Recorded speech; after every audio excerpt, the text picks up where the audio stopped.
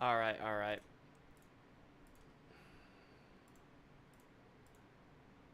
Let's turn off these damn ads. Get these ads off. Get the ads off. Hi guys, how are you?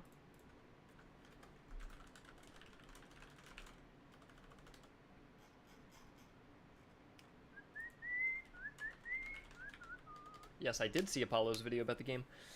I saw it. I left a comment on it too.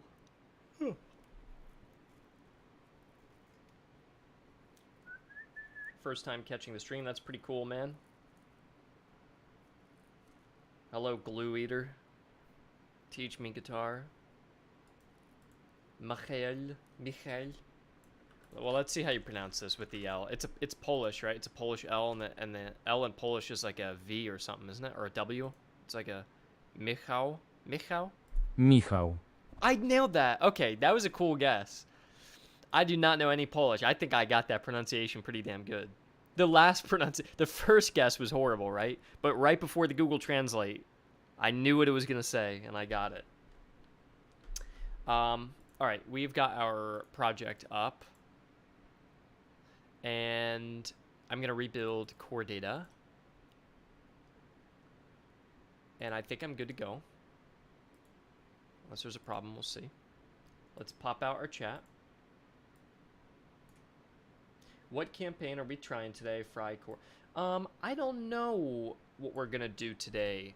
We can do anything we want. I would probably go something pretty vanilla because I want to playtest and see what... You know what? It's got to be the Prussian Cantonist recruits because we got to see what a new player...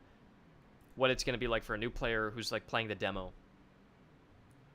By the way, the images for each country have been updated for many of the countries. And so check out the difference between these in just a moment. You can see it on the thumbnail of this video how it looks, but let me just show you how it would look in game. Look how much better this is gonna look. Hold on. Ein Moment. Let's get that fixed. Alright, check it out. One sec.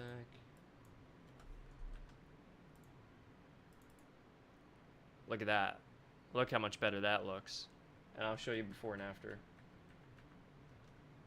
Before and then after. Yeah, look at that. Look at all the soldiers lined up, and it's cool seeing the busts like perfectly match those uniforms at the bottom. I like that. And the officer too. Much better, right? Britain's going to be updated as well. And this art is going to be updated here as well. So we're just going through updating stuff now. I think it looks cooler. When's the demo? It's not showing on Steam. Demo's not out just yet. The, what's it called? Apollo said the demo was out, but it's not just yet. We were trying to have it out, like, tomorrow, and we're just waiting for Steam's review. Or not tomorrow, but, like, more like the 10th. I wanted to kind of shadow drop it a little bit before Next Fest to surprise people. But we're just waiting on Steam's review. So if they do review it early, maybe I could shadow drop it for you guys. We'll see. I do want to clean up a couple last things in the game, though. So maybe on, like, the 10th, we can sneak it out. But right before Next Fest. And you can give us feedback, make sure nothing's broken, then we can get things going. What else did I want to say? What will the demo include? I think what we'll do is we're going to include the first act of the Prussian Cantonist levies. So you can play as this composition and play through the full first act as many times as you want to. And I think that's what we're going to go for. And now let's jump in and test out the game. And we are going to be iterating on balance. So the one boring thing of this stream might be that every time something about the balance happens that we don't like, I'm going to pop out and we're just going to fix it in real time. Which I think that's actually pretty cool, but it does mean we're not doing like a full uninterrupted playthrough. No Rise of Frederick in the demo. I decided to remove it kind of last minute because something felt weird about giving the entire Frederick campaign in the demo, and it's not that long. I bet you could probably finish it in like an hour and a half. But I don't know. I kind of just wanted to focus the demo just on this. And then if you buy the game, you have that content you can get access to. But it felt a bit strange giving the entire campaign away. And also, it just is not the main part of the game, right? Like, I think you'll have more fun here. And that Rise of Frederick thing is just like a little thing on the side. And I don't want to necessarily give that... I don't want to reveal that whole thing. I want to... And the other thing is I don't want to just give you one mission of it. It's either all or nothing for me. So I decided to not allow it. We're going to go against a Russian force. Let's try them out. I usually like to play like against Austria because they're very vanilla, but let's just see what Russia's like, and hopefully we don't have a bias or anything, but this is fine. Let's go in and equip some stuff. By the way, War Dog, you have access to the game. We have made some pretty big changes. 3 huge changes. Number 1, all the AI army comps have been overhauled, so they're fielding a lot more interesting and various units. Number 2, your upgrade costs are way higher now, so check this out. It now costs... I don't know why the zoom is so big like that. I gotta fix that. Up to 6 for that, for example, or 4 for this, and 5 for that, and so on. However, your... Oh, the music's a little loud. Let me fix that. Okay. However, you will level up faster. The music's still louder than the mic volume. Okay, is that better? I would imagine this is better, right? I don't know why it... Here, let me write this down as a bug real quick.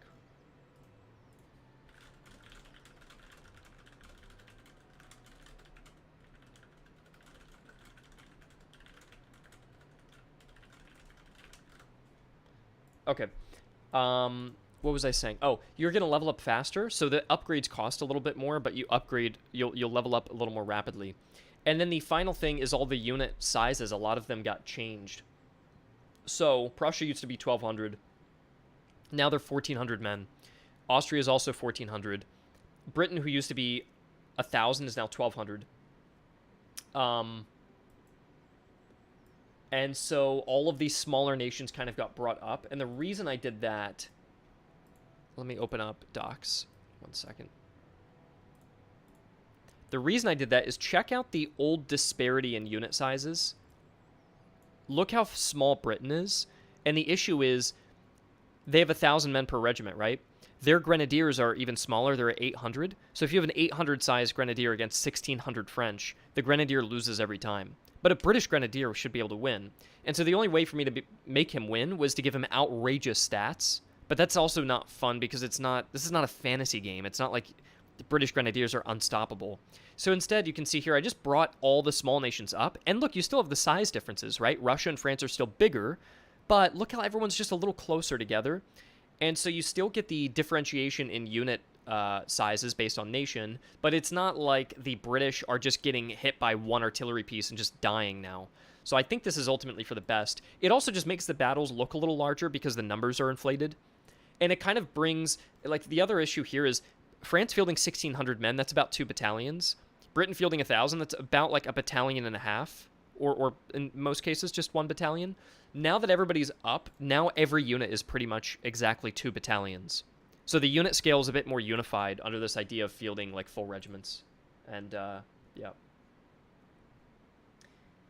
Okay. So, let's jump in. We're going to equip our items. I always like to give the military treatise of Friedrich over to...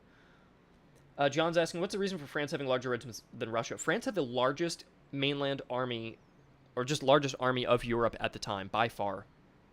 I mean, it's also the reason just a couple decades later in the Napoleonic Wars, France was able to take on everyone by itself. Well, it had allies, of course, but France, it's known as being weak and they always run away, but they had a gigantic population and a gigantic army. So we really wanted to reflect that they truly had the greatest numbers. War Dog says, I will say for the audience, I have a phenomenal fun with Master Commander over the last few days. Okay, that's awesome, War Dog. I'm glad. Everyone I've given it to has had positive things, so that's really nice to hear. I always like to give the Prussian Musketeer the Friedrich treatise here.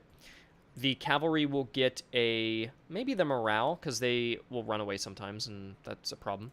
I also gave Cavalry, by the way, Dragoon Swords, because previously they just had these crappy worn sabers, and I don't know, their stats were so low they were just useless. So I just gave them a weapon, and now it works kind of like the Cantonus, where they have this weapon and you can unequip it, and you have this crappy one underneath. And now so the Cavalry has a weapon, and then they have a crappy one underneath. So it's actually more consistent to do it this way. And then we're going to give the drill instructor over to our Cantonus, but they do lose a little morale, so we'll just have to be aware of that. I'm going to give the ramrod to the musketeer, and probably also the tobacco. And by the way, we're not going to get too much into the roleplay and stuff, because we're just doing rapid playtesting. So I'm going to jump in. We may have to restart like 4 times as we just keep iterating. So let's just jump back in, and let's try out the battles. So I changed the experience rates, I changed food consumption, I changed level up amounts, I changed the unit sizes, I changed cavalry strength, I made a cavalry attack faster, I changed the effectiveness of canister shot. There's a lot that's been updated, so we just have to make sure things are balanced. That's what we're going for. So we're going to play kind of maybe like as a new player. We're not going to be overly optimal, and just see what a new player might do. So in this case, we go to the supply cache. We might just grab some coins. We have a detachment. Spawns a Russian army. This battle is purposefully easy. I custom designed the tutorial battles to be easy, so it's always going to be 3 units, 2 infantry, 1 cav. And so this one, we're meant to just crush them. Playing hardcore right now feels way better. Vanilla's a tad easy, but it makes up for it in Act 2. Yeah, I think OH, vanilla is a little bit easy. Like, I don't know what you think about this, but I kind of want to throw in, like, a recruit in for... I kind of want to throw in, like, 1 recruit for the patrols and maybe 2 recruits in... Or actually, the Stalkers should just be bigger. I've seen some that are, like, 3 or 4 units, and that's so few. That one might just... I may just have to open it up and come up with something new for that. But I think the patrols might just need 1 extra unit. Was lurking, but I have to say you did some awesome work. Excited to play the game in 10 days. Yeah, I'm excited too, man. I'm excited to give it to you guys. But check this out, OH. I think you'll also be happy with this. The Provincial Cav now comes with a proper Dragoon sword, just a default sword. I'm going to rename it away from Dragoon sword and just call it a line sword, or a broadsword, or a back sword. Just so it has a more generic title. And it's just the standard 6.6 sword that you can get. And I think that that's better because the Provincial Cavalry is just so bad otherwise. And it makes it more consistent because I was checking, and the recruits, if you unequip their weapon, they have something underneath it. But you can't unequip a cavalry weapon. They have nothing underneath it. They just have a bad weapon. So I'll fix that. Did you do a Russian campaign yet? I've played Russia, but I don't believe I've shown them off. I reckon France would be good to play as long as you have morale items. That's right, Rayhan. You have a huge morale problem to solve as France, but once you get the items going and the veterancy, then it becomes better. So we're just facing these frontier recruits. These guys should be pretty damn easy to beat. I also have to make more maps, but I'm just focusing on balance for now, and I'll add content once I feel like the balance is in a good spot. All right, their cavalry is on the left. I'll match them. It is Cossack cavalry, so that's probably going to outmatch. I am cheating, by the way, because it's in Unity. See how we're not even in the actual build. It previews the enemy movement arrows, so it shouldn't be doing that. But it's just because we're in Unity. So they're at 28-24, and I'm at 22-26. So they would charge harder. Yeah, they charge harder than me. So they probably narrowly win that fight. But if I have the officer nearby, I should be able to win it, is what I'm thinking. I'll make sure I build up all the momentum I need for that charge. I'm also going to have the recruits fight the battle for me and keep the musketeers in the back because I want them to get the experience. Maybe I'm playing too optimally compared to a new player. But we're going to charge into them. I don't know why they don't want to move now. What are they waiting for? Okay, they charge me back. They wanted me to get tired. Yeah, that's not good, actually. I ran all the way to them and got my guys tired.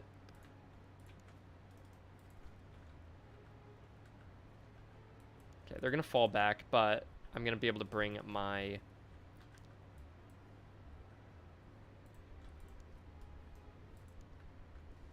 officer over, and he'll heal them up.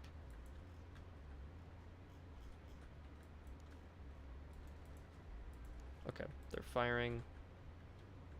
Honestly, the decision to have different start positions on the existing maps yeah, they do make the battles feel different. I agree. Yeah, because we could have spawned on this map over here, and this would have been a different battle, right? But we spawned over here. All right, let's fire at them. Okay, we broke them off. Form up there. Damn, our didn't lose any morale. I don't know why these guys have lost no morale. Oh, look at this. Morale +4. 27 versus 40. They haven't lost many guys either. I think it's because I'm also in the forest, and the forest will reduce your own accuracy. See, I'm firing through the trees here. So I think maybe I'll just form up the musketeers and just put some extra fire on the left. And then we'll fast forward through this. Can we see up-close unit collisions? I want to see if units who engage in melee do their best to stick in formation or the thing in Rome 2. Our melee is not going to be superior to Rome 2 Total War.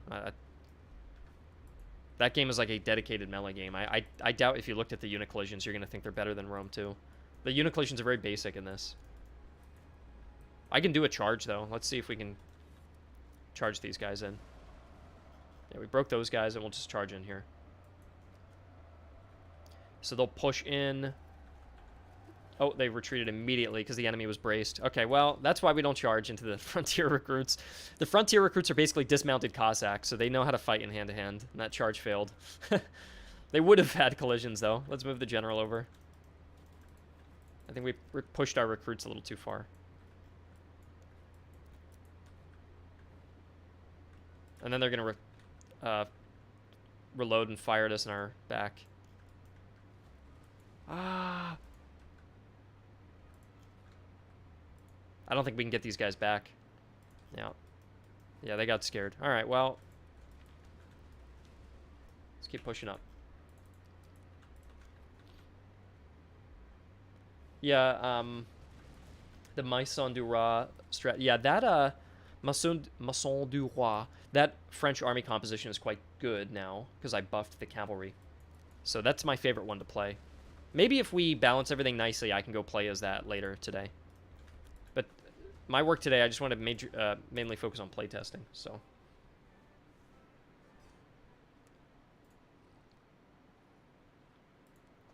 I'm going to get a note card out. Damn, my coffee is already cold. How the hell does that happen?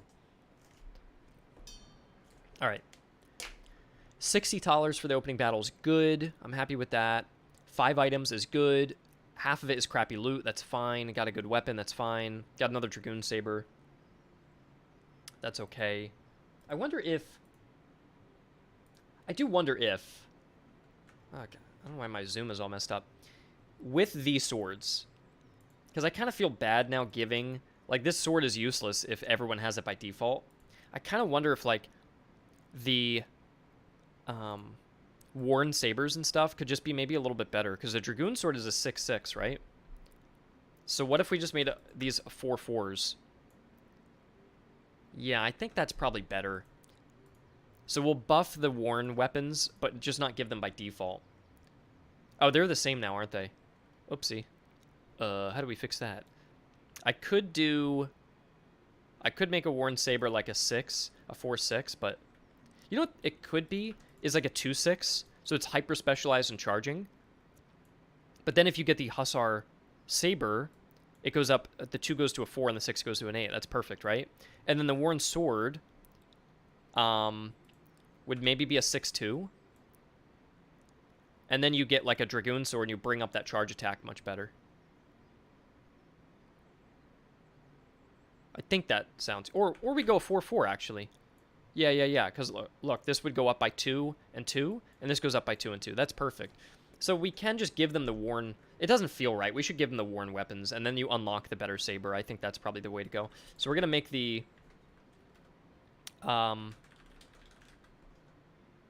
Provincial Cavalry start with just sabers, I think. And do you guys like Provincial Cavalry starting with worn sabers or worn swords? Because we can go either. I'm not sure what... Maybe it just depends on, like, the national theme of the cavalry. I think we can go case by case. So here, check this out. What we'll do is...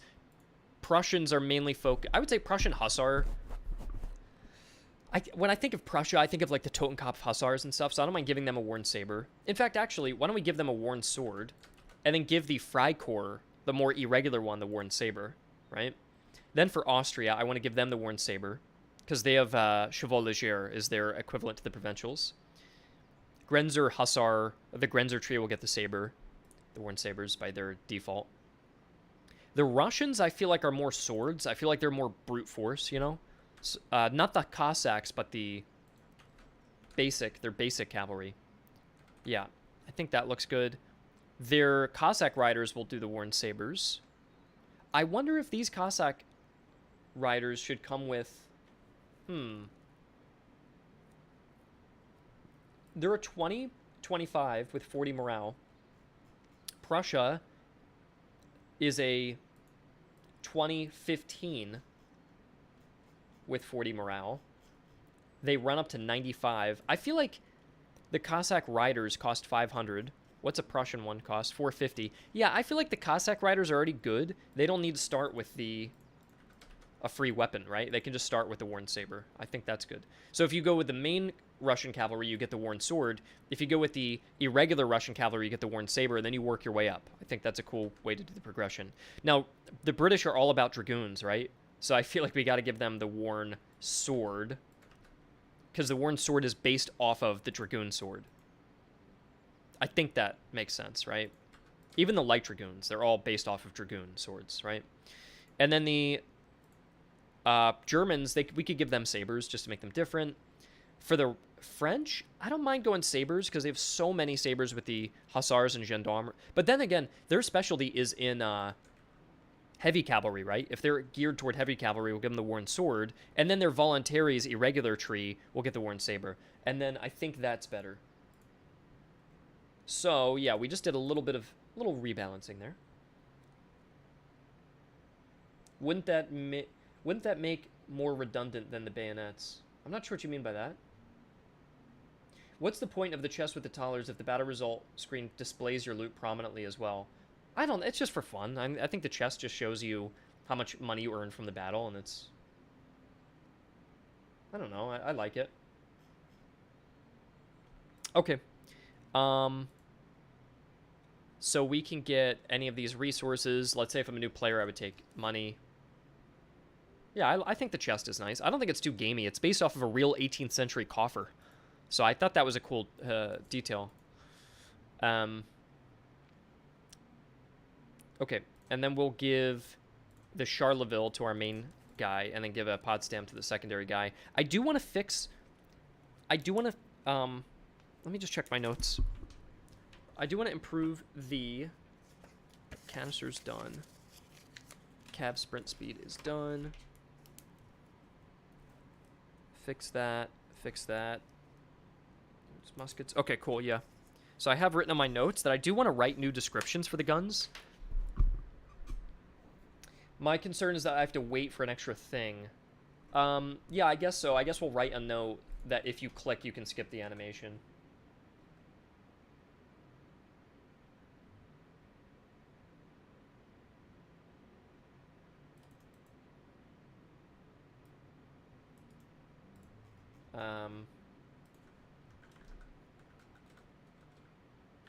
One second. And then I'll put in Seb's workspace, if you left click, you should be able to skip the chest animation. I don't find it a problem for me. Like, when I play, it's fine. I don't think the game's going too slow. If anything, sometimes it feels like the game doesn't give me enough time to breathe. So, I don't mind it. So, equip the Tompions. We'll sell the rest of the crap off. We'll go to this town. If I was a new player, maybe I would just sell all this stuff. And also, if I was a new player, maybe I wouldn't know how to recruit efficiently. Because what you're supposed to do right now, you have 600, so you can easily open up this next brigade. Then you have 300 left. And with the 300 left, you might be able to get this guy if you sell maybe those Tompions that we got. But I'm going to pretend I'm not an efficient player. And I'm just going to go on the road now. And how confident are we to finish everything in time? I mean, the game is pretty much done. I'm just putting the finishing touches with balancing. You could technically release this now and it'd be fine. You'd get people complaining about little bugs or quality of life stuff, or the tutorial not being fully done. Pixelated policy of the demo will be out on the 8th. Is that true? It's not. He misspoke. If you check the pinned comment, you can see the correction for that. It looks like we've got an officer, potentially. We got him. What's he got?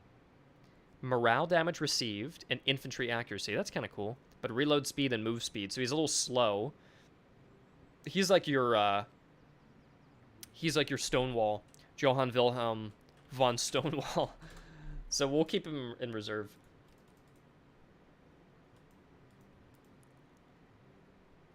We go to the town. Again, I just want to pretend as a new player that I'm too ignorant. Oh, you know what I won't be ignorant of is knowing how to replenish my guys. Treasury escort. Again, I'm going to just try to find the next patrol army and not min-max my army, which I'm very tempted to do because I know how to do it. Stop at a village. Where are all these damn patrols at? I spawned, I actually changed the generation to have even more patrols. I think we just got unlucky. There are a few patrols around here. Oh, there's one. Perfect. So, this is the current, okay, that actually looks kind of tough because they got a proper musketeer, 2 recruits like we have, and then they outnumber our cav. So that's pretty strong for a patrol. I'm not, I was thinking of buffing up the patrol a bit, but I'm not so sure. I think this is fine. I guess my only fear is if I get another unit, would this become too easy? Maybe not. We'll see. Let's play it. Let's see. We'll just feel things out.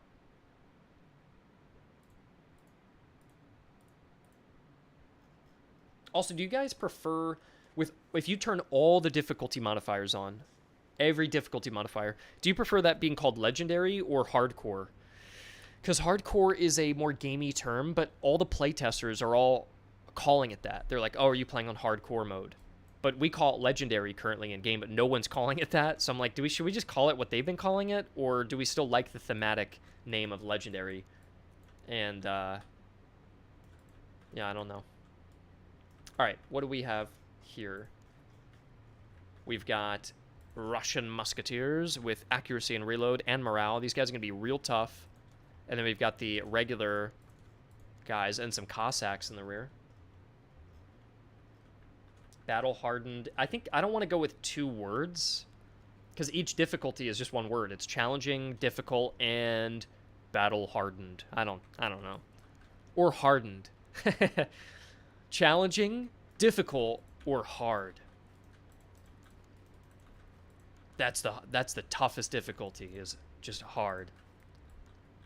Or I'm hardened right now playing. Yeah.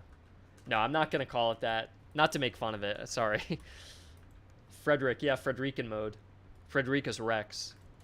Elite, veteran. Veteran's not bad. Marshal. The hardened difficulty.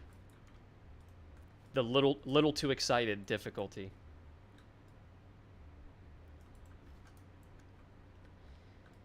All right, we're forming up our battle lines here. And damn, there's not a good fence post to draw the line along. I guess we can go for this and fire on the oblique. And then the regular recruits can take the house. And what we're going to do is put the general by the cantonists to make them hold on as long as they can and go kind of like an oblique order as Frederick would do and overstack one flank against the recruits and try to beat them. The difficulty is our cavalry is not as good as theirs. So I guess we need the general for now, and we just have to have those cantonists hold on as long as they can. I'm going to pull out of the forest to make them charge through it, which should wear them out. I'm going to swing my musketeers over and try to get a shot off to damage them just a little bit. There we go. And then I'll charge them. And hit play. And cavalry combat is really deadly now, because we made the cavalry sabers swing faster or harder. So cavalry on cavalry combat is very quick and deadly, which I like. I think that's kind of neat. Infantry is more of a slog. It's more of like an intimidation game as they just kind of push each other. But the cavalry is like very deadly. I don't know how these guys got routed. Damn, they're already gone? Is that really true? What happened to them? I don't know how I lost them already. The provincials are just so bad, and I don't know how I want to buff them, like, or if I should buff them, because their morale currently is at 40. I could I could bump all of the morale of cavalry up by 5, but we'll see. I have heard from playtesters, though, that they leave and come back frequently. But look at this guy. He's not leaving and coming back. He's gone. You know what happened is I increased the permanent morale loss. So see this dark morale? That's permanently gone. You can never get higher than there. So they can never come back now. So now we went from cavalry coming back 2 or 3 times a battle to now cavalry retreats once and it can never come back. And I think that's maybe too painful. Yeah, look how low the morale is. Maybe the morale of cavalry should go up by 5. Because, look, I can just decimate these Cossacks, right? So I think that's kind of what I want to do, is just to bring it up by 5. I don't know if OH, if you're still here, man. But I got rid of that annoying thing where the cav comes back. But now, look, now they never come back because the permanent morale loss is so much. So I'm tempted to give them +5 morale to compensate, because if you look here, they would have came back once. +5 morale means they would have came back just one time. But now they never come back, so I feel like that's too much. And I wouldn't mind if Cav had a little bit of extra morale, because they're so squishy, right? Like, how many times they die on the impact of a charge? Oh, fuck. Okay. They are pushing me here. I'm going to try to create, like, a firing line and bring the general over. Damn. So this guy's going to hold off both musketeers on the left. I think the difficulty here is perfectly fine. If I was a new player, I'd be stressing. I may lose this as a new player, honestly. So, because these musketeers are no joke, the ones that are charging me here. And I don't even know if I'll get this volley off in time. These guys I'm going to hold fire until they're at point blank and just fire at them in their face. At least they're getting tired trying to move through all the, like, the trees and the fences that slow them down. I'm hoping we can get this shot off. There we go. We got one shot off. And then right before they make contact, we're going to fire there. Oh, they had to cancel the charge because they got too tired. That's good. Yeah, sometimes they will bail on the charge if it goes on too long. And they feel like they're too tired to make contact. Which is kind of cool because they don't want to throw themselves in the melee they don't think they can win. So I do like that they can do that. But it does mean they're really close to me now, and it's like close quarters combat where we're going to be unloading volleys at point blank now. But I do have a flank opened up on them. And this musketeer on the left is just holding the line. It's just he's struggling against a double... I am killing a lot of them, but it's double recruits over there. If your soldier doesn't move, are they going to reload their musket? Yeah, if they don't move, they will reload. And if they begin moving, they can't reload. They can also interrupt a reload and then continue it later. So if they already poured the powder in the pan and then they run, they don't need to pour the powder in the pan again. They can go straight to the ramming phase. So the reloading will continue. Damn, these guys are already exhausted. I really gotta break those musketeers. We're about to get hit right in the face. Oh, are they not firing at me? Is that a little bug? Okay, perfect. I found a good bug to report.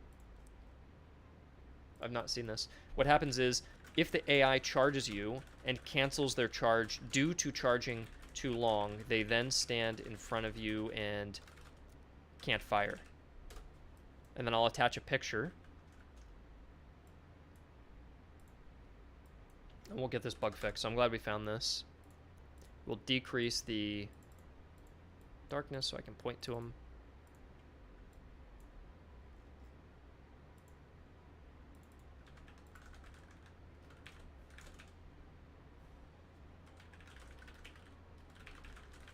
There we go.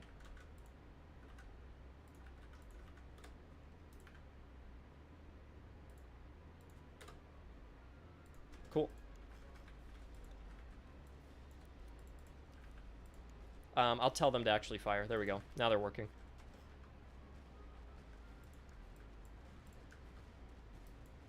And our general's right nearby, so the morale's not a huge problem for us at the moment. It's just this guy who's out in the open, facing 2 battalions on his own. Hopefully, like, shooting them on the flank is going to help break these guys. There we go. That definitely hurt the morale.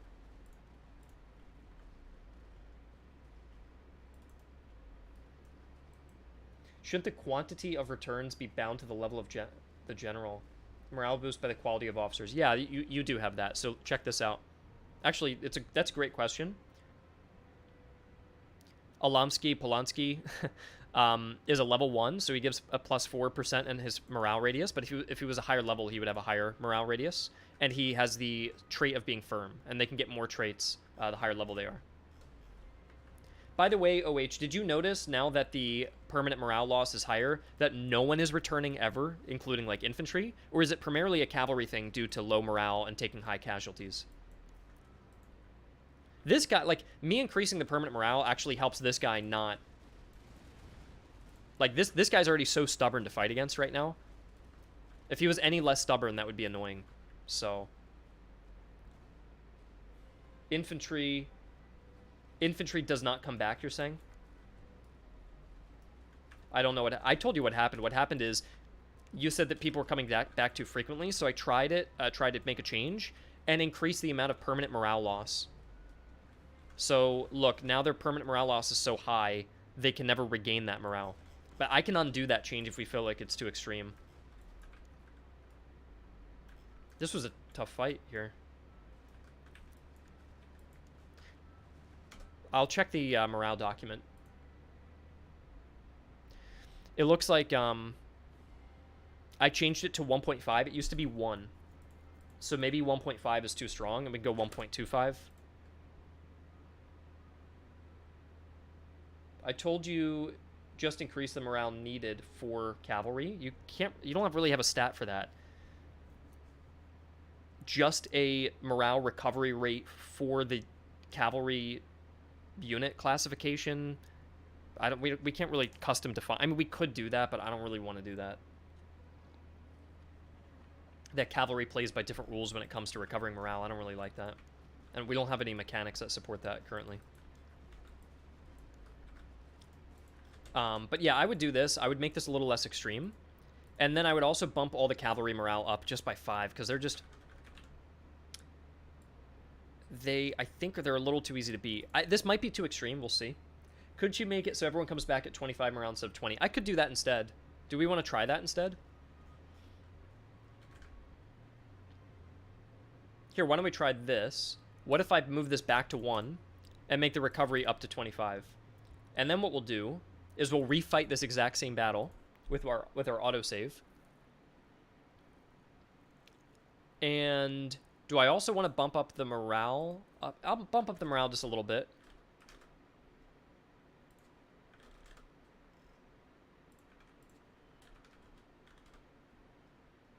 Because they're so small, right? The units are so small that I might as well bump up their morale just a little bit so they can stand and fight and be more of a threat. It does mean that some units are starting with absurdly high morale. Then again, there's some infantry that start with 70, right? So why can't some cavalry start with 70? If anything, they kind of need it more because of their small numbers. So I'm okay with that. So now the threshold to come back is a little harder, but you'd suffer less permanent morale loss. And cavalry has just a little bit more morale. So let's try that out and see how that feels in that exact same battle. So we're going to build units and then build morale. Will the map be significantly bigger for demo, like you said, previous playtests, or just the full launch of the game? I'm not sure what you mean by that, Jeff. We're going to do a demo where you get to play through all of Act 1 as Prussia, and then on the full release you can play as everything.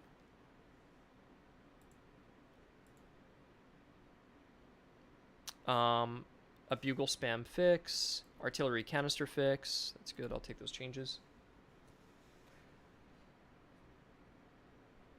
What if you left the higher permanent morale loss in hardcore mode? I don't know. I like morale being consistent across difficulties. I don't really like the mechanics of morale changing between difficulties.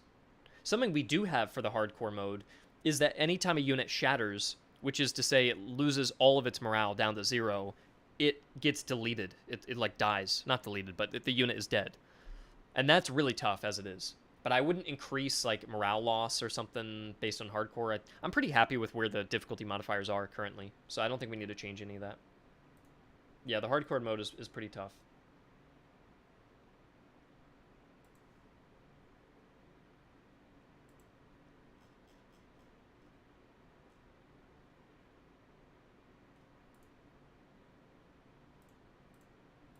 Damn, this update here is taking a while. Okay. So we'll jump in.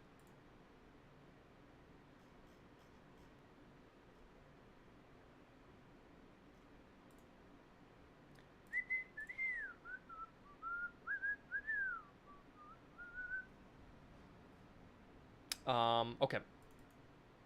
Then we're going back. We're going to reload the save, and then we're going to go in. Simon says, are you going to play the game? Simon, if you have been watching the stream, I've been playing the game the whole time, so I don't know what the hell you're talking about. I'm doing playtesting today, so what we're essentially doing is we're just finding issues or testing out the balance, and then we're just making subtle changes and adjustments, and then replaying them and seeing how things feel. Herringsdorf, let's go back in. It's probably going to generate a new map for us. One thing after watching Apollo's stream that I want to change is he was like, oh, I'm fighting on a river. This will be a river map. And he didn't get a river. And I actually have a way to define maps on if they should spawn based on rivers. And I just never set that up. So I should go and do that just to at least guarantee a river map is chosen if you fight directly on a river. I think that would be more logical. And that's not hard for me to do. All right. Provincial Cavalry has now got 40 morale. What did they have before? Was it 40 before as well? Let me check. Did it update? Should be at 45. It's only at 40. That's wrong. What's theirs at? 45. Damn, did it not update? Maybe I have to... You know what it must be? I'm using an old save, so I think what I have to do is go in and I have to just jump into a new campaign. Did you fix the bug where the general got sniped? Simon, that bug was like 2 months old. I don't know what the hell. Did I fix the bug where the general got sniped? Yes, we fixed it 2 months ago. That was like the first thing we fixed after that stream. If you saw a bug from a week or two ago, the chances of it being fixed are like 75%. We're not doing an autosave. I'm so dumb. We're going into Prussia, and we'll go against Russia again, just to keep the test consistent. And we will go straight in.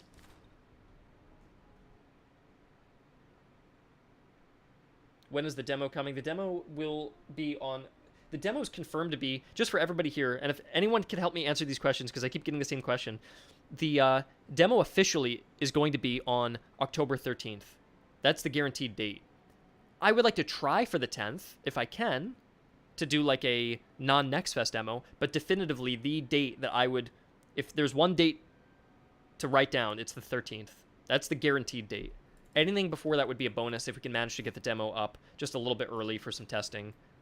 That would be ideal, but there's no guarantee that that happens, okay? Let's check. Yeah, we're at 45 morale now, so our provincial cavalry should be way better. Let's fight the Russians again. And again, I'm gonna pretend again I'm a new player and ignore the starting depot and just go after a patrol. So I'm not going to use any items or anything. We're going to check out the difficulty. I have a feeling the patrols seem to be at a pretty decent difficulty now. Can we play the demo over and over? Yes, you will be able to. You can just play the first act as Prussia over and over as many times as you want. There's no time restrictions. So we're going to go force march and find herself. You can right-click the equipment on. Yes, you can. You can also, at shops, lucky number, look, you can right-click and just grab stuff like that, too. Oh, I found a patrol. I found him. Get his ass. It is a skirmisher and 2 recruits and an artillery. That sounds pretty weak, honestly. Damn, it's really tough to balance these because that clearly looks very weak for a patrol. Let's jump in and just see how things feel, but this looks like the depot battle, to be honest.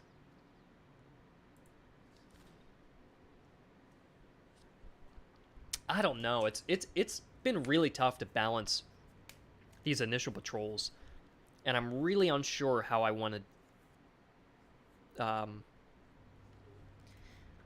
do it. But like, I think this one will just be too easy. I mean, I bet I could just line up compared to the other one.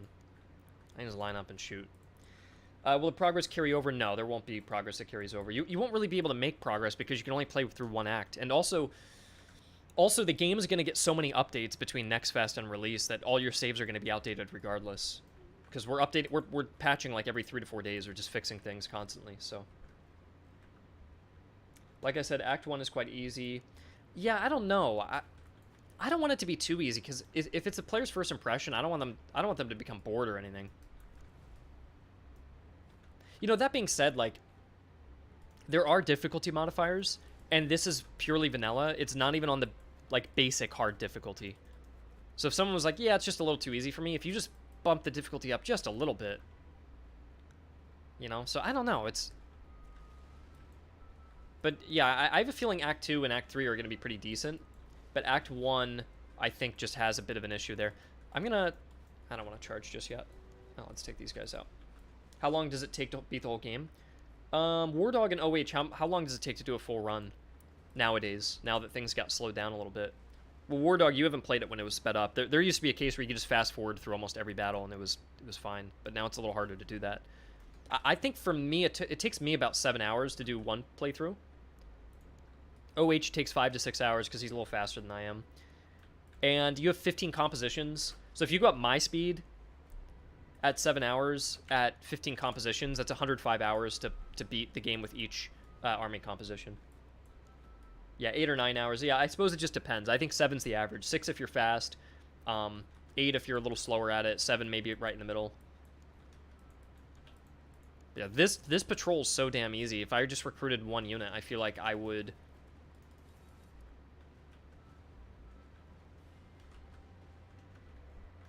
Let's take these guys out. There we go. But my second run, I shaved an hour off. Yeah. Yeah, so I think it's probably 7 hours.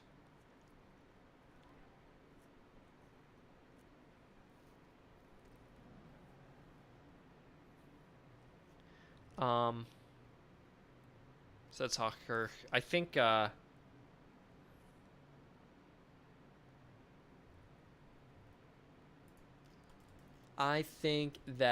patrol just felt a little too easy. Like, really, patrols have got to be almost guaranteed to be 5 or 6 units. I think they just have to be that way.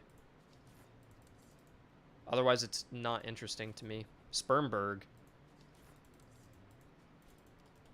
What the hell? Oh, run. Okay, that looks like a more interesting patrol, right? I'd reduce the number of weak patrols. Yeah, I agree. This looks great. I love this. Double Cossacks, a strong musketeer as a base, and then 2 recruits. That looks awesome to fight against. Like, that's a battle you look forward to fighting. The other one was, like, 1 artillery piece and a crappy skirmisher and a recruit. That's like, yeah, I think I can destroy that, so... Ugh. All right, so let's test the new morale change and the new cavalry. So cavalry's got a little bit more morale, but the threshold to come back from a retreat is higher.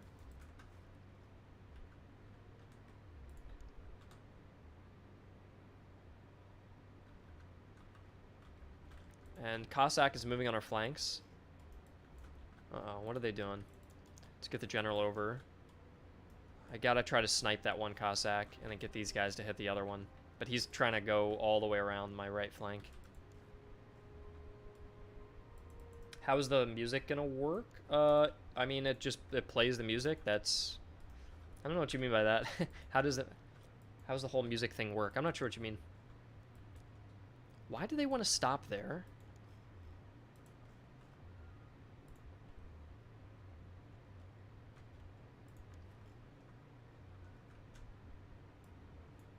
I'm going to put this in the focus space.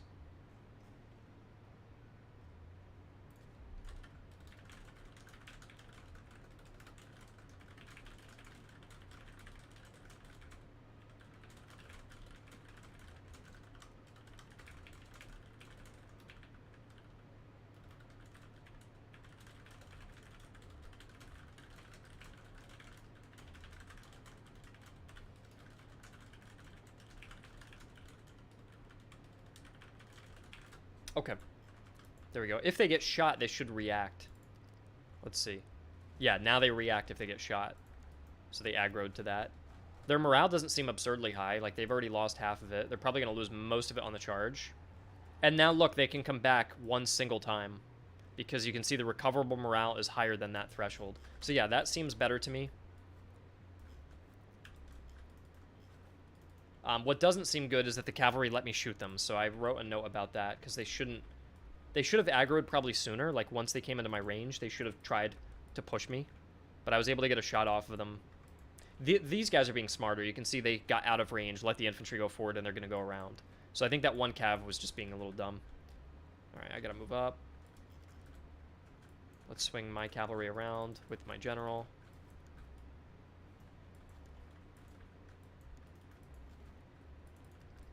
Uh-oh.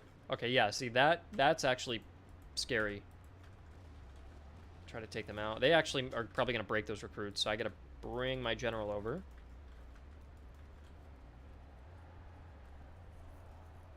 Let's see how they do. Before my general comes, let's see how they actually just do. Because the Cossacks should beat them, and I believe they will. Yeah, okay, that's good. So that's a good result, in my opinion. That if the Cossacks, like, surprise those recruits, that they can beat them. And I'll countercharge. And I should narrowly win this. Or not narrowly, but because they already have low morale. So I did beat them. Push them back. And they can recover one time, so that's perfect. And then my guys can recover, which is also good.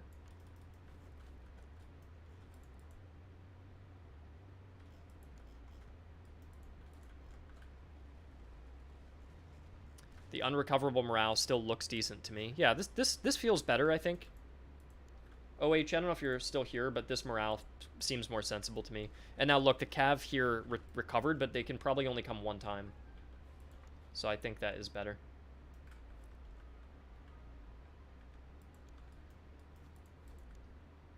And now my morale, or my cav has higher morale, so I don't feel... 45 morale is so much better, dude. And if you give them an item and they get up to 50 morale, they actually get a combat effectiveness buff, I'm pretty sure. Yeah, see how they say eager, 52 morale? And then look at the combat effectiveness up by 10%. So if you can get up to 50 morale, you just add one morale item. They're going to improve their combat effectiveness and get better melee and charge. And any cav that is now already over 50 is going to be better. So that's quite nice. I like this. This is nice. And look, I'm winning with my musketeer on the right. My guy's exhausted and out of range. Their cavalry's coming back for a second charge. This feels interesting to me to fight. And then they've got more cavalry there I'm probably going to beat. These guys broke once. And they'll probably return once. But just narrowly. Had I had more like cav or like something to follow them, I could probably like chase them down and prevent them from coming back. I might be able to like bring that morale down a little bit, but we'll see. I've got that cav to worry about now. I fought 6 to 7 battles and only now can I upgrade royal recruits and fusiliers on hardcore. Great veterancy change. Okay, cool. I'm glad I took a risk there, and I'm glad it paid off. I thought everyone... It was one of those changes that I was like, people are going to hate this. People are really going to be pissed off. But I'm glad that the risk worked. This is awesome here. Look at this double Russian charge. Look how scary this is. We've got Russian musketeers followed up with Cossacks. That's scary. That's like, I don't know if we can win that. Generals nearby. I don't know what to do. I'll let the Cantonists take the brunt of the charge, I guess. And then bring in my cavalry to countercharge. Damn. This is going to be... Look at the morale. It's going to just tank. Watch. Double hit again. You see that? And now my cavalry's got to try to get in there. And they're going to break. That's really cool that they doubled that up. I really like that. That's a new change where previously, for whatever reason, we had a thing where the AI could never double target a unit to charge. But now we allow them to do it. And I think it makes it better. Because they, this is for the newest build, like the one we just did. Because now, oh geez, I'm getting encircled. We got to get them out of there. Now they will like really push on. By the way, OH, your changes, your suggestions for cavalry pretty much are implemented. Like the cavalry can now double stack on the same target, like you were suggesting, and they also don't assign too many guards to artillery. Oh look, we're just out of reach for the morale. That's a shame. We can't rally these guys. They're at 25 morale. They need to be at 26 to come back. Luckily, though, look at this. We've been cleaning up over here. Let's swing these guys right. I can't charge... I'll try to charge the provincial cavalry. This is not going to end well. Because these are, like, sturdy musketeers. Their bracing is only at... Oh, they're bracing at 0%. So I shouldn't take too much. Yeah, I didn't take too much on that charge. But you see I'm going to quickly melt So I want to get out of there. I hit them, I dealt some casualties, and I want to get out of there. And these musketeers have got to beat these surf recruits. Come on. Almost. They're almost dead. Once they're beaten, we can swing over and knock these guys out. But yeah, this is actually a challenging battle. And I much prefer this. This is interesting to me. And they can't come back now. You see the morale is not recoverable. Cuirassiers late game are scary. Yeah, they'll be even scarier now because they've all got 5 extra morale.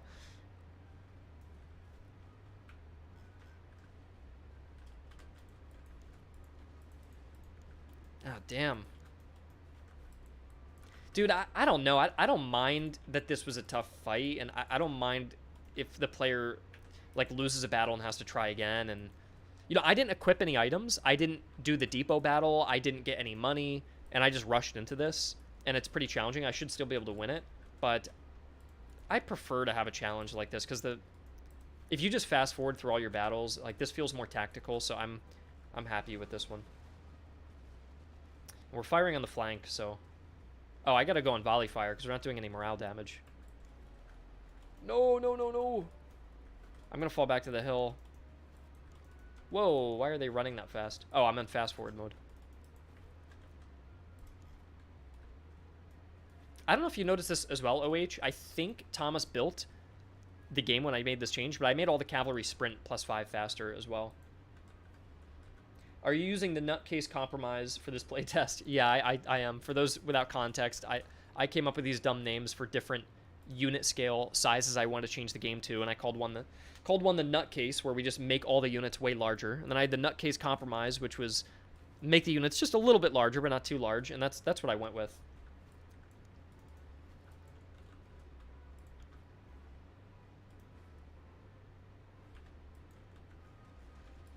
And so, yeah, look, I have 1268. So normally my musketeers were 1200. Now they're 1400. Does infantry route instantly from a rear cavalry charge? They don't route instantly, but it depends on a lot of factors. Like, if you're charging a weak unit and you've...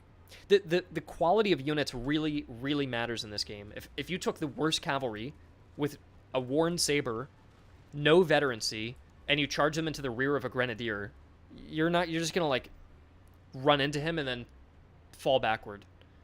But if you took, like, a trained hussar and ran into the back of a full-strength recruit, you'll rout them. You'll scare the shit out of them. So that really depends on a lot of factors. You know, is there an officer nearby? What level is the officer? What equipment do the soldiers have? What kind of bayonet do they have? What kind of training are they using? And, like, or what kind of training do they have? So a lot of those things matter. Damn, these guys just... I think it's because I'm exhausted. I cannot break them over here. So this battle's like a slog. I think I need to just try to... deal some shock damage with my cav, maybe. And just try to push them out. And I'm going to fire one more time. And then charge my musketeers in as well. So watch, I'm going to shoot. There we go. And then the cav's going in. And then we'll hit them. I think this is the right call. And I'll charge my musketeers in now, too. Yeah, look at that. The cav actually did something. Now the infantry are stuck in a pursuit.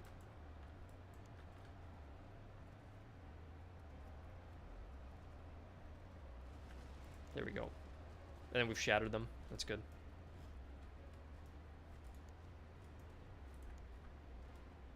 Okay, and now we swing the musketeers over.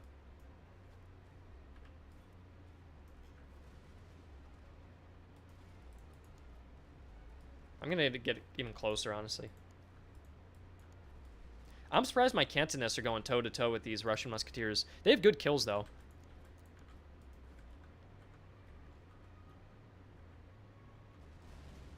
I wish my musketeers weren't so exhausted. Alright, we're doing good now. Damn, the Russians are really hard to break. They're just so hard to break with that morale.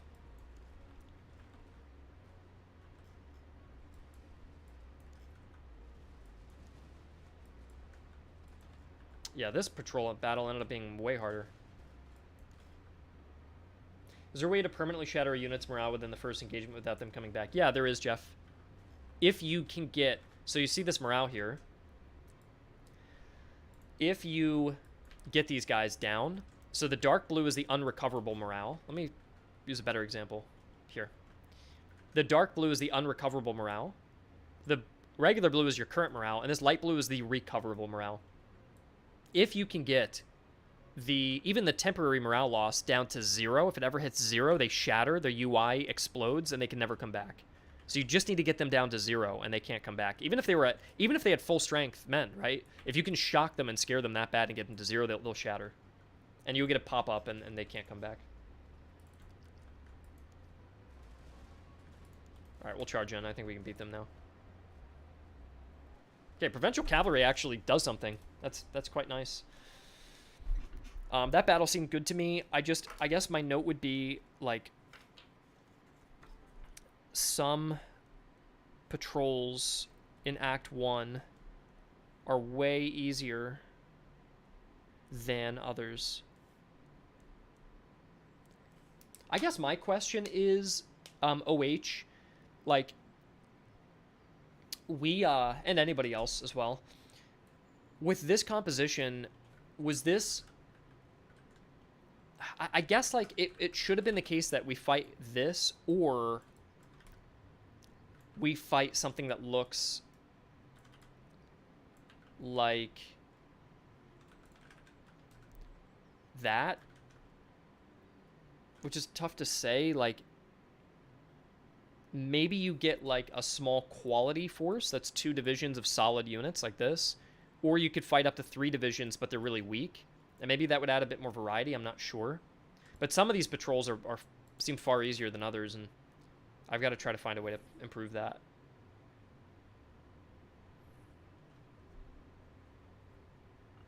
So I got plenty of promotions from that. These guys are level 2. So from fighting 1 battle, I can already get them to land Milits. Which is maybe a little too easy, but maybe not, because I'd have to go up to 4 veterancy, which is harder to get, and then I can get that nice Prussian musketeer that I want. The patrols having 3 divisions in Act 1 seems like a lot. I would agree. I'd have 3 divisions if it was just battalion, artillery, provincial, and recruits. Isn't that the point of patrols are supposed to be the weakest armies? Yeah, they are supposed to be the weakest. I just want to make sure... What happens, Valkyrie, is if you can open up another division like this and add in a couple extra units, they become too easy. So that's the only issue. That's the only issue there. I suppose another issue is it a problem that it's actually pretty easy right now to dive this headquarters before it's fully rallied like this? You can just rush the battle. I mean, that actually looks pretty damn tough. There's cuirassiers here. Oh, shit. Yeah, never mind. No, never mind. You can't do that anymore. You used to be able to rush this. If it was 5,000 men, you could rush it, but now they bring cuirassiers and field artillery guns, so...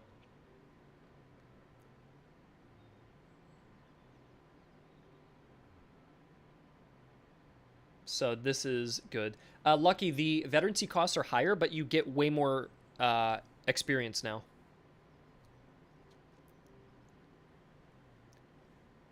The only thing, OH, is this does not seem easily, like, diveable. I know I could make them start at a higher strength, but I feel like I'm gonna lose this. You know, even if I recruit a couple extra guys, these cuirassiers, I'm not gonna beat them. The musketeers are gonna be tough. They've got Jaegers, which have got good accuracy at 50, and then they've got a howitzer in the back too, and they've got 4 officers that I've got to get through. And if you win this, you enter Act 2 and then you die. So I think this is actually fine. It kind of baits the player a little bit. But other acts start with lower amounts of units. Do you think this is a problem in just the later acts, or is it a problem in Act 1, 2, and 3 that they start too small? I don't think this is that bad.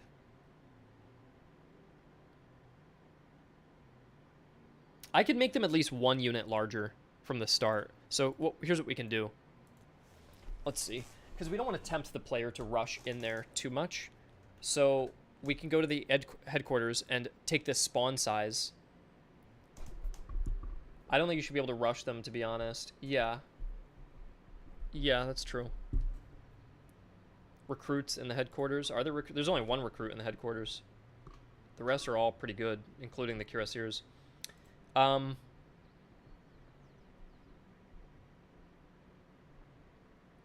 minimum spawn size.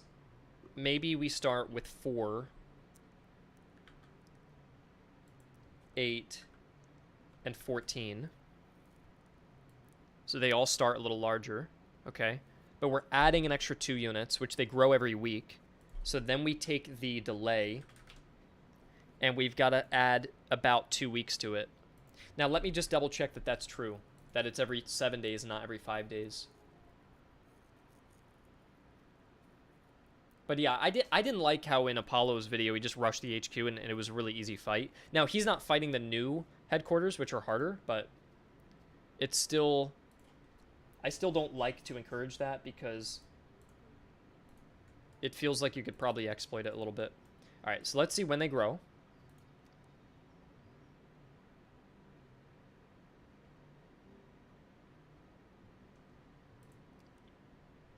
Okay, we're on day 29. They just grew.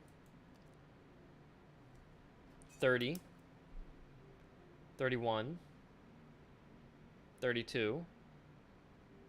33. 34. 35. 36.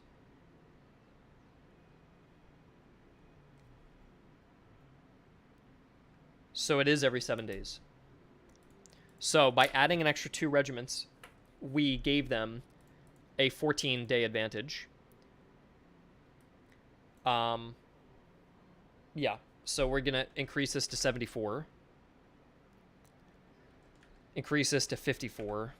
And increase this to 44. Yeah. And now the headquarters will start just a little bit stronger, but it'll still get delayed by the same amount of time. I think that's a good compromise.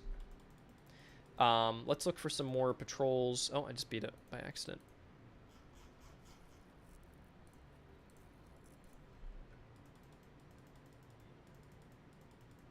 What's this one at? So yeah, see, this one seems too easy, doesn't it, for a patrol? I feel like... What's the one we fought against? It had... The one we fought... Let's go to campaign data and check it out.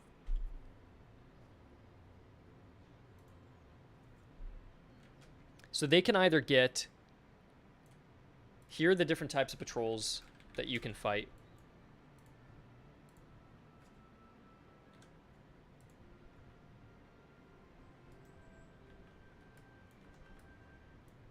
Like, if it was just 3 Cossacks and artillery, that you'd be better. Wait, what do you mean? I'm not sure what you mean by that. Because it is 3 Cossack units. You mean 3 Cossack cavalry and an artillery? I don't know if I can... I don't think I can really do that with the way this is set up.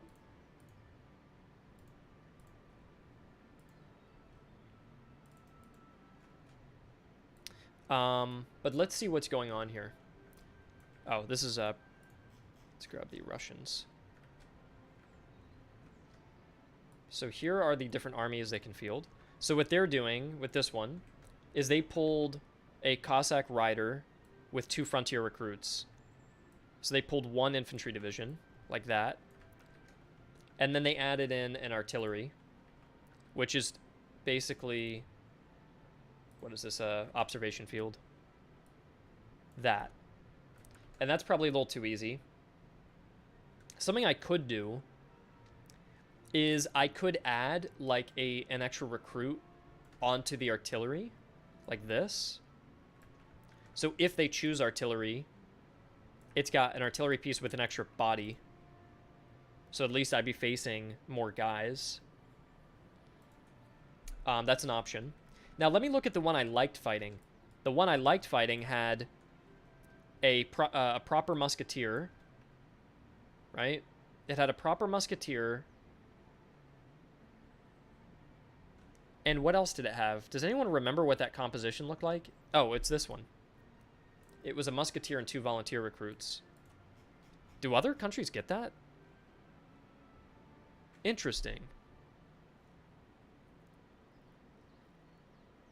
Yeah, they usually do. Okay.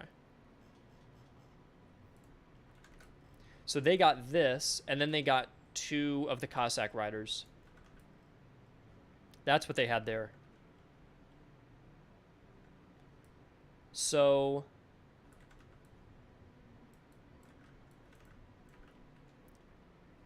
this one was more appropriate difficulty. I'm wondering, like, now that they can only choose between artillery or cavalry. Okay, so here's the thing. Here's what I'll explain. Previously, I added in an extra unit with the artillery, right? It would usually be like an extra recruit or even an extra cav. I removed it because initially what we did is we made it so patrols would get an infantry, a cavalry, and an artillery. But I changed it. I removed it so it's one or the other. But now that it's one or the other, either they're getting cavalry, like a hussar or 2 cav, or just a single artillery piece. And that feels like if the dice roll, right, and it picks the artillery, this is just weak. But if the dice roll and it gives me 2 Cossacks to fight because it picked the cavalry, that's easier. Or that's harder, I mean, which is good. The infantry seem mostly fine. The infantry is like, look, fight 2 musketeers and that's all you have to fight against. Or fight a musketeer with double recruits, that's fine. Or fight another Cossack with 2 recruits with him, and you might actually roll another 2 Cossacks, so it's very Cossack heavy. So the infantry seem mostly fine to me here. I think the only one that feels a little too easy is when you get skirmishers. But then again, I've seen new players get wrecked by skirmishers before.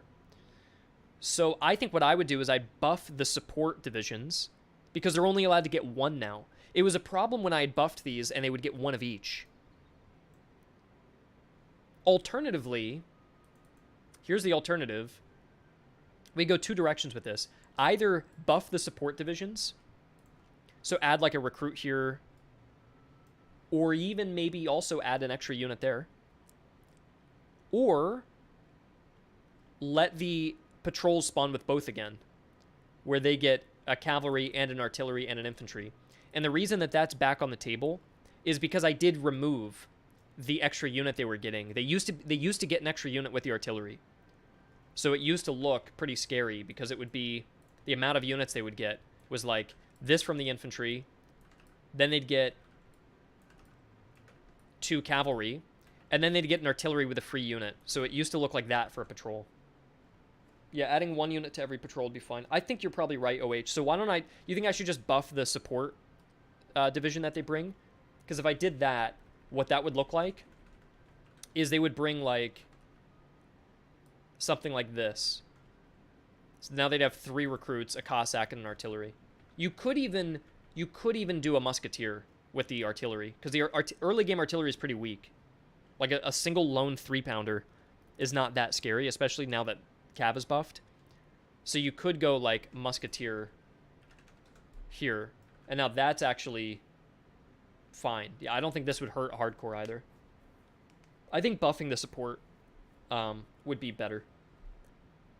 And the cool thing about that is the battle that we fought that we thought was maybe a little too hard, that can stay the same. That wouldn't be altered because they're getting double Cossacks with whatever the infantry is. That's not what we're buffing. What we're buffing is when they come with a lone artillery piece, or even perhaps when they come with a lone hussar. That's also a little weak. But double Cossacks is actually tough as it is. I think that can stay the same. So, okay, so let's look at this. Let's look at Russia specifically. And I think what we do is, do we want to give them maybe we give them a musketeer. What do the other countries get? Yeah, they get an artillery piece with a cav usually, or just an artillery piece. What's Prussia get? An artillery piece or artillery with a cav. I think what I would do is I would give them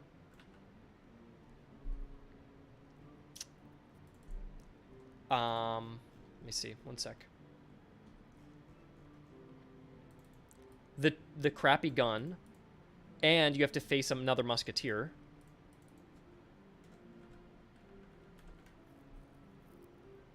Which could be tough, because then there's a chance it rolls 3 Russian musketeers and an artillery piece, which for you early game is probably tough. I feel like the best thing we could do is just inflate them with recruits.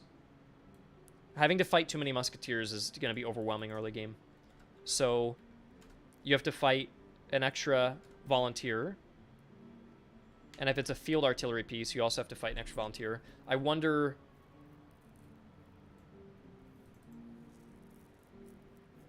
I feel like support should always come with 2 things. I feel like that's just got to be the rule. There's got to be enough that you've got to have 2 things for support in early.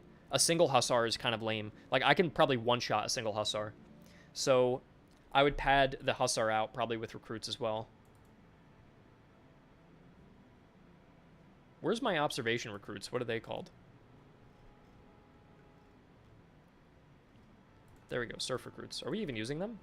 We are, yeah. So I would have hussars with maybe some observation recruits.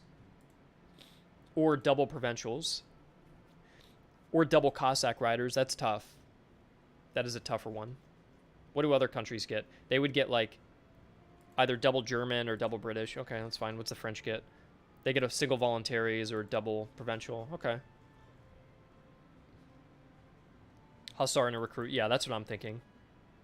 Or 2 provincials. Yep, I like that. And then for the artillery, should it be like an artillery and 2 recruits? Yeah, I don't want to overdo it. But the artillery, I feel like, would this look nicer to have like two recruits with the artillery, or only 1 recruit with the artillery? If you do 2 recruits, you would be facing up to 6 units usually, and 6 isn't that bad. Maybe 5's a better number. 2 recruits is a lot. What do you guys think? No, I'm fighting 8 units again. Yeah, that's fair. We'll start with 1. And if players want more, there's a modifier that does actually add extra units. You can actually play with that modifier. So if you're like, hey, this is too easy for me, Griffin, then go ahead and enable that modifier, then you get to fight 7. And I think that probably works. I'll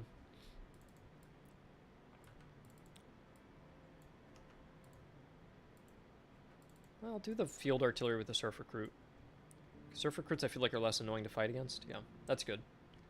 Can you unlock renowned units in the demo? I don't think we're really allowing unlocks in the demo. We just want, you're just going to play the basic game and... yeah. Okay, this is looking better to me. Now let's look at the other countries. 2 provincials, a hussar. Again, just a plain hussar is just so lame. So let's bring in a cantonist. And a Freikorps hussar. Let's bring in a Freikorps recruit. A regular field artillery. Let's bring in a cantonist. And then a Freikorps reserve artillery. I don't want to... The AI already brings so much cav. Let's beef up the infantry. That'll make it a little harder. 150 people looking at spreadsheets is crazy dedication. Boris, is that you, Boris? Is that the Boris I know? We have another Croatian who's been helping us, coincidentally. Boris, you and OH would be good friends. You're both Croatians, and you both, or you had been involved in the game last year. OH is involved this year, so. All right, we're fixing that part.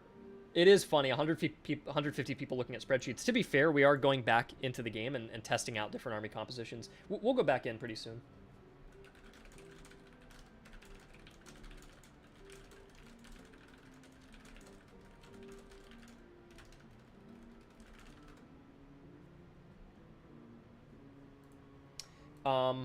There must always be a Croatian at the team. Yeah, exactly. We change places. Now that you guys are both here at the same time, I know you're not the same person as well. Okay, field artillery will come with that, and the reserve artillery can come with, like, a Hungarian recruit. Let's do that. Russia's done as well. Oh, yeah, for their cav, though. The plain hussar is just lame. So let's do that. And then do a, where is a, Grenzer recruit? Do we have them in use at all?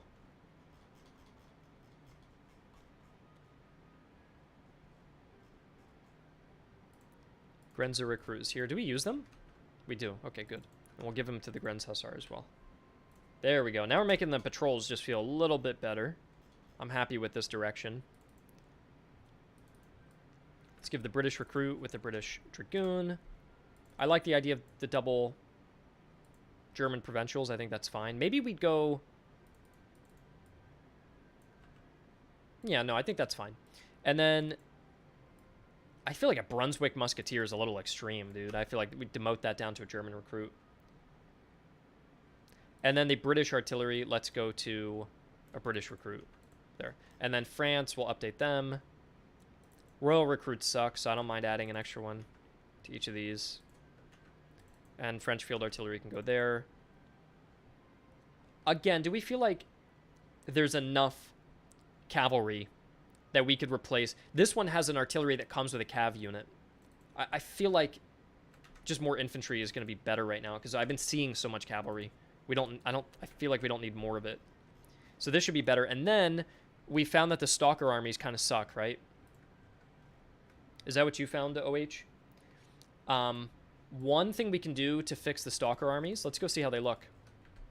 Add food, 5,000. Add manpower, 5,000.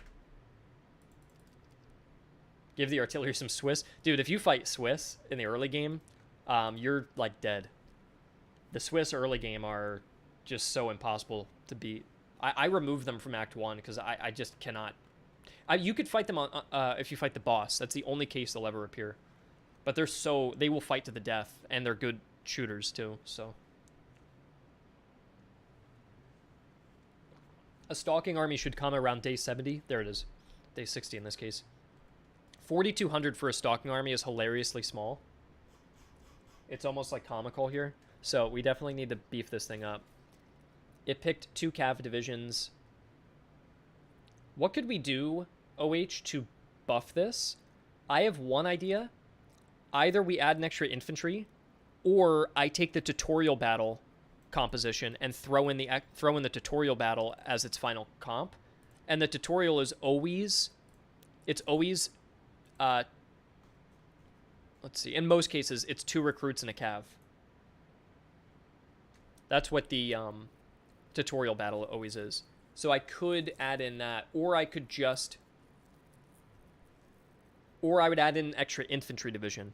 But if I add in the extra infantry division, that could spawn with like a foot and a recruit and a cav or something like that. If you're saying +2 recruits, the best way to do that is the tutorial. Because look, the tutorial always comes with 2 recruits and a cav.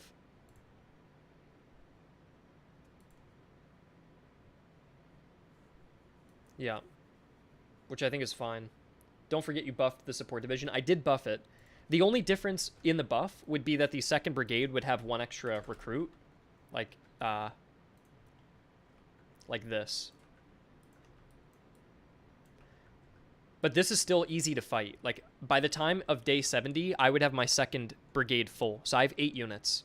So if I have 8 units and they have 6, I outnumber them. That's lame. So they need extra stuff here.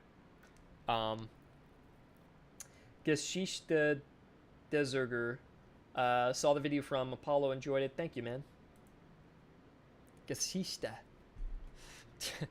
Okay, they've got musketeers, and I think just adding the tutorial unit onto it is decent. Like right there. That should be good.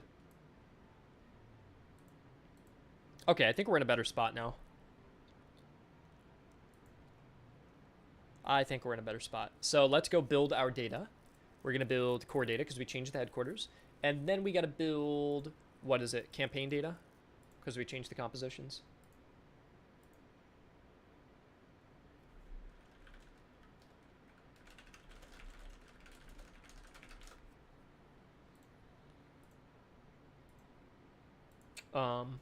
But yeah, if you haven't seen, Apollo made a video on the game, so if you're bored by my current stream, you can go stop by and check out. He did a playthrough. It's a little easy. I thought his playthrough went a little too easy. So I wish he was playing on the newer version when we had things a little bit harder. Like the one that we're working on now. Obviously he can't because it's not done yet. But I think it was still fun to watch, and it was still cool to see him customize everything. And it's funny that he made his Irish units like they're the shooting experts when they're supposed to be the charging experts. And I think he kind of realized halfway through, and he's like, "Oh, I should have given the Irish the whiskey. That would have made sense." And I'm thinking, yeah, that's why I gave them the spirit ration, so you can give it to the Irish. Also, the cavalry in his playthrough sucks so bad. Like, when the AI uses the cavalry, it just dies, and when he uses the cavalry, it dies. In the next update, cavalry is so much better. It's so much more interesting to use. It's faster, higher morale, it hits harder, and it does melee attacks more frequently. And so I think that would be better. Also, I made the boss battle way harder, because his boss battle, look at the difference. I think I actually made a graph. Where did I draw a graph? I drew one somewhere.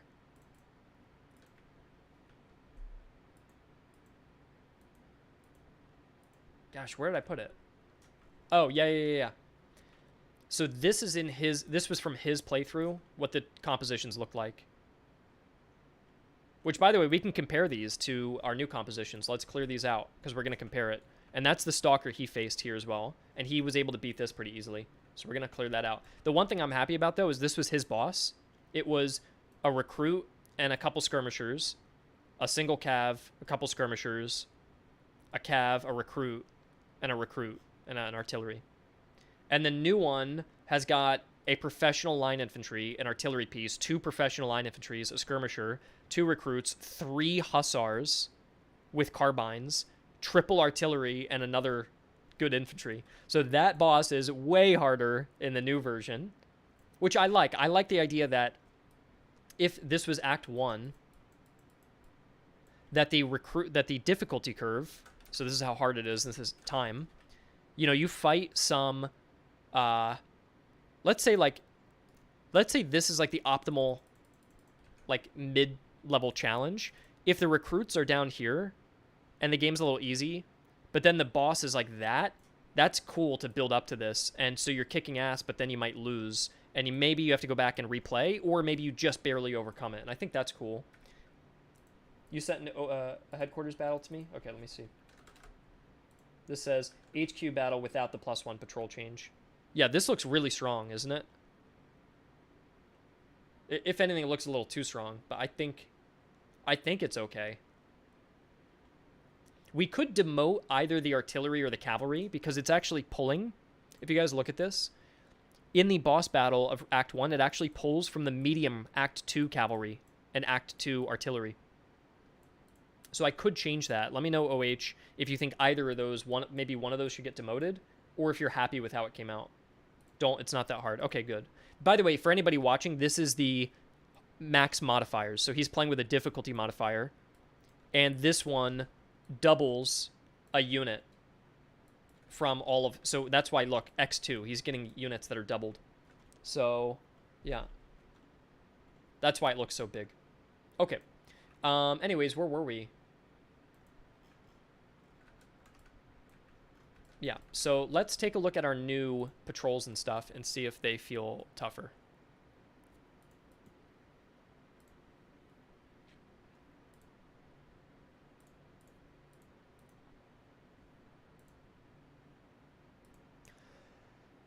There we go. Let's hope that people aren't all hating his, hating this in the comments here.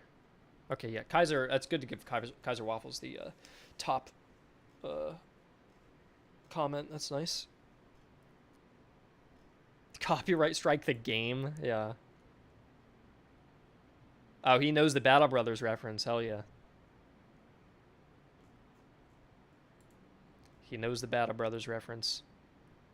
Gas? What is gas? Does gas mean you're lying, or does gas mean a good thing?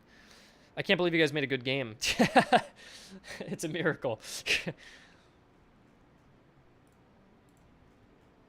Yeah, I don't know what gas is in slang. Does that, when somebody's gassing, does that mean that means they're exaggerating, or does that mean they're saying something good? I don't know what that means. If anyone wants to fill me in. Do you have manpower so that you can just buy new units constantly? I'm not sure what you mean by that. Gas is good. Okay, well, gas is nice then. Let's equip all of our stuff.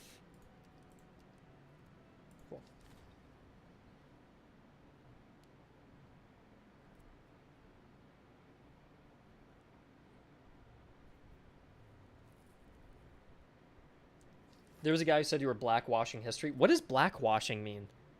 What does that mean? Blackwashing could either mean I'm hiding things that happened by like crossing them out and like the CIA like crossing things out with black marker, or it means I'm presenting history with a bias towards black culture or something, but that makes no fucking sense because all I cover is like Nazi Germany, which is not, that doesn't make any sense. So I'm assuming he means blackwashing as in like hiding the truth. I think that's what he probably means. So I'm biased in favor of like the Allies or something. I don't know. Let's see what that comment. Propaganda, yeah. I put a comment biting my nails. I don't know what that means. Yeah, I don't know. It doesn't matter.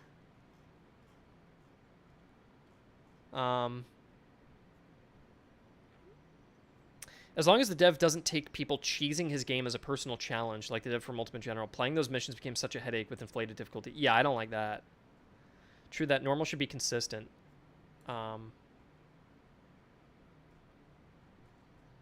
Honestly, dude, balancing is so tough. It's way tougher than I ever thought it would be. That balancing is, if you can invest the best gear, they'll pay the amazing. Yeah, that's true. Yeah, everyone's being pretty nice. That's really cool. But the balancing is so incredibly difficult. I don't know. I balanced for fire maneuver, and that was a multiplayer game, and it was not this hard. This is like, it is really, really. I think the procedural generation is what does it, right? Because even when you play a game like Empire Total War, the AI all starts with the same armies in the same spots and does the same thing every time. And then they'll build out their armies differently, and all the units, all the line infantry are pretty much identical to each other, right? So they don't really play much differently. And yeah, I don't know. This is really, really tough to balance. Okay, so here's the new cavalry with the infantry. And look, this is a fun challenge because it's 2 elite musketeers with a good officer and a decent hussar with a decent officer too, but then a recruit. So my musketeer can match one of theirs. My double cantonists are going to have to do something to maybe focus fire down the hussar. And then I'm going to have to cycle charge with the provincial to get rid of their observation recruit and then try to encircle the last musketeers. So that as a patrol battle seems tough, but this seems like a nice challenge to overcome. Hi, Hetman. How are you? Hetman has access to the game. Hetman, we spent like 6 hours overhauling the entire camera system after watching your camera break. No one out, that's never happened to anybody else. We were panicking, so we redid the whole camera system. And it still plays the same. No one's going to notice it, but we like ripped out the system and updated it. So I'm really hoping that fixes it for you. In fact, you should be able to test it on the internal branch, but I can give you access to that. In fact, we're probably going to push this update out like today or tomorrow. So you should be able to get that fixed for you. Yeah. And do we want to fight out this battle? Let's fight it out and let's see if you guys want, I can now fight this out and then begin building up my army and then try to fight the HQ and see if the HQ is balanced. So let's just play up until we win here. Divi Day at Imperia, more camera freedom. So I actually restricted the camera even more because the YouTubers I gave the game to were complaining that you couldn't rotate the camera because with E and Q, it locks you to only a slight rotation. So I actually just removed it entirely. Now you can't rotate at all, so you can't even complain about that because I don't want people to be baited and think, oh, I can rotate. Oh, I can't rotate. And they just get disappointed, right? I had one YouTuber just write to me that he was like, oh, that's a shame. Like they just get disappointed that they thought they could do it, but they can't. So I just removed it. But then what I'll do is in the options menu, I will add in a setting called free camera. And if you enable it, it'll bring it back and actually remove a lot of the restrictions. So you could probably bend and warp the camera all over the place and it'll probably break the perspective. But if you want that, if you want the like ultimate tactical bendy twisty camera, you can enable it even if it hurts the visuals. But if you just want the game to look nice, then you will not be able to rotate. So I think that's a good compromise. For the people who want it, you can rotate, and for the people who want a polished presentation, you can't rotate. And I think that's good. The freak camera, yeah, it's bending and twisting. Ultra flexy cam.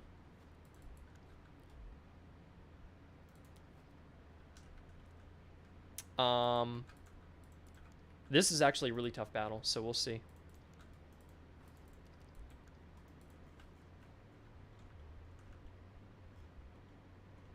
So we've got elite Russian Hussars with 60, 70 morale. And it's because they have the Holsteiner horses. Oh, they ran forward and then ran back. They're like, actually, you know what? They're trying to decide if they want to enter guard mode and hide behind their infantry, or if they spot a good enough target, they want to flank. By the way, this blue line that cheats, yeah, now they decide they want to take out my cavalry.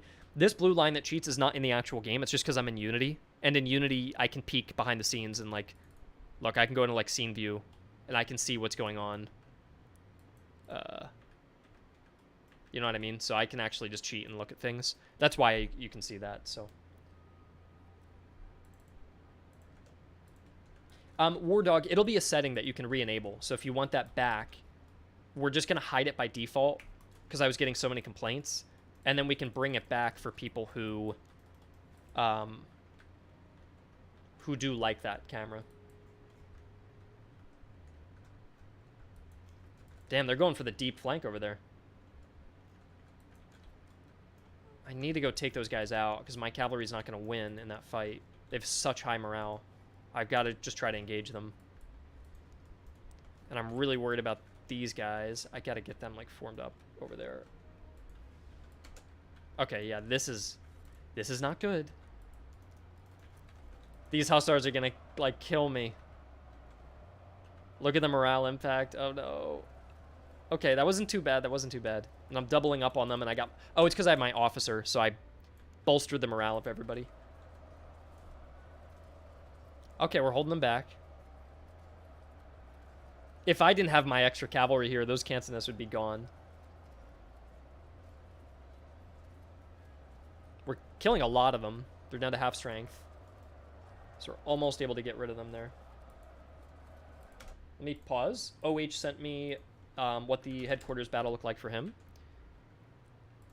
So he said he lost a German grenadier to not paying attention. HQ's balance. That's pretty good. Yeah, this kill-death ratio looks perfect to me. This looks like just enough challenge. Looks like the enemy is like kind of hit or miss with their cav, but the kills that they're getting is pretty decent. It's only the recruit that didn't really do anything. Also, what's cool, OH, when I buffed the support, remember how I added the extra unit? That doesn't affect you because the headquarters is actually pulling its data from Region 2. So when I buffed the Act 1 cavalry and artillery divisions, this doesn't use the Act 1 divisions. So this actually won't even be changed. This will stay exactly the way you fought it, which I think is perfect. But then the patrols and the stalkers are going to be a little bit harder, and I think that's a nice compromise. This, to me, this feels tough, but I'm not going to lie, like, I like the game being a little bit tougher. I don't want you to just auto-win every battle. And the thing is, once you win one of these, once you can win one, let's fall back, you'll get enough items that maybe we could charge these observation recruits, because look at the melee is a 19 and we have a 39. So I'm going to go in and just steamroll these guys and swing around the flank. But once you win one of these battles, all subsequent patrol battles become easier. So you want that first one to be a little bit more challenging. Maybe you've got to fight it twice, and that's okay. We'll form up on the fence. And then we still have cavalry we can use. And they will rally one time. That's perfect. Cavalry is way better now. They're only rallying once, which is awesome. We're going to fire with our musketeers. Ready? There we go. Hit a couple of them. And then charge in. And who's charging me? The musketeers are pushing my cantonists. Let's bring our cav over and charge them. And then... Ready? Oh, we hit them first. Nice. We do take the morale damage that they had been building up from their charge, though, so it wasn't wasted for them. In fact, my cav kind of got hurt. We did blunt the charge, though, in favor of our infantry and let them reload. Nice, and we got a full point-blank volley off. And then we're beating these observation recruits on the left. And by the way, it does seem like I'm like using all these little advantages that a new player wouldn't use. But keep in mind, I skipped the intro battle, the intro depot battle, which gives you money. It gives you 6 items. It gives you a mana. And I skipped all of those. So if I can win narrowly, having skipped all of those, then I think this is in a perfect spot. I'm going to pursue these guys and make sure they don't come back. There we go. Watch the shot. Somebody was talking about, can you make it so they don't come back? Check this out. Ready? If you kill enough of them from retreating, shatter. Look at that. So they will never come back now. And now we can swing those guys on the right.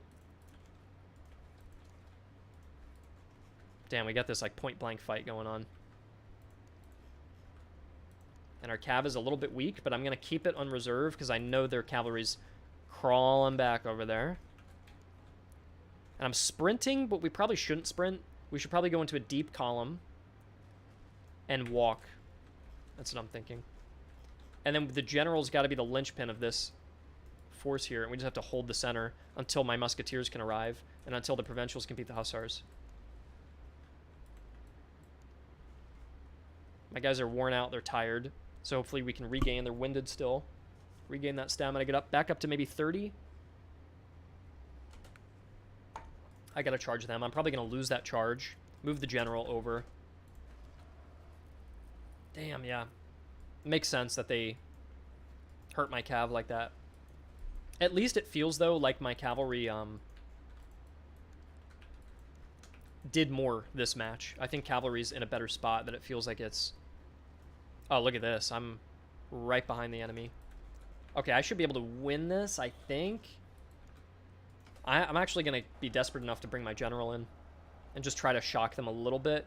Just see a little bit of morale, you know? And then bring the general out of danger. Wow, they're really good. Those hussars. There's only 150 of them left.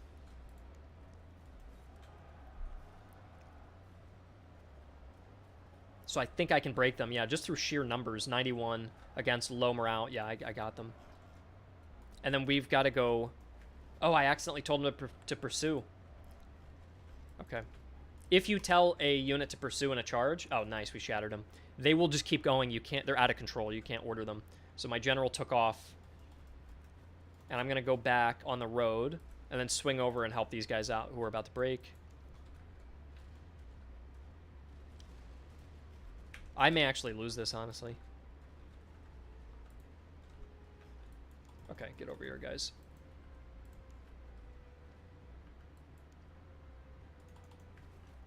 If these guys could get rallied, that'd be incredible, but I can't. Look, they're just out of... Yeah.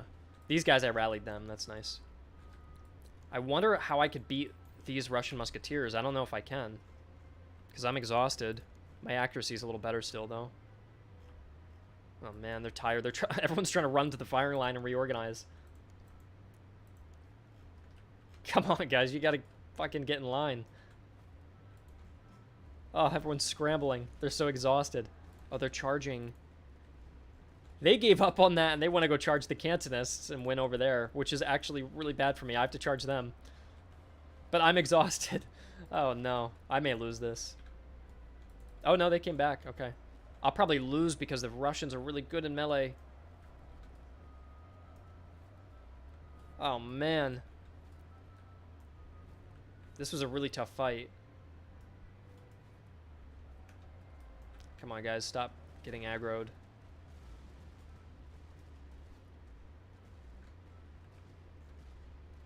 Yeah, it's because there's a couple stragglers. They really want to get into that melee. Let's get back. You gotta wrangle your troops up and be like, no, no, no. And they're formed up to expose their rear.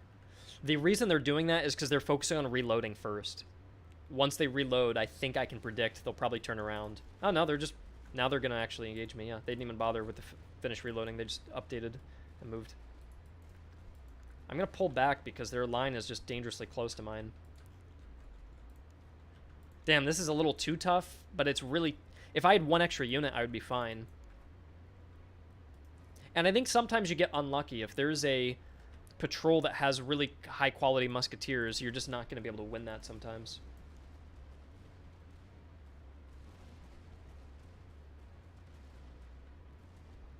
Is the game on extra speed movements have been improved? I think it's fine on higher speeds. But yeah, we could win this in a gunfight. It's just...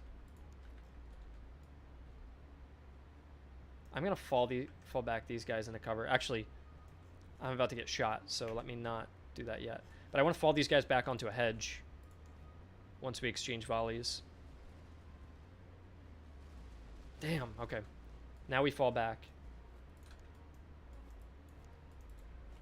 Will the game's price be localized into your country's currency? Yeah, we've localized all the prices. We've spent a lot of time on it, and I made it lower than Steam's recommended prices. So the game should be cheaper than other games of a similar price. In most, like, non-English countries. Even for Danish crowns, yes, it has. I didn't give a big discount for, like, Nordic countries because I know you guys are not. It's like, if it's in, like, Thailand, I'm not going to charge them the equivalent of $30 US. But if it's in Denmark, yeah, it'll be about the price of how much, like, an equivalent to how much it would be in euros and stuff. I don't know if I can win this. I'm stuck. I'm actually stuck against these guys.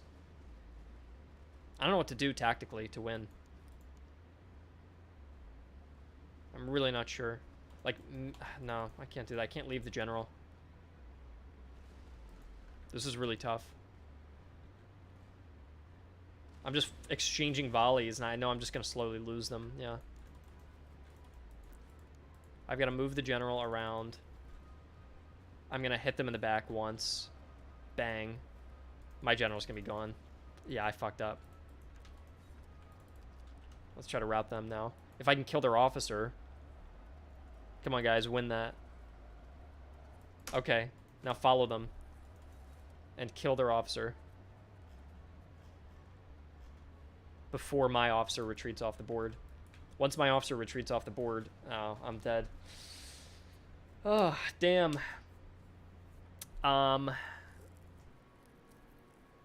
You know what the issue is? They just have too many musketeers.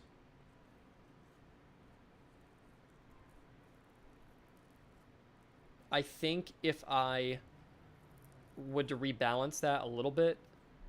Oh, this is a localization issue.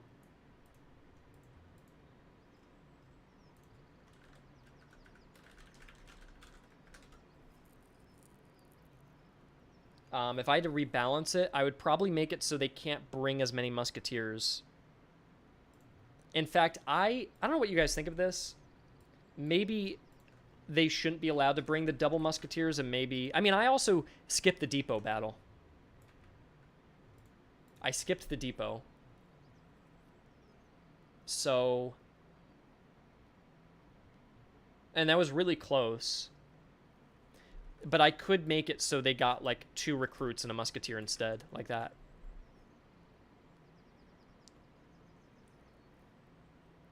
Maybe that would be better. I'm not sure. Yeah, the supply wagon does move a little weird. I'm still working on that. I think the comp was fine. You just got unlucky. I think I got unlucky, too, with that. I think I just got unlucky, too, but it was really close. Look at the casualties. Yeah, for new players, it'd be better to switch a musketeer for a recruit. Yeah. Maybe I go in then, and when they get the... Damn, it's tough, though, because... Oh, do they get 2? Ah, that's the issue. They should never be able to get a double musketeer. That's the issue, right? Okay. So check this out. See this composition where they get musketeer fusilier? I think that's where you run into an issue. Or fusilier. And look, it has a really low weight.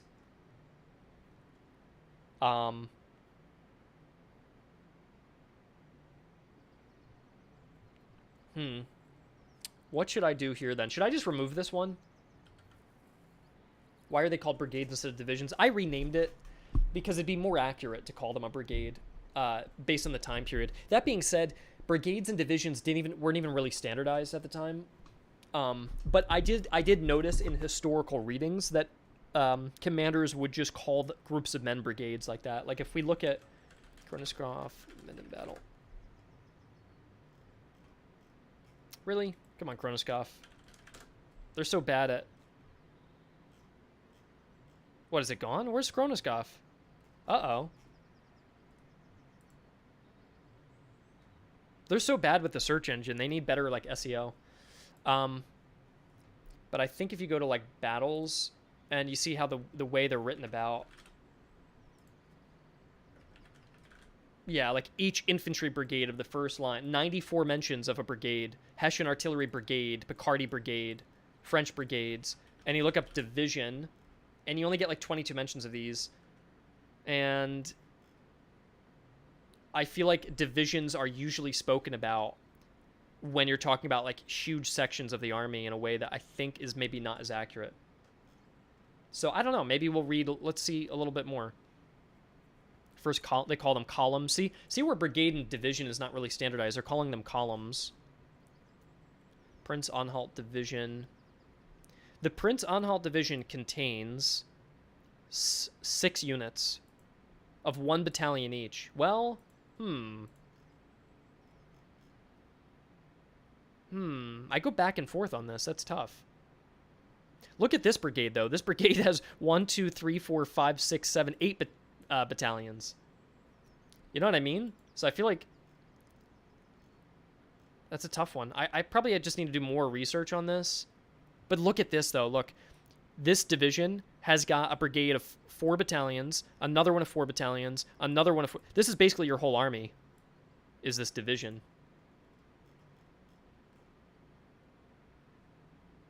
So, yeah, that's a tough one. I'll leave a note and I'll do more research on it.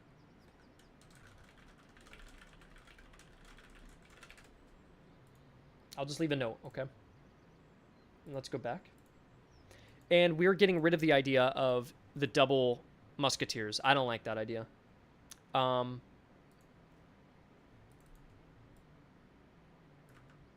change this out for that.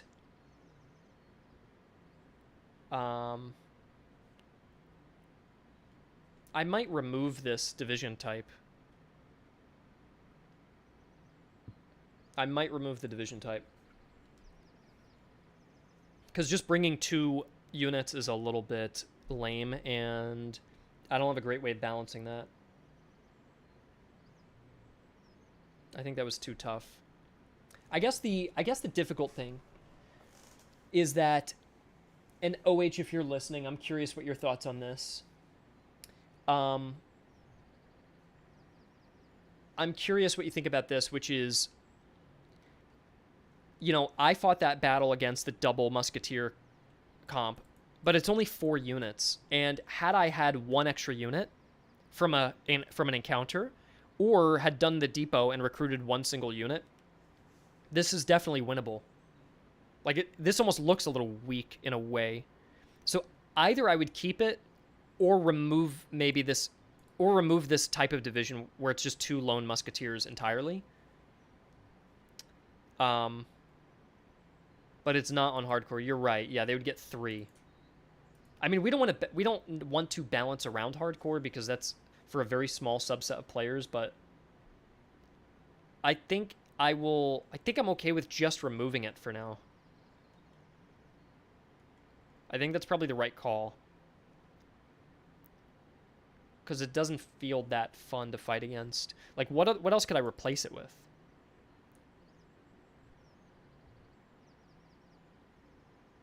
By the way, anybody who's talking about religion and shit like that, and you're talking about like insulting each other's religion, next person to mention that is just going to be permanently removed from the chat. So you just stop, because we're not doing religious debates here and talking about making fun of scripture. No, like, all that's gonna stop.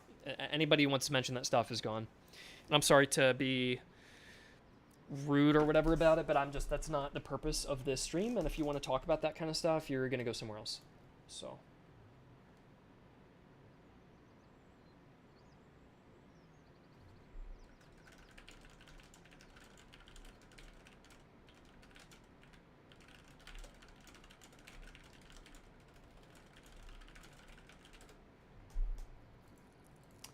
Anyways, that's all. Did you equip your units with items for that battle? Let me see. I did equip items. I got some nice promotions out of it. Like, technically, by the way, you can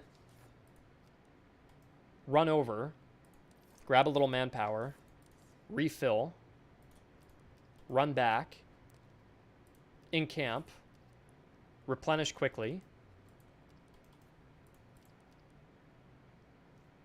and then fight that again, and they're damaged and you're less damaged. So now I can win. So it's actually not that bad. But I can see that being a little bit tough. How big is the loss for retreating? You really don't lose much for retreating, to be honest. I just think maybe we should remove it for now. You know what I'll do is I'll actually keep it, but set the weight to 0. So I can always bring it back if I wanted to. But look, if you just move the weight to 0, I think that's for the best. The double Fusilier combo. Yeah, let's get rid of that. Plus, there's so few units that if you do encounter that and you had the numbers, you can just encircle them so easily. So they actually become way too easy as well.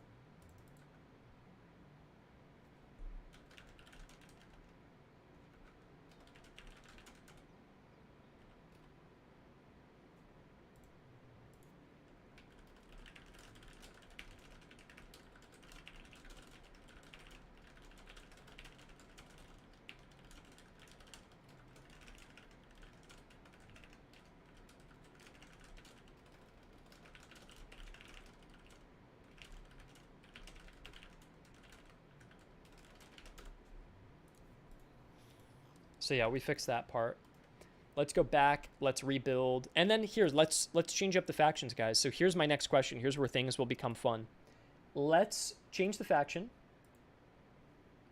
And let's try to do the full Act 1. So we're going to switch it out. We've refined the army comps. And now we're going to do Act 1 as any faction you guys want. I'm kind of tempted to do France because that's what Apollo played as, and I want to just test the new version versus the one he was playing with.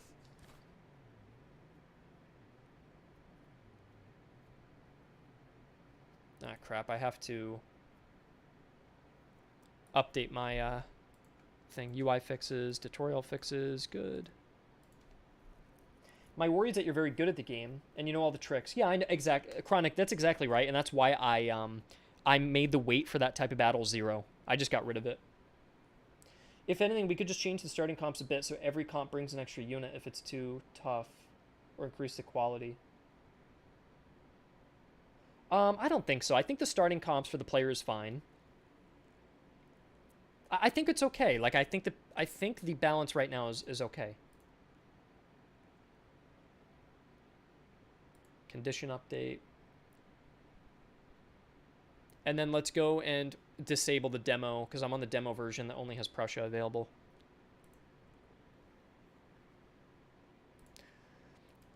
One sec. Edit.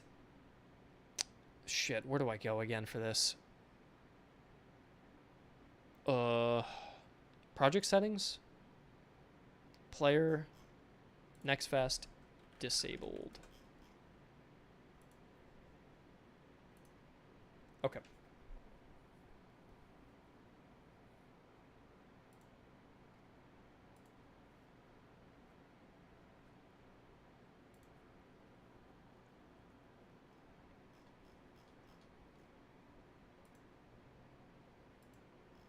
Sorry, one sec, it's just loading. But yeah, you guys cool if I boot up France and we just see if we can beat the first act? I really want to play the Masson du Roi French Cavalry, but I know it's a unique composition that starts off with heavy cavalry, and it's not reflective of what a normal player would be playing. So I'd rather test the default French that Apollo played as to make sure that that's okay. But we can still go for like heavy cavalry because I really enjoy the French heavy cav.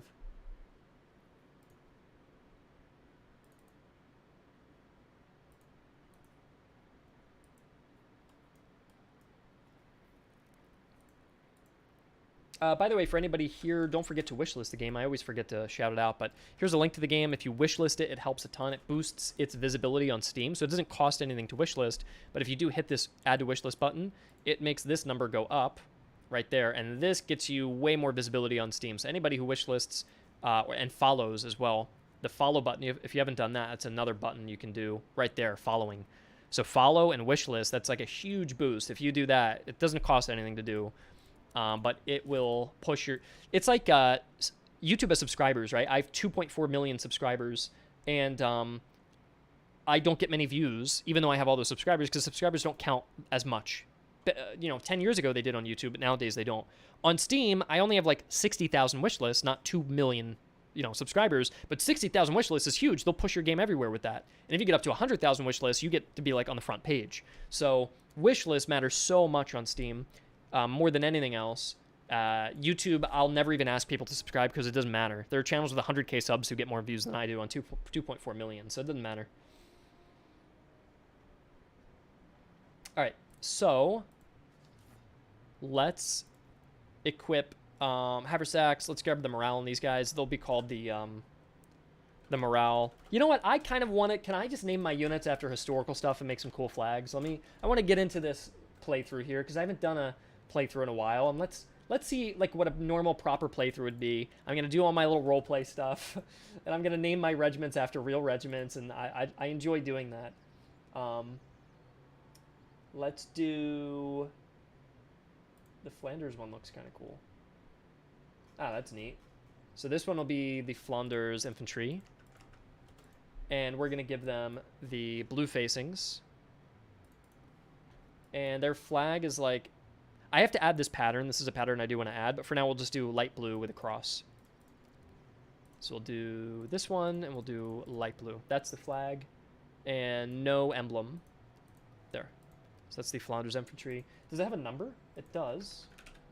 And so we'll call it the 70E. I like that. I think that's cool. And then we'll make sure the uniform color is blue. And then, oh, there's a Du Roi infantry. Oh, they look cool as hell, dude. We are definitely going to add more patterns and stuff. I'm calling these guys the Du Roi infantry. That's so cool. And what number are they? They're the 12th, so we'll go 12E Du Roi infantry. And we'll do... Oh, the flag is actually quite similar to what they already had. But it's green and red. So we'll go green and red. I made it the correct way. And then we can also put the fleur-de-lis on it too. Which one's more similar? Is it that one? No, it's like that. Look at that. Nice. And then what color facings? They have blue facings as well, but that beautiful gold. God, that uniform looks so awesome. I wish that was in the game. So we got our two blue regiments. Do the Indes? I don't want to do... These are Indian trading posts and stuff. No. They've all got to be like the mainland armies. Who else do we want to do? I like Bourbon. That'd be cool. I can't create that flag, unfortunately. Damn. Yeah, some of the French flags, we got to add more flag patterns for them because I can't make a lot of these, which is a shame. There's a... Rohan is kind of neat. And they've got red facings. I like them. Rohan's cool. Like Lord of the Rings. And we have Rohan as a commander, don't we? Yeah, Charles de Rohan. So we'll swap them. We'll put him in there. Give these guys that. And we'll call these 32E.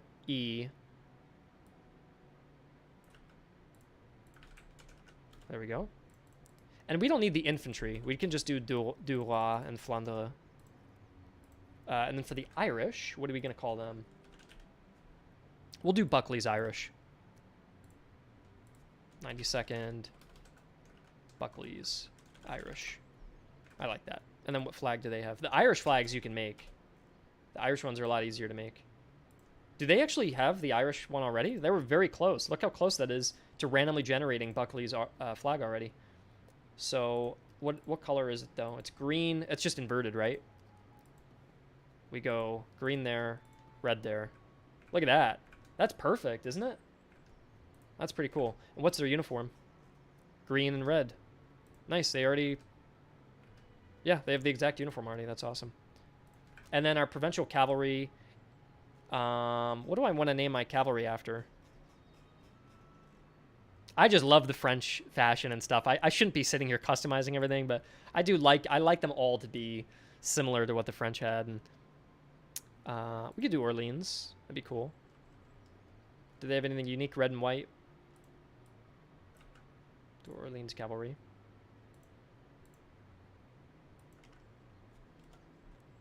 And do they have a number? No, they don't. So this will do the cavalry because they don't have a number. And then do they have a flag? They do. It's a red flag. That's nice. And we could do the Sun King flag. Awesome. A little bit of a darker red. Perfect. And then facings are red. Nice. Pretty similar. See, I like this, dude. I love naming them. I don't like the drug names and shit. I like when they're all historical. I really like doing that. And so Duroy will get Follard's treatise on assault columns.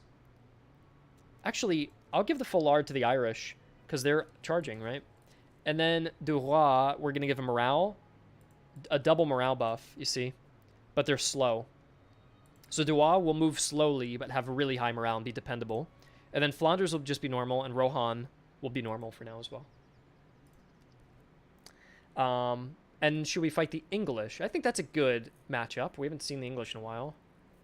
I'm not picking based on the bonuses. I just want to fight different compositions to test them out. So we'll fight the English. We'll fight the English. I prefer to make could be real. I made an entire army of British soldiers with American state. Oh, that's cool. Yeah, I do like, if you're going to go fictional, I like when it's plausible, like an American Continental Army or something that was maybe raised during the French and Indian War, or as though they expanded on that army or raised a new one, and you follow the same naming conventions but make it your own. I agree more with that. By the way, I almost feel like if the Suisse gets melee damage for everybody, I kind of want to... No, I like this. I like where everybody's at here. Oh yeah, with Rohan, what color... I think they have blue face... Or no, red facings, right? Let's double check. We have two Rohans. Which Rohan is cooler? Black and orange for Halloween? Or green and yellow? I kind of like the Halloween color. I kind of like the other Rohan. Roquefort. 64. Let's go 64E. That. And I like the orange and black. Like that. Yeah. And then red facings, good. That's cool. There you go. Like the Halloween Rohans. Yeah, the British do have kind of shit flags. I do agree, but... Alright, we're going to sell... They don't have an item sale bonus here. How am I able to sell this for 400? Hold on. Oh, you can sell loot for its exact value. So if we go up to this town, they have debased currency, so it's going to be sold worse. It looks like there's no towns nearby that give me higher sale costs, so we're just going to drop it off here. And as a new player, I would immediately go pick up a recruit, because look, you can grab another royal recruit right off the bat, or I could grab an immediate cavalry. So, I don't know. Maybe the French don't need to start with this much cash, by the way. They kind of feel a little easy, don't they? Maybe that diamond pendant was a little bit much. I feel like I shouldn't be able to... I kind of feel like you shouldn't be able to recruit before even the depot battle, you know?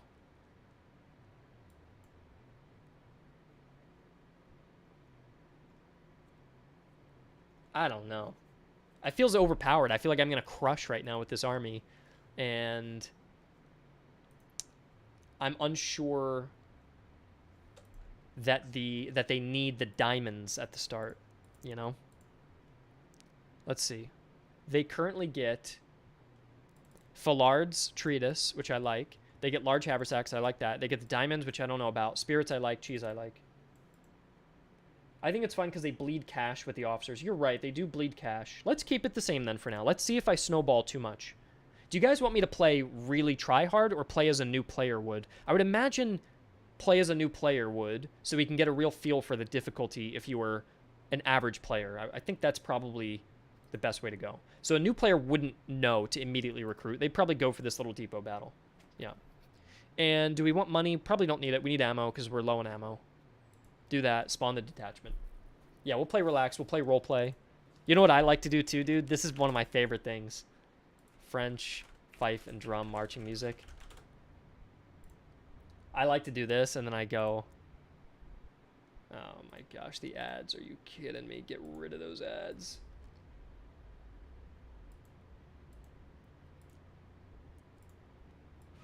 Oh, yes. I just love the I listen to the French marching music. I put the camera real low. Oh, man.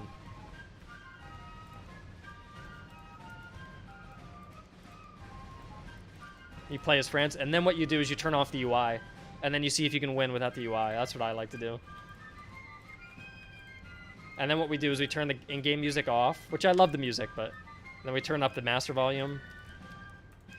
And then what we do is we turn down the UI sounds, but then bring up like the SFX sounds.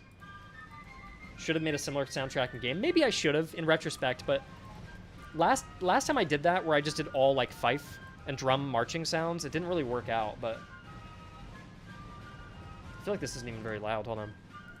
I want to hear those footsteps, so I'm going to lower this. There we go. Oh, yeah, perfect. Look at that. That's how I like to play. Du roi en avant.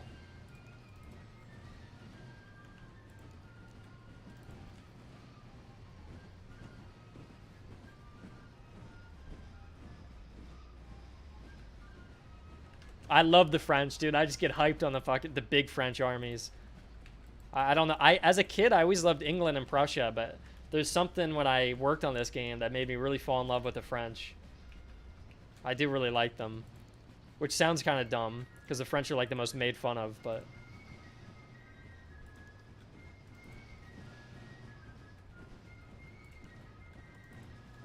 and the French uniforms get better with time. They age like wine. They really do.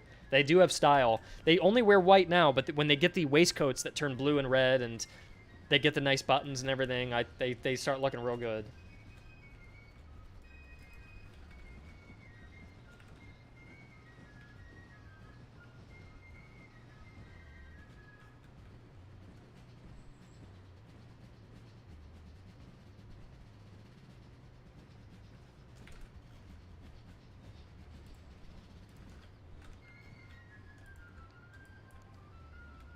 Alright, Duois is my morale unit.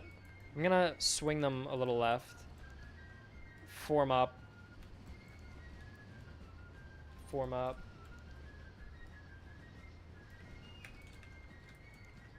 Alright, my French Orléans Cavalry will be able to beat the subsidy cavalry. I spit on you.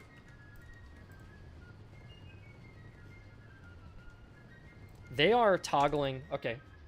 Real quick, found a little bug. Ein Moment. I need to just report a quick bug. They are toggling into run and walk really fast. Hold on. Perfect. I got the bug. Now back to our French music. Yeah, it sucks because if you work on the game, you notice every little imperfection. You always have to stop. And if you see a bug, you got to report it. Is this the right one? I think it is.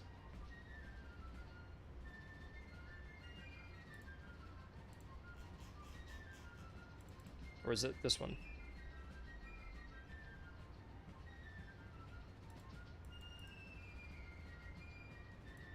Did that work? Yeah.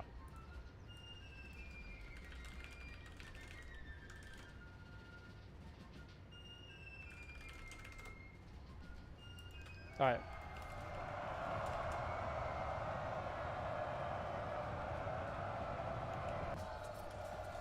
Oh, yeah. Look at our Cav, man. Our Cav kills the British. Our Cav kills the British. It's that Orléans Cavalry. Yeah. You won't be able to come back. We're hunting you down. All right. Pull back. Pull back.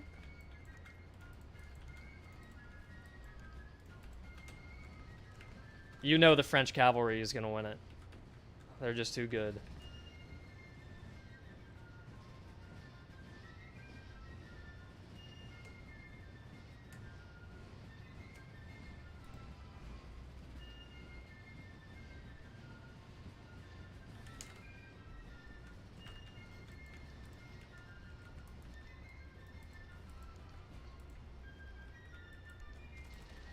All right, we fire one volley and we charge. We do it the Swedish way. That's how the Irish roll. We're going to take a shot coming in, though. Oh, are we going to make it before they form up? I think we'll make it before they form. We did it. We did it. Get in there. Oh, my God. Dude, the Irish are unstoppable.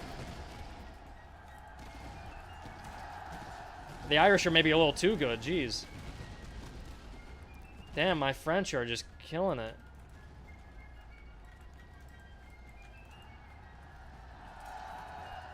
Wow, the Irish are a little scary. I think it's because I gave them the foulard, the 12 charge damage from the start. Those subsidy troops didn't even last a second. They got wiped out. Oh, I'm feeling confident as the French. I'm feeling confident. Duroy is just there for moral support at this point. Get in there.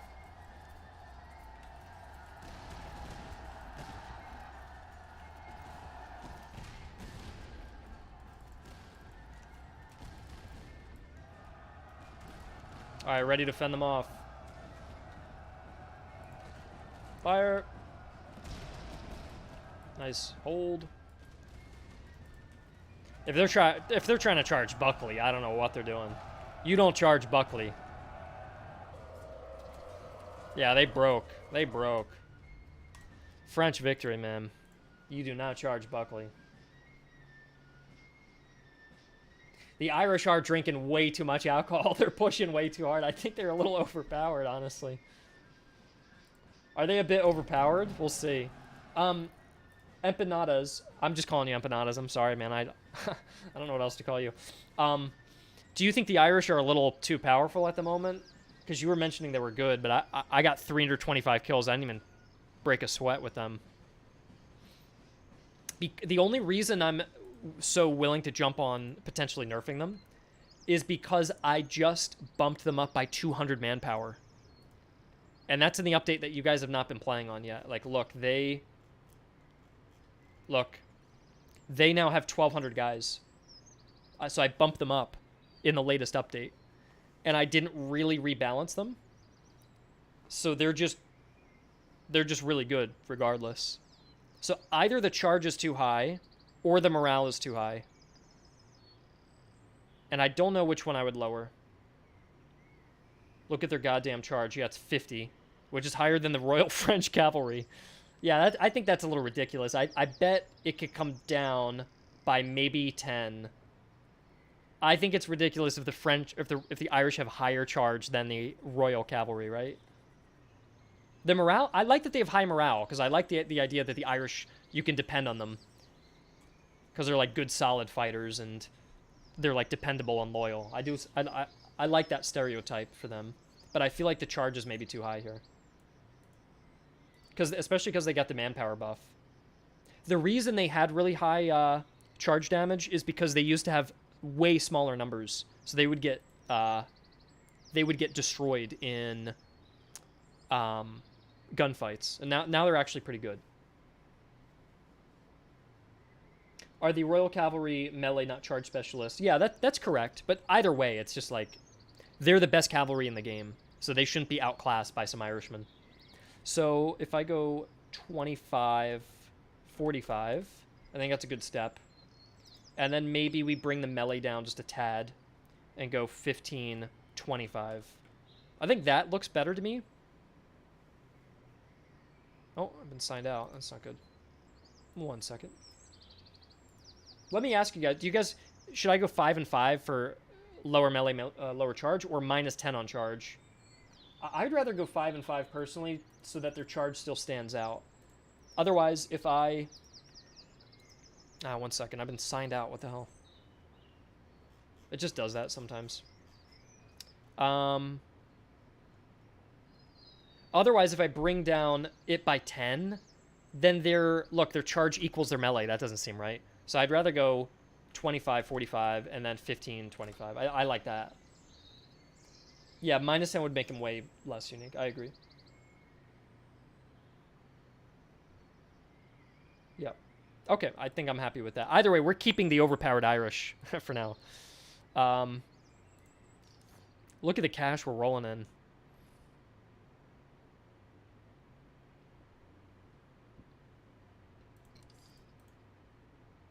And then we've got haversacks for everybody, which is so good for France. We give morale. Morale to you, morale to you. I don't need the cartridge boxes. I don't need this either. What is this? Delft muskets. I'll give that to Duroy and sell off the rest.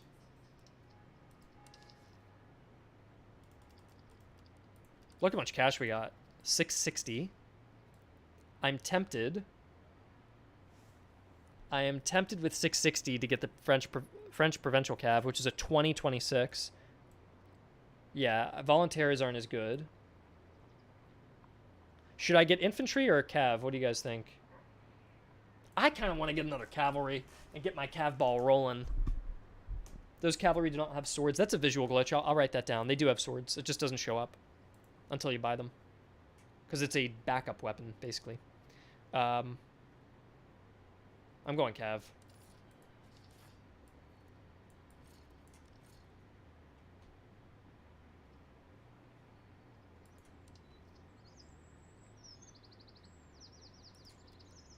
Dragoon. Could I have bought the dragoons? I think they were too expensive, right?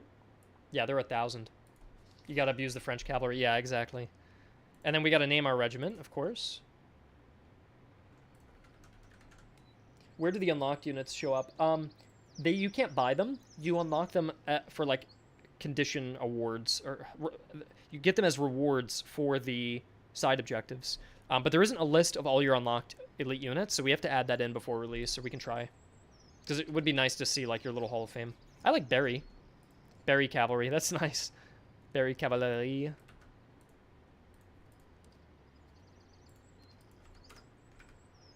And they're meant to be blue and red, so we're going to give them red facings. And a blue flag. There we go. There, blue and red.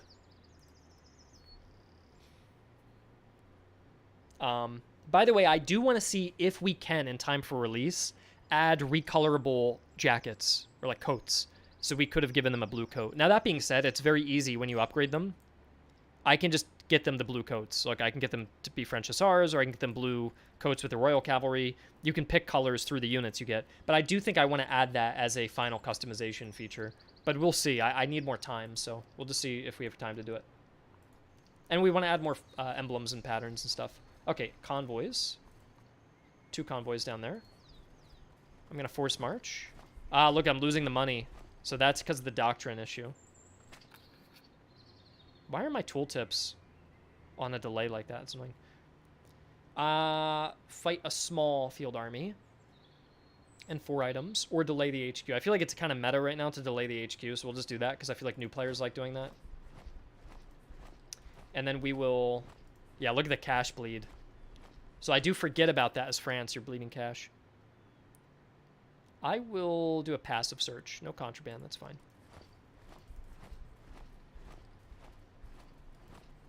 I'll move back up.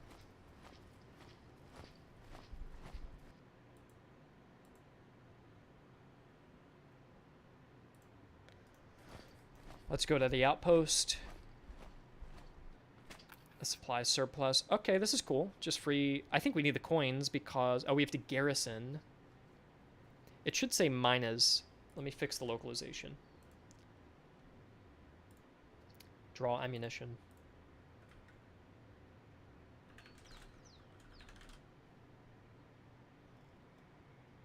So this is supposed to say...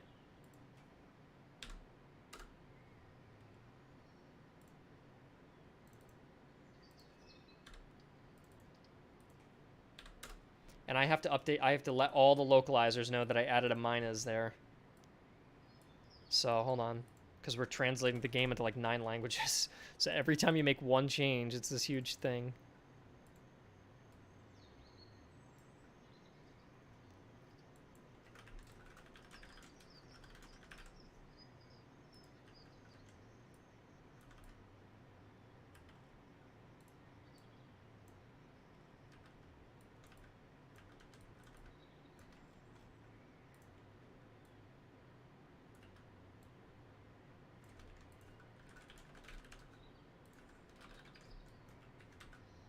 So then what you do is we then have to let our English changes. There we go. And we draw a coin. Okay.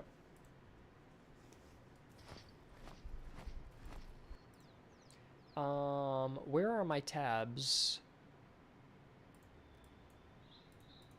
Is this right? No.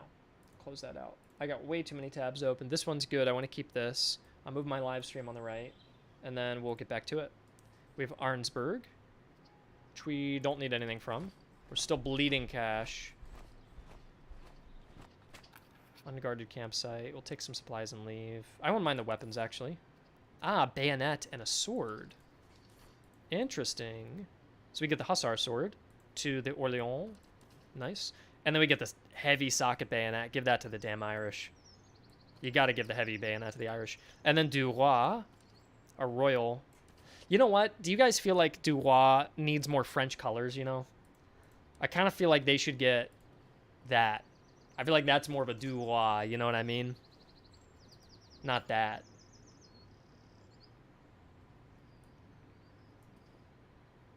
So I think I'll change it. You guys good with me changing it to red and blue? I feel like it's more French that way. No, leave them. You like the green and white? Okay, okay. It's more historical. This is the historical pattern for them. Leave the color changes to the upgrades. You know the player base will just make a rainbow. Yeah, I know they would. Yeah. Red, white, and blue is too revolutionary. Yeah, perhaps it is. Keep the flag. This is pre-revolution. All right, all right. Calm down. Oh! All right, here we go. British foot. They're a little bit tougher. 2 cavalry. Nothing our cav can't take on. And then 2 recruits. We can take these guys on. Okay, seems like a fair patrol. I have a crappy bayonet I don't need. Let's go in. All right, the French fife and drum comes back on as we enter our second battle.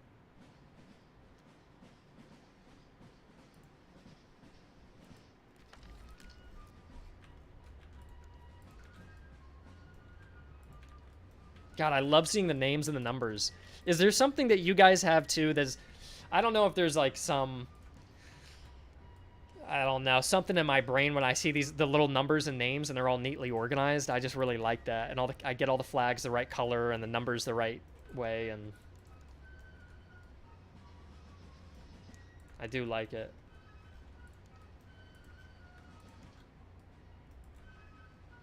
I feel like the general feels a little smaller, but maybe it's okay. He shouldn't be that big. All right, France. Advance. We all have it. Yeah, I think OH it might be a little bit of autism. Not to start that debate again. There's nothing wrong with it, but I think it might be a little bit of that. I think we all like that. Maybe either OCD or autism. I think that all of us have a little bit of that in our in our brain. For the people who like these types of games, I feel like. The military organization tism that I've had for years, I can relate to it in Empire Total War, renaming all the units. Me and my friend Alex would do that in Empire as well. He'd rename all of his regiments. I do like doing that.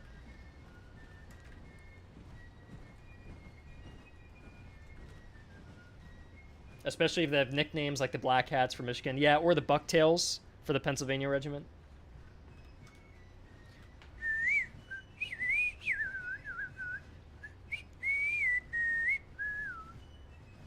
Here we are. Got the flag of like the 58th Regiment of Foot. Looks like maybe something close to the... Who had blue? I don't know a blue one off the top of my head. I know 58th had black. Another blue one. There's a bunch that had blue flags, but I don't remember. A whole ton of them used blue flags. Oh, do you also imitate fifes by whistling? Do I do that? I think I do. Honestly, Jackamus, I listen to this fife and drum music while I play this when I just want to relax and check out the game. And if no one's home, I'm just whistling and just blasting the marching music. I'll try to get it really loud, too. I try to get the gunfire sounds super loud with my headphones, and I put the camera low to the ground. I like doing that. Next game, I want to do more 3D and just get more into the immersion of being on the ground with the guys. So hopefully this game does well enough that we can do another one and we can accomplish that. It'd be cool. I'm going to send these guys onto the road and then send them around. I'll get a nice speed buff. And then I think I'm ready to form line.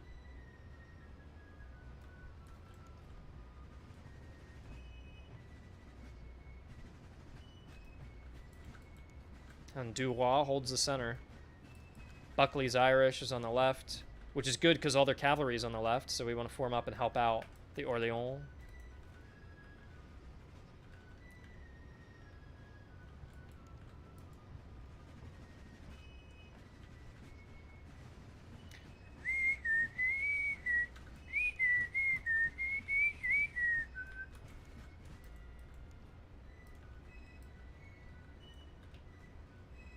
All right, form up, form up.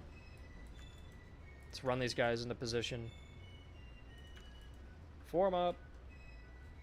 Here they come.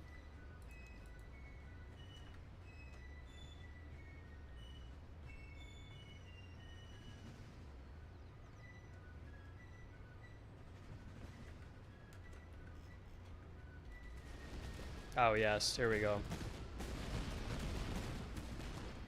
Let's see what they do in return.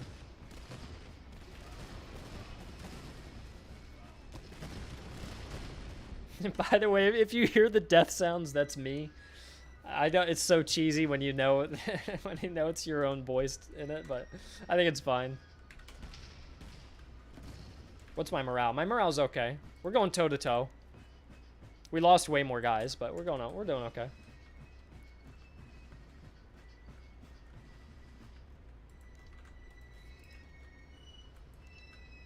I love playing with the UI off, man.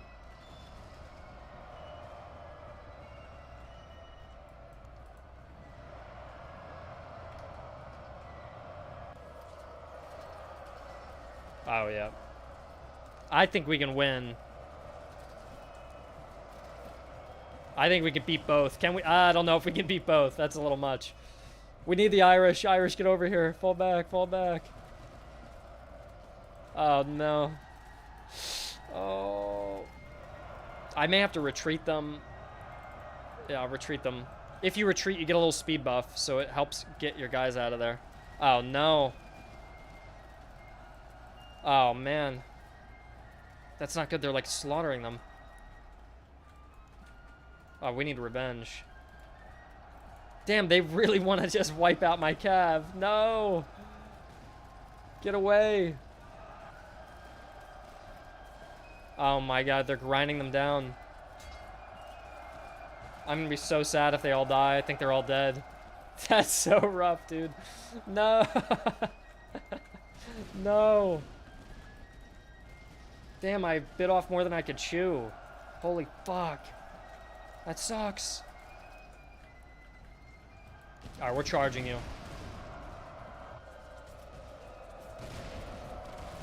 Damn, I got too cocky with my cavalry. Yeah, they're dead. They are dead.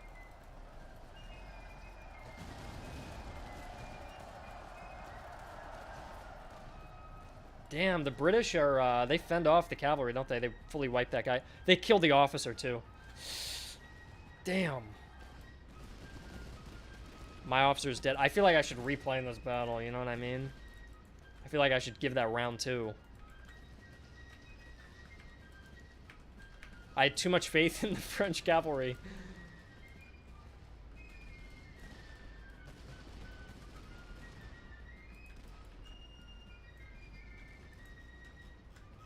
I think I gotta replay it. Because I lost my officer, too. I'm gonna try one more time. Only because I want to get to the headquarters, assuming everything goes perfect. Do you sit like a shrimp while playing? What the hell does that even mean? Sitting like a shrimp. Do you mean cross-legged? Or do you mean like both your legs are up? Like a squat? I don't squat on my chair.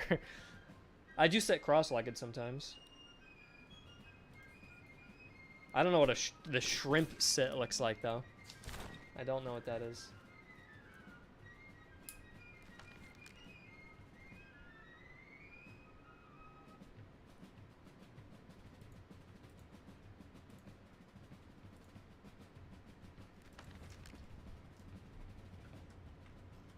Yeah, let's try this again. Well, boys, we screwed up. We got a little too cocky. We thought the French could fare a little bit better. Let's unify the cavalry in the back. Keep them together. You can sit like a shrimp with both legs above your neck. Look, alright. That's awesome, man. I'm glad you sit that way. I'm glad you're happy doing that. You sit like a shrimp. That's great. The Slav Squat Gaming, yep. Alright, we try this again. Try it again. We're going to use the forest. Form up. Get du roi. Spread them all out. Alright, here we are. Let's keep the cavalry in the back, because I want to see where their cav goes, and then I'll just mirror it and beat it. And then once we beat the cav, we can swing around and kill the British foot. Fire!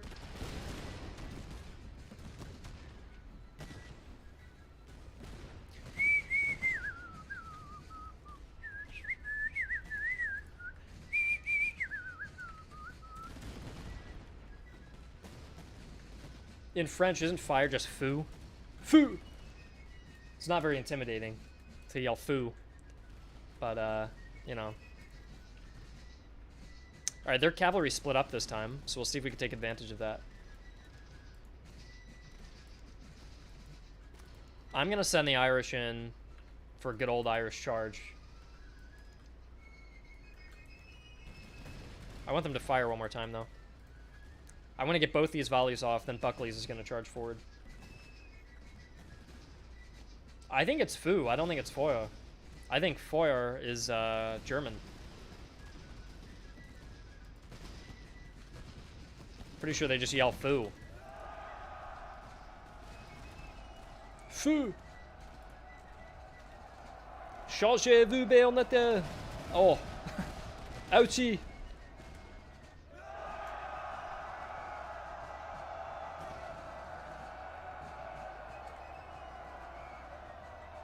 Yes! Oh, they threw me back! I got thrown back. Alright, I'm getting way too cocky, aren't I? I think these French soldiers are like superheroes. We'll come back to the forest, guys. Get back to the forest. You're okay. You're alright, Buckley. Let's get the cavalry going. Let's go on the offensive. I'm having a lot of fun with this difficulty. I think this is quite fun. Uh-oh. Do they see me flanking?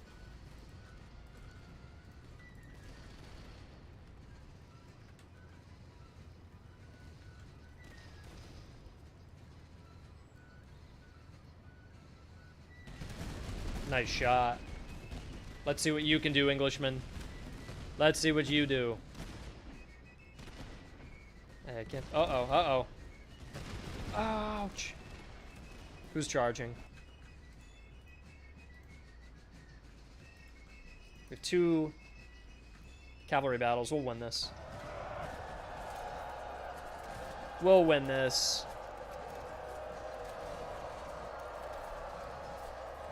Come on, guys. We didn't get the charge off. That's the only disadvantage. Here, we did get the charge off. The only disadvantage on the right is they have an officer attached. So I think we're going to win the one on the left. I don't know if we'll win the one on the right. Looks like we are.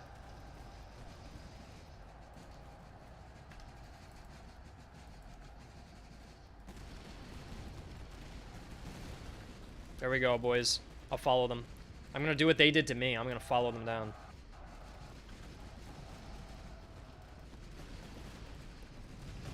Ride the general across the front. Come on, boys. Keep firing.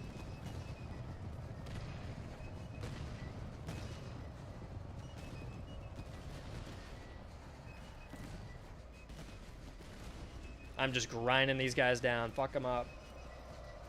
Fuck them up. Cut them down.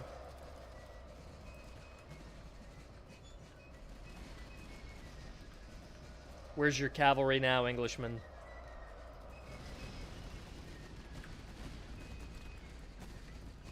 And now the cav is being sent on the flanks. I'm going to have the cavalry charge into... Yeah, we can break them if we charge the rear.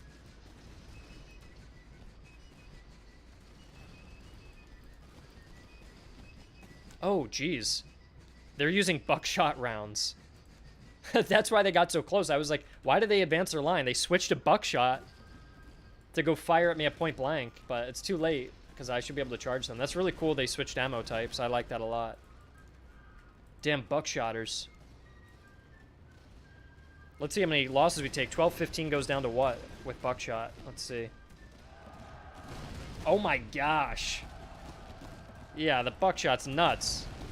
We gotta charge them. Oh, there we go. Clean them up. Clean them up.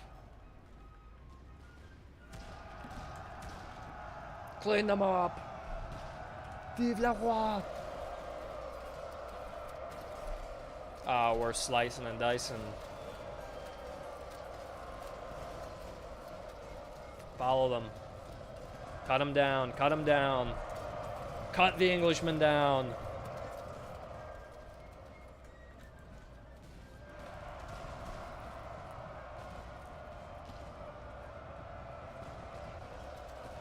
Beautiful, beautiful.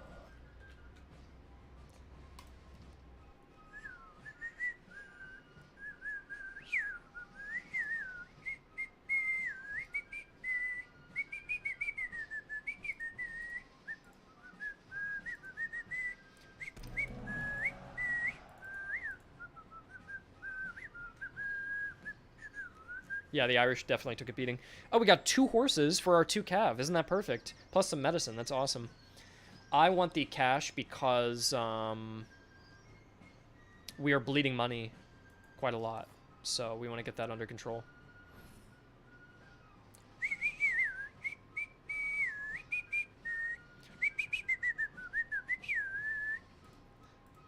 Da, da, da, da. I like the new upgrade cost. I think it makes way more sense. I'm at level 2. I can get up to 3, or I can save up. Try to go Swiss, for example. We have too much money. Proceeds to bleed a shit ton of money. Yeah, I know. I didn't know. I haven't played France in a while. I didn't know I would bleed that much. Each country is definitely very different. They're very different, so. We get accuracy and move speed. I'll take that. Get the cavalry a little bit faster. Who needs the medicinal herbs? Probably the Irish. Well, no, it'd replace their beer or their spirits. Who needs the salad? Probably the cav. Yep. There is a herd. I'll check him out. Swiss are very expensive, but the Swiss Grenadiers the best in the game. They're pretty much one of the best infantry in the game, yeah. Hides or provisions? I want the pelts. Because look at that. You sell those pelts for... Honestly, that's too good. Those pelts are really, really worth it.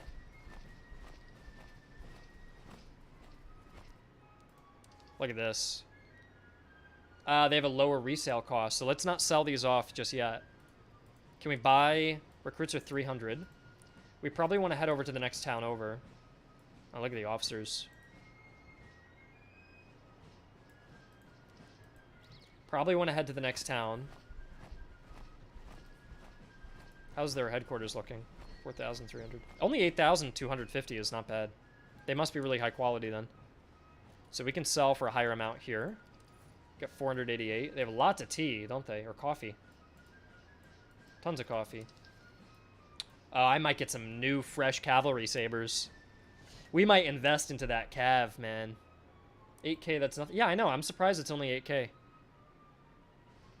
I think it might be the case that they have few but elite troops. I could see maybe a lot of cavalry in that composition, because it's usually 10k.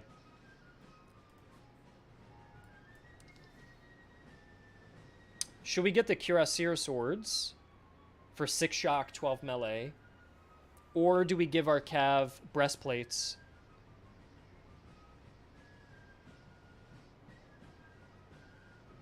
Why don't you separate your cav into 1 division? I guess I could do this, but the thing is, De Suisse gives a melee damage buff, and I've been using... Let's move the Irish. Let's keep the Irish in there. And Atrice just provides stamina for the infantry to fight longer.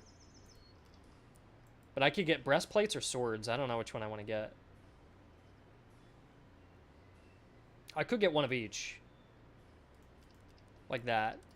And then why don't we give... This guy already has a sword, so let's upgrade his sword. And then give the other guy the nice Hussar Saber. And then if the Orléans is our elite cavalry, we're going to give them the breastplates. I think that's the way to go. And I got 48 left. We're not going to spend that on anything else yet. We need another battle.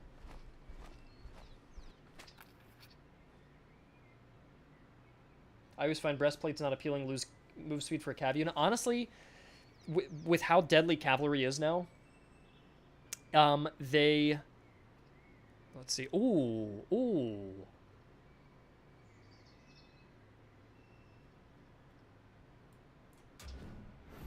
Oh, I like that encounter. We got some artillery. Oh, look how nice that flag looks. They got to keep that flag, don't they? That's a cool flag. What are we going to name them? We'll make them Italian. We'll make it the Corsican, the 103rd Royal Corsican Artillery. Like that. I think that's a nice homage to Napoleon, isn't it? The flag is all green. I like this flag, though. The purple and black's cool. The only thing I'll change is I'll add the thing it has here. In fact, I'll do that. I think that looks sick. That encounter should be a redo. Have the large field army fight. Give a better artillery in 3D. Yeah, Kaiser, I'm definitely going to go in and change a bunch of the encounters and rebalance them. A lot of them are not fully balanced. So I think this week I was supposed to do the balance pass, but I ended up rebalancing a lot of the army compositions. So that means next week I'm going to do the encounter pass more likely.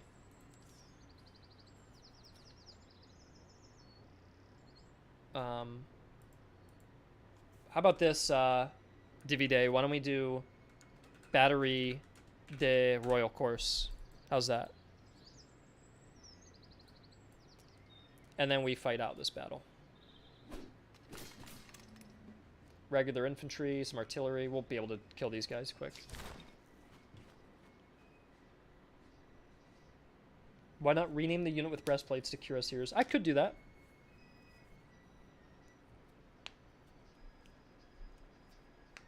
I should have moved the artillery over to the stamina, yeah.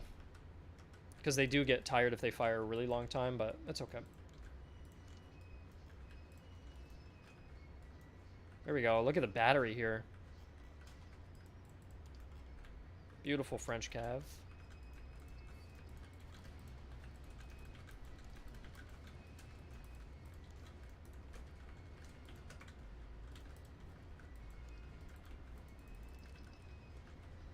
Having negative money is weird. Is France the only faction that gets the negatives? Yeah, it's like you go into debt a little bit, you know? Which I kind of like. Like, you've got to try to escape debt because you get this huge, wide army, but you're mismanaging your funds. So I actually enjoy that challenge for me, personally.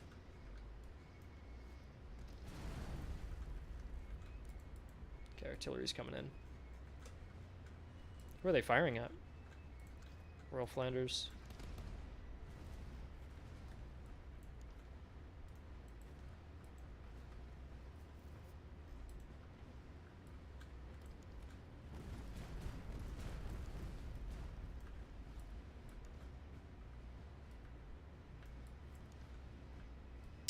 I watched the full 8-hour British stream and never noticed. Never noticed what? Oh, the Nordic Cross. Yeah, I think we have a Nordic Cross or something like that. We're going to add more patterns and emblems, though. We definitely have to add some more. Damn, 30 accuracy is pretty rough. We're going to switch over to canister then. And I'm going to maybe wheel them a little bit forward. And move the Irish over. They're pulling back to get me at range. I'm going to pull out of their range so I can get the artillery in. Ouch. Let's try to hit these guys. I don't know how this would run with Steam Deck because I don't have one. I'm sure some of the functionality works, but it's never really been tested. I'm going to charge that cav. I'm going to go around and kill their artillery. This battle didn't seem too hard.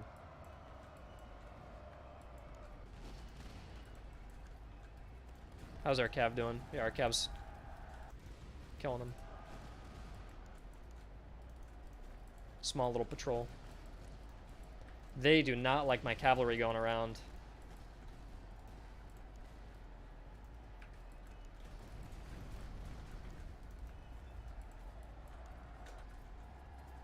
Wipe them out.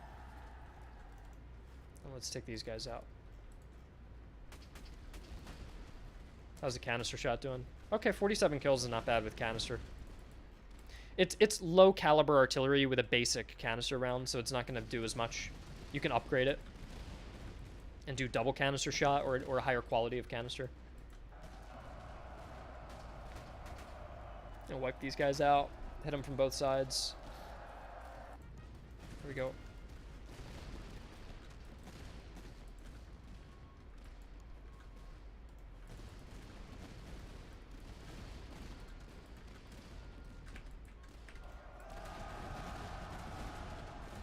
There we go, beautiful. Their British foot really got distracted on a little wild goose hunt. There's some issues with like the formation warping like this, and that's something that we're still working on, by the way. So if you see little glitches like that, don't worry too much. There's probably still going to be some issues like this on the release day, but we're probably going to do a couple improvements to it before release, and then after release we'll do even more improvements. Just it's really hard to get the formations to stay very cohesive, but also not be annoying to maneuver around. So it's just a little bug, but that's okay.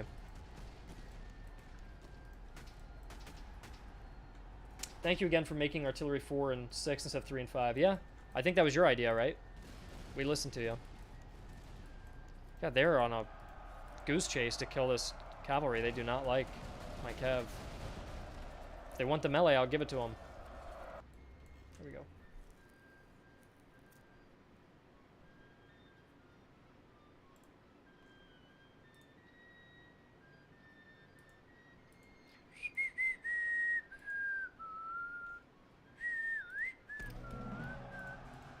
Here we go. 145. And we get good loot because technically it was a field army. So this is a little powerful to fight those battles. I wouldn't mind just grabbing the morale, or sorry, the manpower. I feel like that'd be good. Got some nice level ups. Get the French, get the ball rolling for the French here. We've got a morale. I'll wear the cross around the neck. Horseshoes are good. Give it to this cav. Shepherd's axe. It'd be nice to give the axes to the cavalry, actually. Melee damage. I'll give that to the Irish. Riding boots. We'll give that to the Berry cavalry. Move the artillery over, by the way.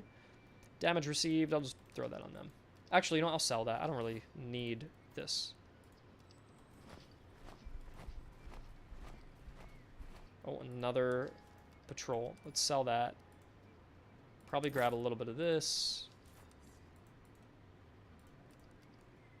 I feel like the AI should be more... I'm going to write a note that the AI should be more willing to run away from you.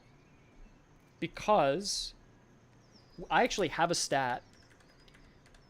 I have a stat where I can define at what point an AI on the campaign map actually spots you and runs from you. They wave a white flag and they actually run away. And if this patrol of 4,000, clearly they're not going to win. Like, I've got 6,000 guys. I'm probably higher quality by now. In fact, I really don't even need to fight the patrol armies. Like, I feel like I have enough momentum that I can take on harder armies. If they ran away from me, it would be a signal to me as a player to go, oh, they're scared of me. Let me hunt for a harder army.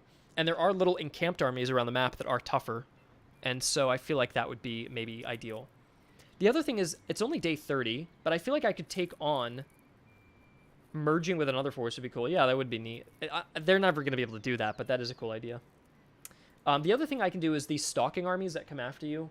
I feel like I can... like right now, I wouldn't mind taking one on. And it's day 31. Maybe they should come in day 45.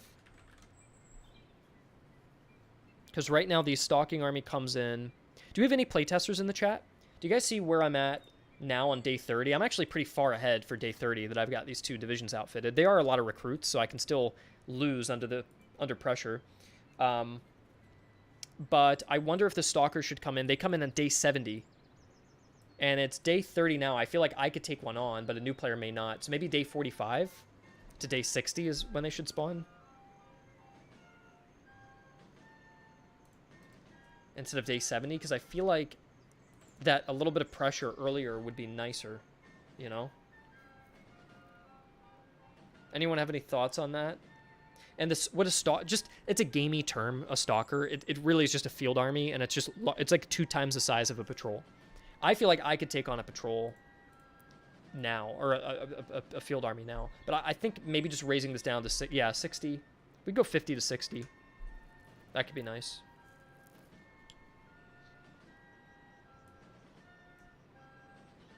And we go 40 to 50, and then 30 to 40. 30 days in the region doesn't give you much time.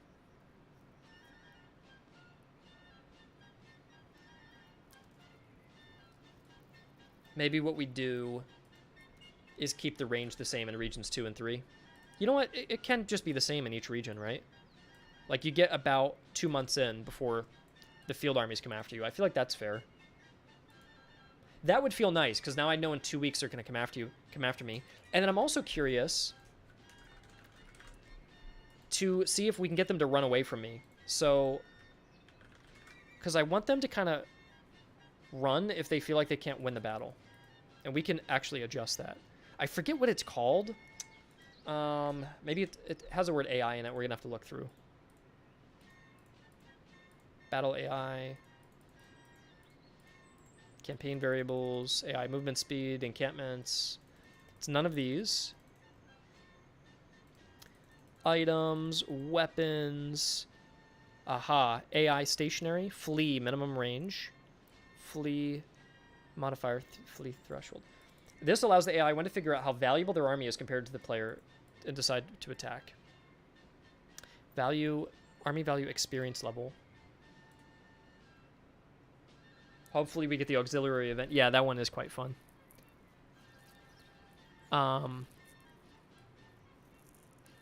Flee threshold.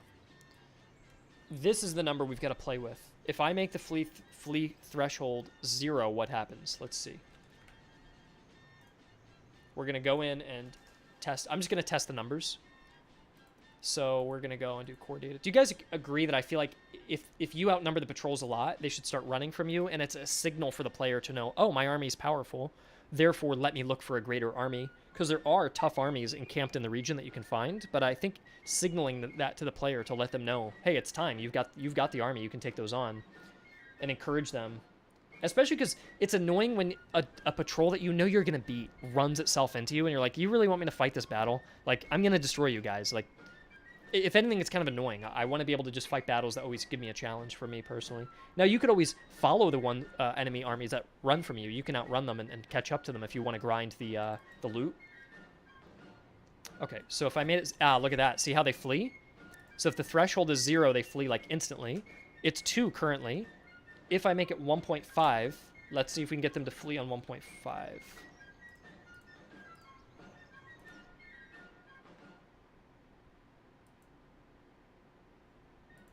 Core data. Maybe don't make it impossible to force a battle with a running army. I'm not sure what you mean by that. To force a battle with a running army? Oh yeah, no. Yeah, you can catch up to them. They actually slow in speed when they're running. So it's kind of like they run away from you and they go, "Oh no, don't catch me," and they run away at like half speed. So if you did want to chase them down, it's not too hard. So now that it's at 1.5, let's see if they want to run from us. Because it's always a cool feeling when you're first intimidated by the patrols and then they start running from you. You're like, oh, I'm getting good. All right, you get a little confidence and you want to take on harder armies. So they still want to face me at 1.5. What's their army look like? I mean, they do have a good British foot. And artillery, this thing I'd still beat, though. So let's go 1.25. I feel like they're just at the threshold here where this army would just barely want to retreat to me. So let's build core one more time. And if they still don't run, it's okay. I don't want to make it too common that they run away from you.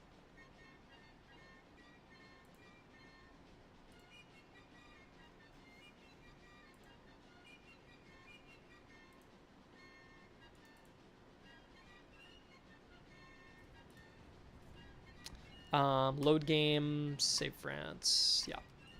Let's try it again. Will there be historical standalone battles? There are 4. Or actually, technically, there's 4 standalone battles. 3 are historical. 1's fictional. As part of the Rise of Frederick campaign. There's Hohenfriedberg, Kostazitz, and Zor. I was gonna include more.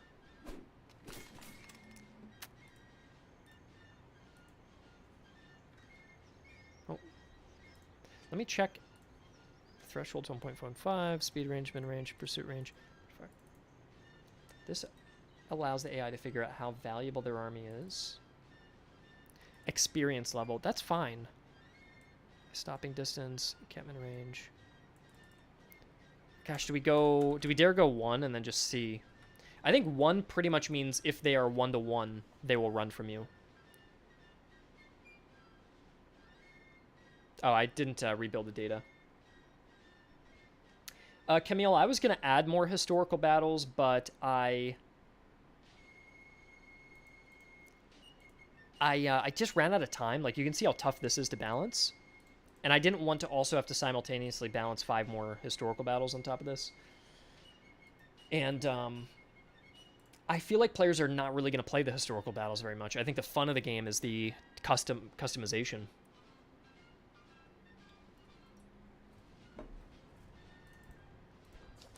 Oh, didn't mean to do that.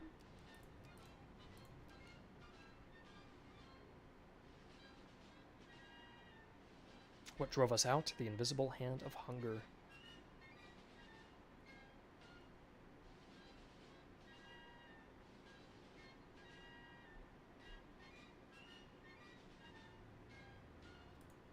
Damn, they will not run.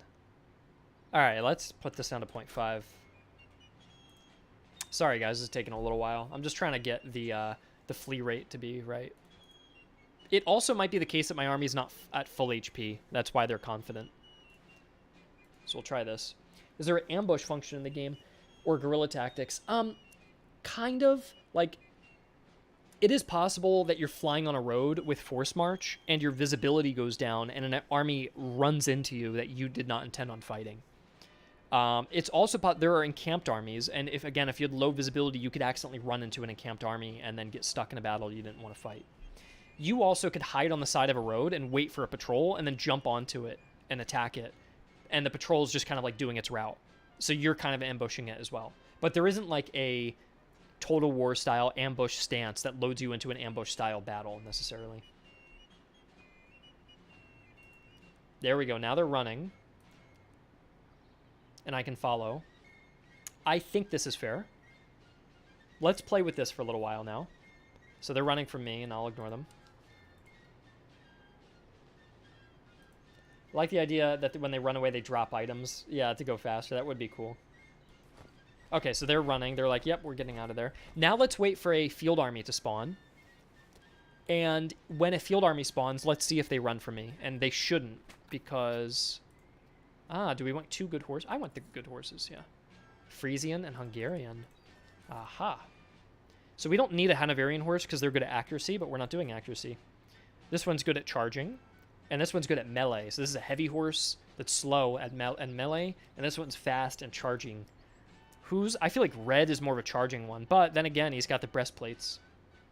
So I feel like the black horse with the breastplates is good. And then fast with the riding boots. That's perfect. Because look. Speed +4, speed +2, speed +6. So they're really fast. You want me to name them the cuirassiers?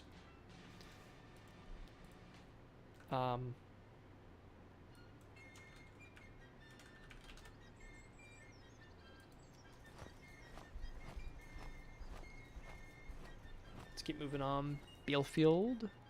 So this patrol sees me, and they're running from me now as well. Which is quite funny. Now this one, it looks a little larger, so I'm kind of tempted to go chase this one down. Can we recruit anybody else? They have a cheaper recruiting thing. Let's go fight this army and sell its loot. I love the way they run from you. Like, they're like, oh shit, oh shit. This one's actually kind of cool. Highlanders and a light dragoon. Yeah, let's go fight these guys. I do like that they run from you now, though, because it gives you... There's nothing more annoying than reaching the critical mass with your army, and now you're ready to hunt for a big fight, and then all these annoying patrols like gnats slam into you, so I'm really happy to fix that. I wonder if any playtesters are here. This could be exploitable, but how do you feel about increasing the amount of encamped armies on the map? Because I'd be really excited to go attack an encamped army, but I haven't found one, and only 3 can spawn.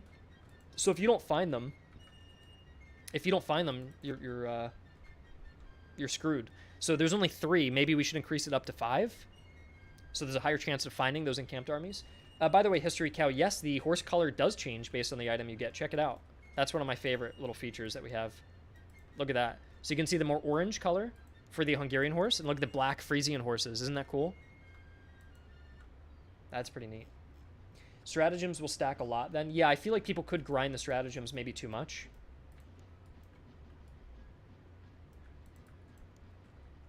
But I don't know. The thing is, you can't always find all of them. So maybe I should increase it from 3 to 4, maybe? I know 4 is kind of an awkward number versus like 3 and 5, but maybe that would be good so you can have a higher chance of finding them. Because I'd really want to fight an encamped army now.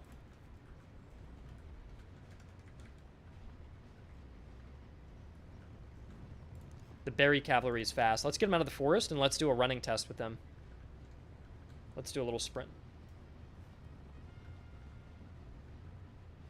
All right, guys. Are you in the terrain? No, you're good. All right, full sprint with our new Hungarian horses. Let's check them out. Actually, let's check the speed of our Frisians, who are a little slower first. So full sprint with the Frisian horses. Ready, charge. Pretty slow. Still pretty slow, right? Now let's try the Hungarian. Forward. Aha, look at that. Those Hungarian horses push just a little bit faster. You can get them, you can get these horses even faster if you upgrade them. This is the lowest tier of cavalry, technically, the provincials. So they just need to be a higher tier, that's all. My fear is the player getting too OP at the end of Region 1 with too many encampments. Yeah, I do agree. Maybe you should, like, maybe the sacrifice should be that you have to hunt for them. So I can keep it at 3. I don't think anyone's complained like I'm complaining now, so I don't want to overdo it. Let's check out what they've got here. British Highland foot. The Highlanders. The Highland man with sword and lance.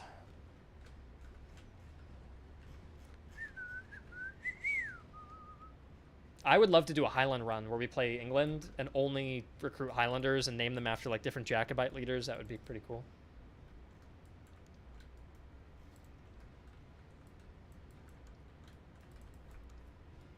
All right, Duroy. Honestly, the music that's playing now actually fits pretty good. It just auto-played Assassin's Creed 2 music. I'll take that.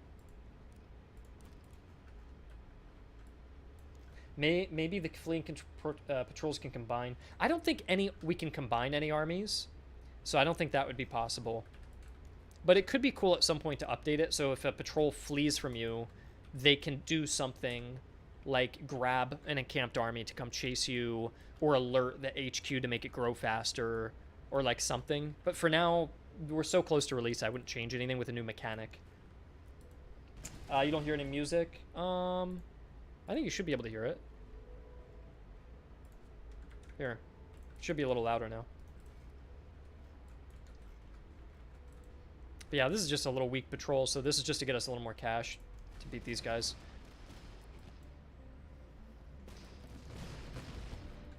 Assassin's Creed 2 is one of my favorite games of all time.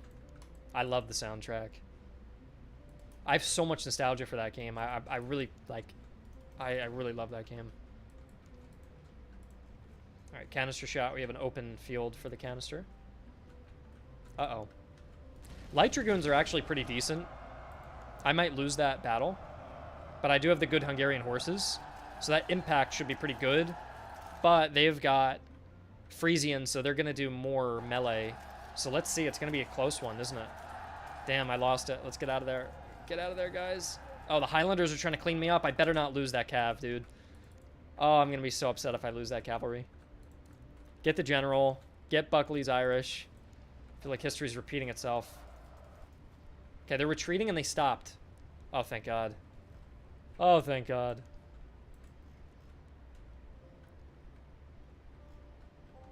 Make Frisian horses darker. I'm okay with it. I still want them to be, like, from far away, that's pretty dark.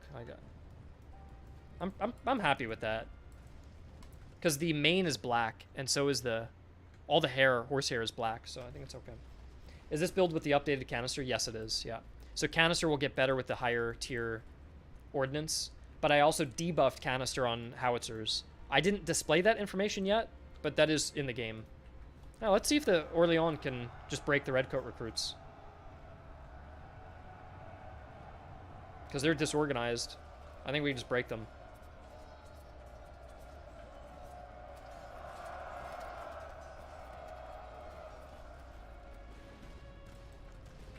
Let's reform on the hedge.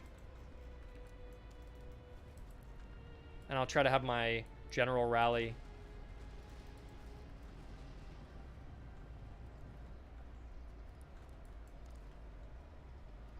Gonna advance. I don't want to advance because I want that canister to be ready. Let's advance the artillery, actually.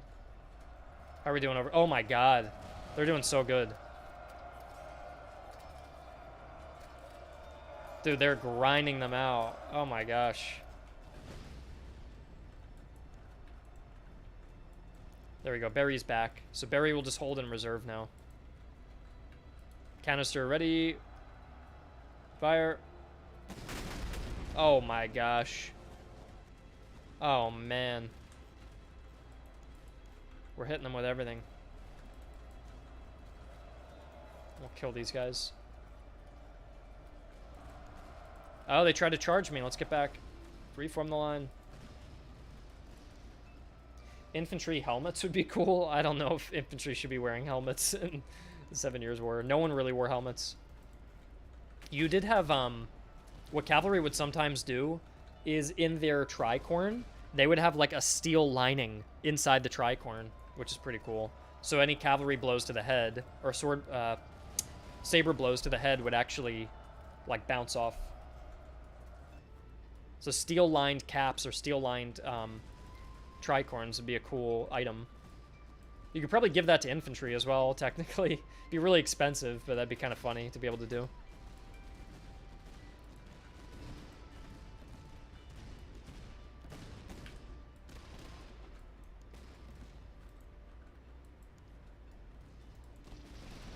Could artillery have more flash and smoke? I feel like they could. The reason they don't have much right now is I think because they're using canisters, so it doesn't look very impressive. Alright, let's... Oh, I love that canister. Alright, let's go clean these guys up.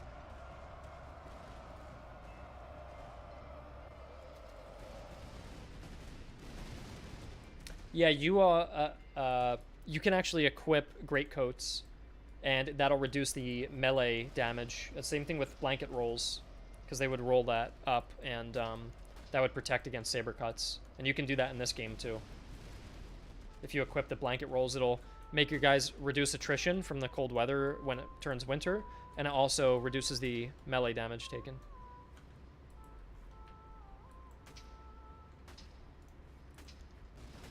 Damn, those Highlanders are actually really tough. Maybe they shouldn't have ran from me. Why don't we maybe go into core data? Do you think this army should have ran from me? Do you think it's okay that they're... Like, I'll still win this. Look at all my health. I think it's maybe okay they ran from me.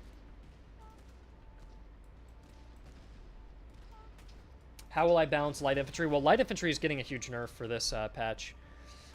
Because all the infantry manpower went up, but light infantry did not, and the light infantry accuracy buff got reduced by like 20%. So they're still good, but they're just not overpowered anymore. French morale doesn't seem so bad in your run. How do you feel about it? I did buff the French morale. I could reduce it again, but I do have a lot of items to stop the morale problem. Oh, damn, the Highlanders. I guess it makes sense. They're good in melee, huh?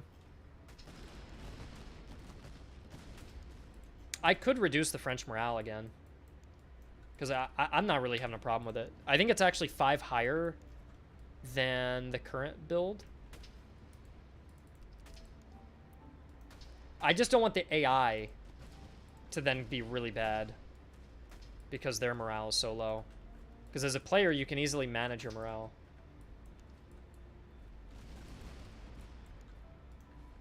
Okay, they're trying to charge me.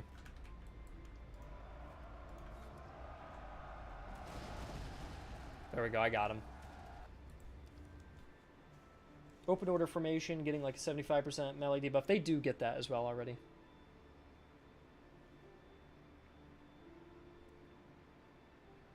But yeah, if I reduce the French morale, it's gonna make the AI even worse with the French, and I don't know if I really want that to be a problem. We got lots of gators and tompions. I think I want the experience now. I want to start professionalizing.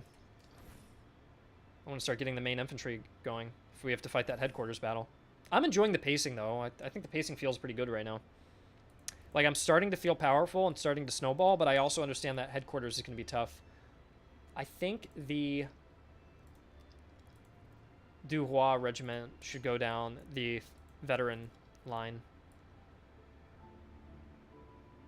I wonder... At worst, lower their unit size if you had to nerf. Yeah, I could. I could bring them down to 1,500 so they're the same size as Russia, but I don't know.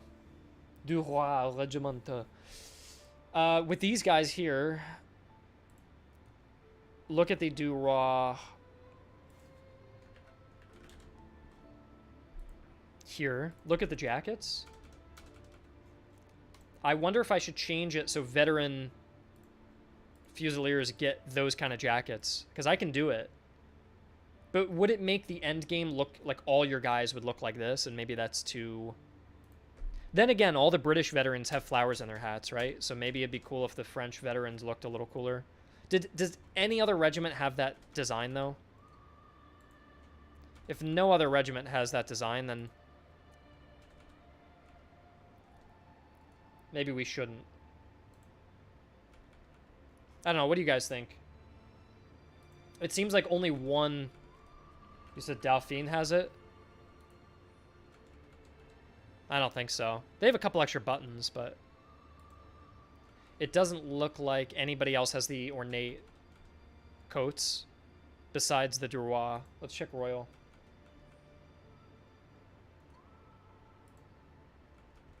Nah, I think I'll keep them the same. It would be cool, though. It would be cool just to give them the better... Maybe just the buttons could look a little nicer. Let me save real quick.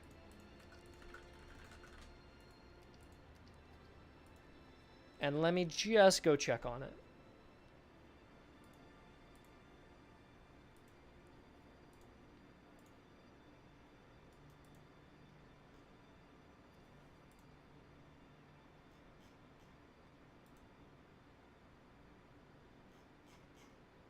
So if we changed it, it would look...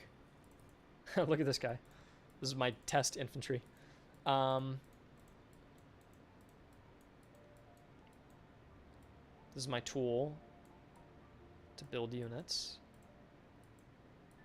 I don't know, I'm kind of tempted to make the French veterans look a little nicer. Like, that's a French veteran now.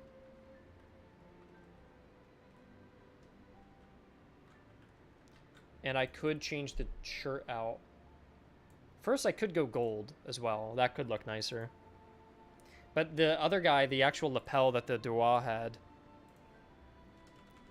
is that gold there, which would look like that. You see the bar, the gold bars like that? That's essentially what that would be. And on the right, you see how it's in black? You would just fix that and make this gold. So like that could be the French veteran. By the way, it's random colors. So every time I toggle, you'll see it. The waistcoat will change color randomly. Sometimes it's red, white, or blue, I think. Or it looks like it's, yeah, red, white, or blue. Does that look cool for the French veteran Fusilier, or is that too good, do you think? Looks way better. You guys like it? I like the look. I think it'd be cool, yeah. Let's do that.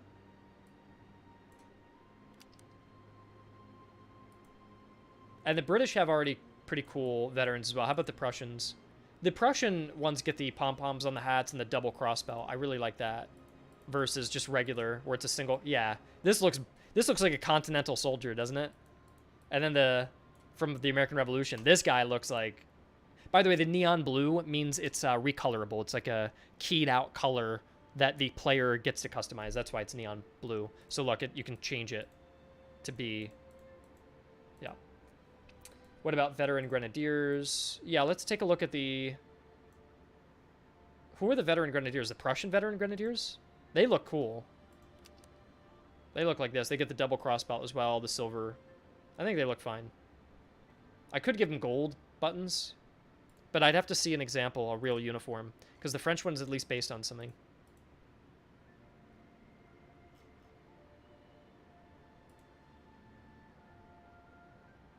Let's see.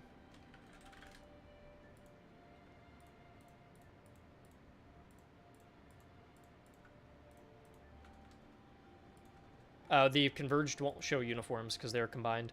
That's a really plain uniform. That one's really plain as well. Very plain. That one at least has a lapel. Yeah, like, I don't think they can look too fancy.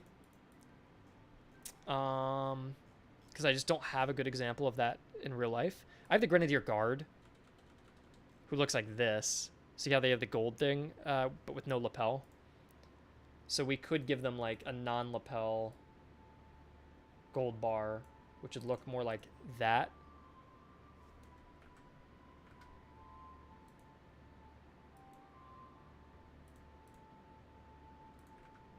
And I'd probably get rid of the double crossbelt on them so you can actually see it. So it'd look more like... Maybe I'd do like that. And then the second crossbelt wouldn't be brown. It would be more like... Probably like a gray. So that's an option for the veteran grenadier.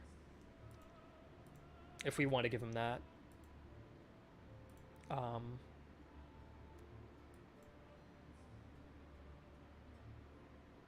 But I don't want him... Let's save him. I don't want it to overlap too much because I already have this unit that we're looking at is already in the game. So I don't want them to overlap with each other, and now it's not unique to get the other unit. So they're called the Grenadier Guards. Okay, they have really bright colors, but they kind of follow a similar structure. I think this button pattern is actually probably better. Yeah. Hold on. So what we're going to do is we can go to the veteran Grenadiers and fix the shirt to use the same... In fact, we can even go silver just so they're different. So it still looks cool. What color is the tassel? Why don't we do this and just give them the silver? Oh, I didn't mean to do that. What color is this? Like that. And now that looks a little bit nicer, maybe? Or do you guys like the veteran Grenadier how it was?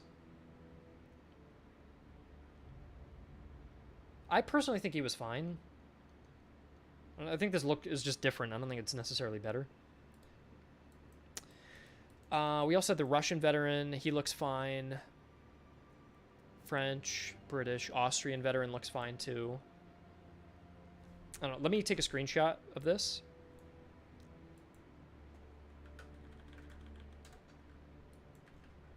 And I'm going to export it. Let me compare this to the regular Prussian Grenadier. Yeah, definitely an upgrade. I kind of like this. Look. So you keep the one crossbelt. It actually swaps sides, so I'll fix that. The waistcoat turns yellow. And then the buttons, you get these gold bars instead of the dots. And I think that looks nice. It could be a second option thing. It could be random, yeah. But I do want the veterans to be distinguished from the regular. So I think this is nice. And these guys had that other uniform we were looking at, the really basic one that didn't even have the lapel. So it makes sense, the difference now between these. I'm quite happy with that. Let me go back to the veteran Grenadier. And I want to keep the strap on the same side. It didn't really make sense that it switched sides.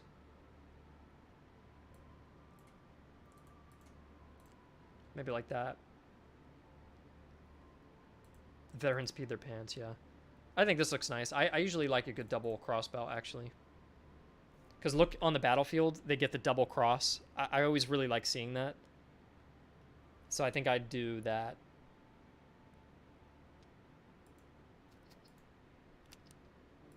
Okay.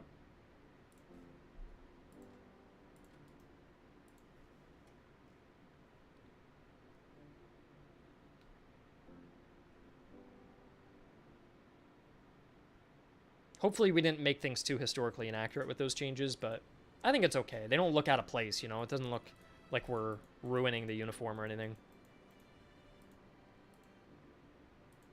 Because also, veteran grenadier is not even a real-life distinction. So that unit is made up kind of inherently. Let's go push our bus changes. I'm excited to see the new French uniforms, honestly. The French veteran one. Now, what's going on here? That's odd. Okay, I think it got pushed. Seems like there's a lot of variations in differing regiments anyways. Yeah, exactly. Warband, have you finished a full playthrough? And if so, do you think you'll cover the game on your channel?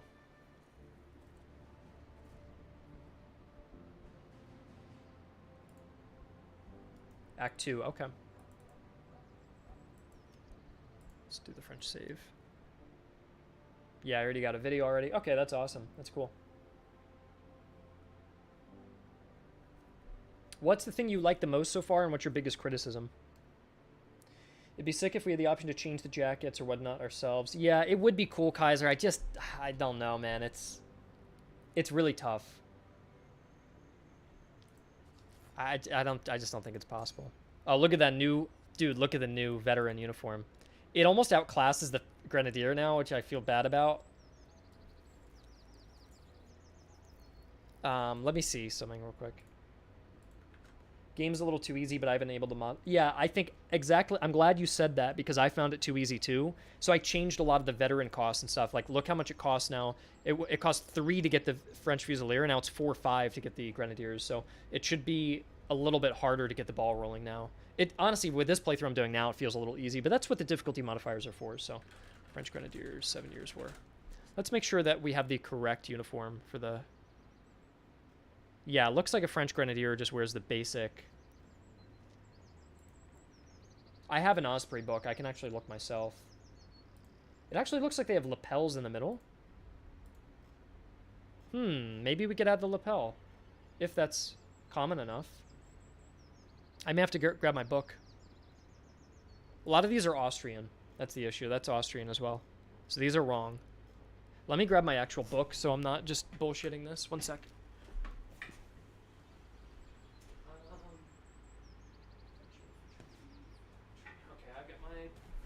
French infantry book from 1756. I have a book on every nation's uniforms.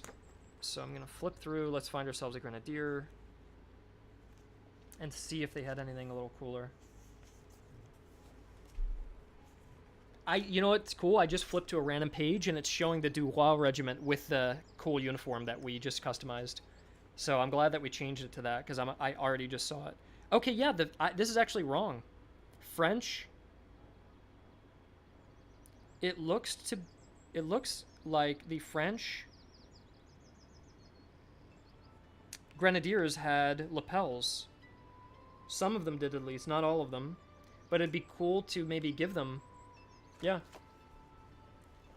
Like the other one that we were looking at. What's the other image we just saw? That guy, you see the guy in the back with the red lapel? Looks like they should have a lapel down there. Let's look at... Yeah, take a look... Kaiser, if you could take a look at Chronoscope for me.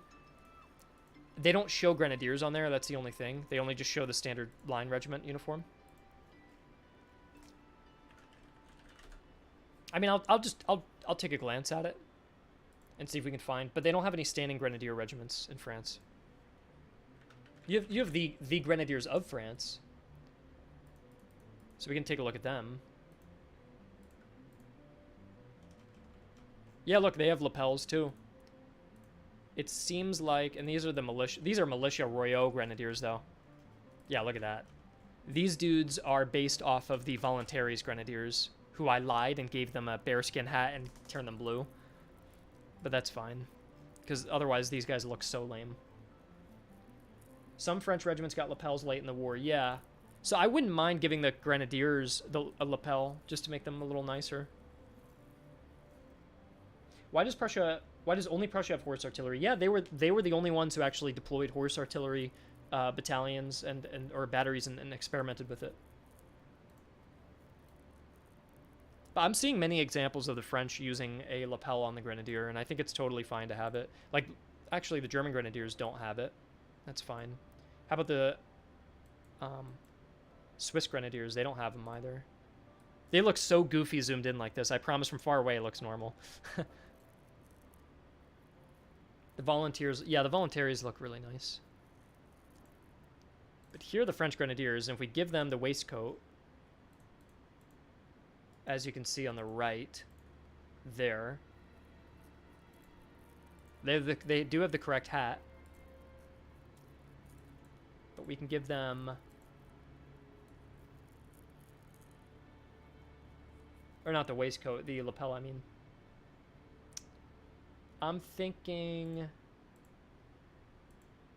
maybe like that. You know what I mean? I think that looks quite nice.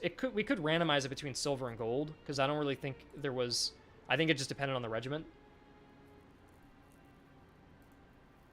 So we could go silver or gold. Yeah, it's like completely random. So let's export that.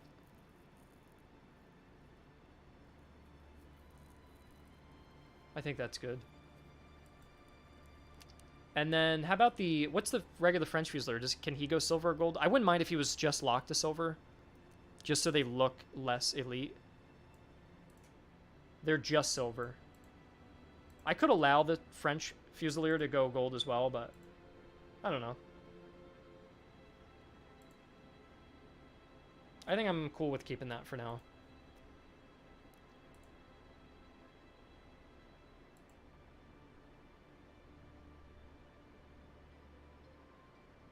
Yeah, I'd keep them silver only, just so that way the veteran ones look distinct from the regulars.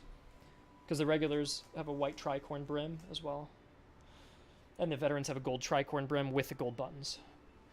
Ark asks, I know you mentioned in the most recent devlog that the goal is to run on lower end systems. Will it run on the Steam Deck? None of us own Steam Decks, so I honestly just can't tell you. Steam actually runs their own test though, and they'll actually tell you if it runs on the Steam Deck, and then they will add a disclaimer if it does or not. Should the French veterans have similar facings as the Grenadiers? We gave them a new set of facings, and they look now like the Royaux, or not the Royaux, the Duroy Grenadiers. They look like they're modeled after the Duroy regiment.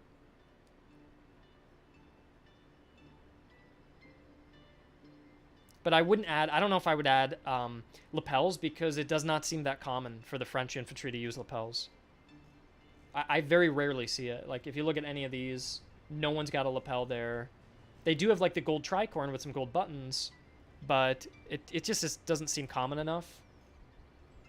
Lapels always look nice, but look, the French very distinctly don't have it on a lot of the uniform.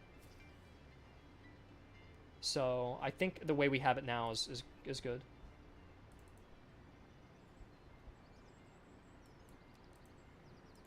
Send me a key and I'll test in the Steam Deck. Well, the demo's out in only a couple days, so you can test it you can test the demo on the Steam Deck if you want, and that'll be free to test the demo. All right, let's take a look at. Look at that. Those are the new Grenadiers and the new. Oh, they look cool, dude. The French just got even cooler, didn't they? Look how nice those. Oh man, I'm excited to get these.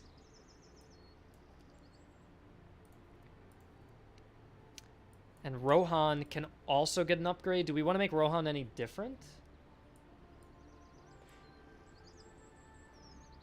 One unit that may need more notable uniform difference is the Irish.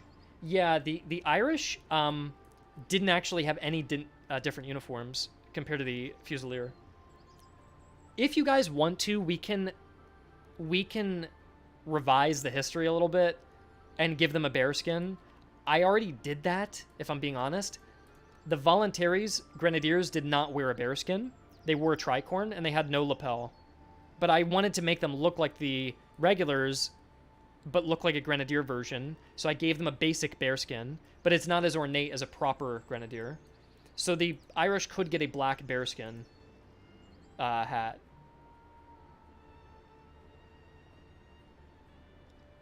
By the way, the music in the background is Assassin's Creed 2 right now, so if you like the music, it's just a mistake because it went on autoplay to start playing it, so I'll turn that off. But the music in game's pretty decent.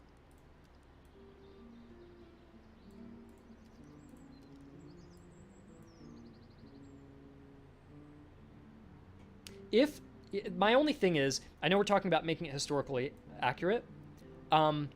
These guys are not historically accurate as it is.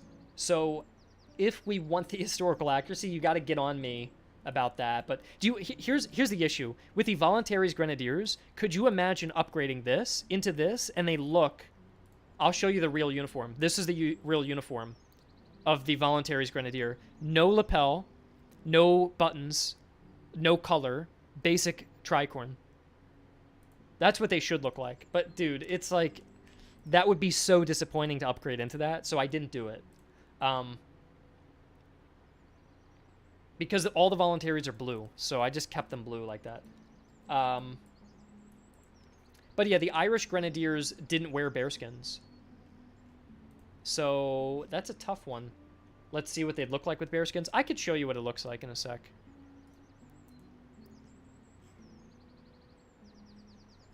Let me just check Grenadier. Yeah, look. Grenadier, black tricorn. No difference. Fusiliers carried a sword, Grenadiers had a saber. Okay. But I can definitely, I can just see what it looks like. If you want to see. But I'd only make it a basic, if we changed it, I'd only make it a basic bearskin and not the really, like, ornate one with the plating on it, because they just wouldn't have worn that.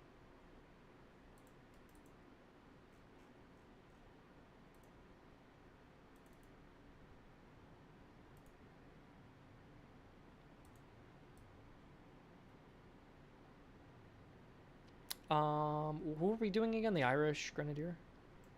There it is. This would be the alternative.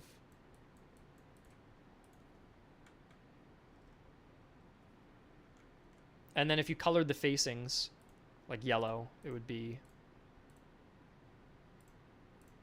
like that. There's like an example of an Irish Grenadier, potentially.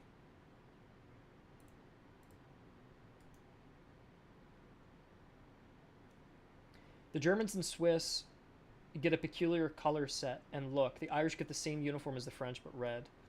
If people can gush about Empire and Napoleon Total War, despite having the worst uniforms and no historical accuracy, I think it'll be fine. I think Napoleon... Well, Empire's uniforms are bad. Napoleon's uniforms are actually quite good. Tricorn looks better. I think it looks far better to help them distinguish them in combat. Tricorns for the win here. I like the tricorn. Tricorn looks better. I kind of agree. The gold tricorn looks fine. I think it's okay. I'm gonna leave it. I don't think they need it. Should I change the Voluntaries at all? The Voluntaries Grenadier, who I did give a bearskin?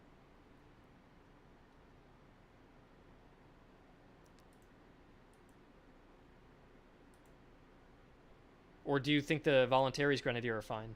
Because I think they look fine, because the alternative is so bad. It's kind of a unique idea of a unit, like a militia Grenadier. But the tree just doesn't really support the player doing that, and I think what they are now is fine. Yeah, the Volos are fine with the bearskin. Yeah, okay. I want to fight this boss battle and see if they can beat me or not. I'm excited to get to the end of Act 1 here. But yeah, I'll keep the tricorn. I really love these new Grenadier and veteran uniforms, though, for the French. They look sick. It's so exciting. Look how nice they are. Oh, even look how that came out with the blue and red. I wonder how it randomly generates. Blue and red. It'll randomly generate every time you open it. Blue and blue. Blue and blue. I think I accidentally set it up so it can only be blue, so I may have to go fix that. Blue and red. Blue and red. Yeah, it can only be blue at the moment. So let me go fix that. God damn it. We're going back and forth. Did you upgrade your artillery? I think I should be able to, but the French artillery upgrade's pretty expensive. If there was player feedback for the Steam Deck, would you consider it? Robin, there's one programmer on this entire game. So if we had, you know, 0.01% of players on a Steam Deck and they had to spend a week working on the Steam Deck, and then the 99% of players, there's a bug that's making the game worse for them, and we prioritize the 0.01 with our single programmer, I feel like it would be negligent to do it. So we're so small. We are so more small than you can possibly imagine that the fact that this game even got made is an absolute miracle. In a year and a half, by the way, too. And this is not an arrogant thing. It really is not from any place of arrogance, but this game should have taken a team, about 4 to 5 people, maybe 2 or 3 years. And it probably would have looked a little bit nicer. Like the hills probably would have looked a little better, too, if you had that amount of people. But there's so much pressure on the one programmer that me and him, I'm doing all the balance, all the design, all the history, all the content, all the maps. He's doing all the programming. If either of us have any more work added onto our list, it's so bad. We also have to get the game running on widescreen because a lot of people use widescreen, so we're working on that now, and it's just... Yeah, anyways, I don't mean to give you such a negative answer, but I'm just trying to give you some context there, and maybe if there's one day where we wake up and there's nothing for us to do and everything's beautiful and there's no bugs and no glitches, then that's something that we can work on. But there's just so much stuff to do that it's really, really difficult for us right now. That's all. Okay, so for the lapel...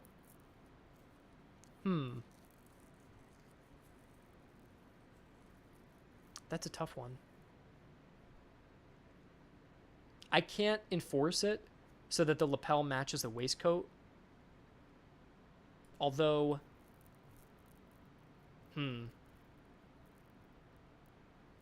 I guess it doesn't matter, does it? Like, here's the one issue with this random generation system that we can't change. Is that, is if you add in, right? You could be white or blue or red. Look what happens if I re-roll the random generation. So it's red collar, red lapel, white waistcoat. White lapel, blue waistcoat, red collar. See how they all get their own random color? I think that's actually fine, though. That looks nice, right? I don't think it looks bad. I actually don't mind a little bit of... Yeah, this looks fine. Okay, I thought that was going to look worse. So let's export that. And then the veteran, we'll make sure the veteran also has that. Right now I only have it so they can only have blue, but why don't we add in those extra colors?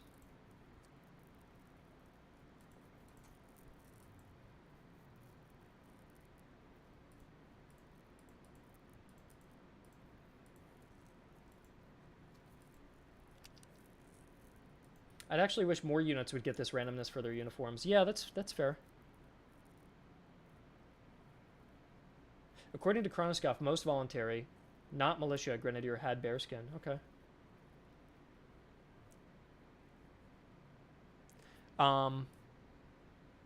Yeah, I'm going to go and just allow more randomness with the uniforms, honestly. I don't mind it, because right now I'm, like, really strict about what colors are allowed to spawn for France, for example, but I don't think that's even necessary.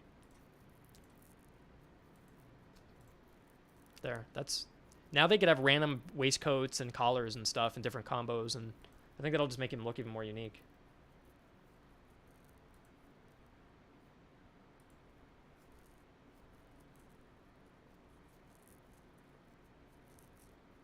And... Oh, was there another? Nope. Let's change the bust.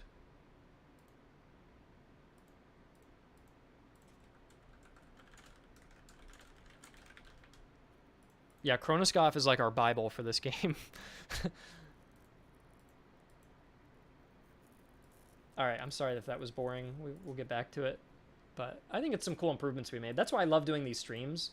Is because you guys, like, throw out a random idea. And I would never implement that if you guys hadn't had me do it.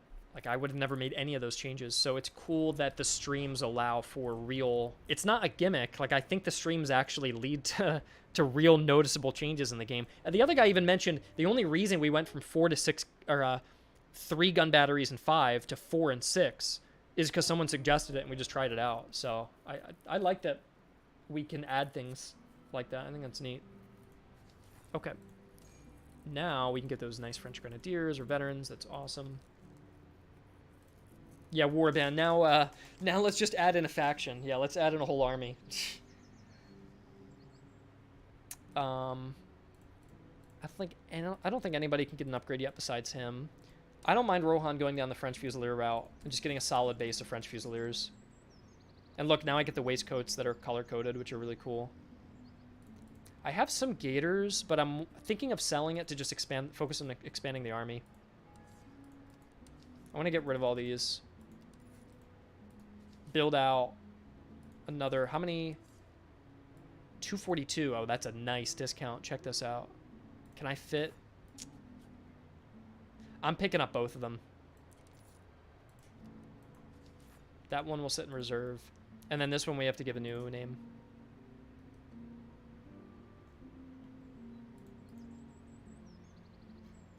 Did I eat today? I don't think I ate today, but it's only 4 o'clock.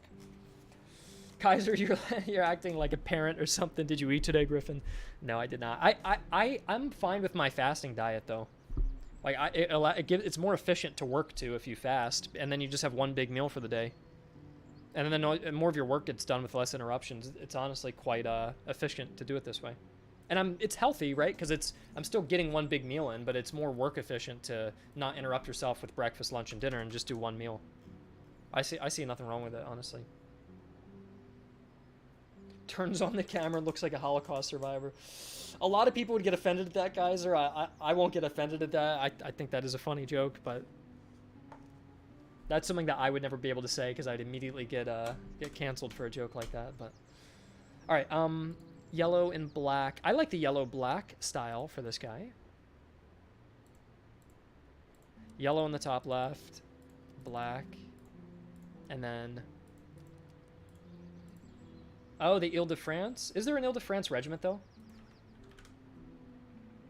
Ile-de-France. Is there one? Nah, it doesn't look like it, unfortunately. 44th Marines? We could do the Marines.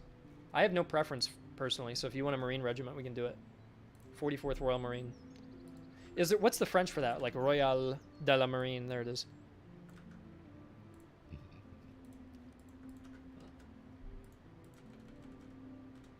Oh, that looks cool. I like that flag a lot.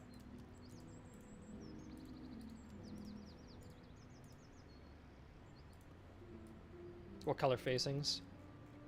Blue? Nice. I like it. We have a lot of blue regiments.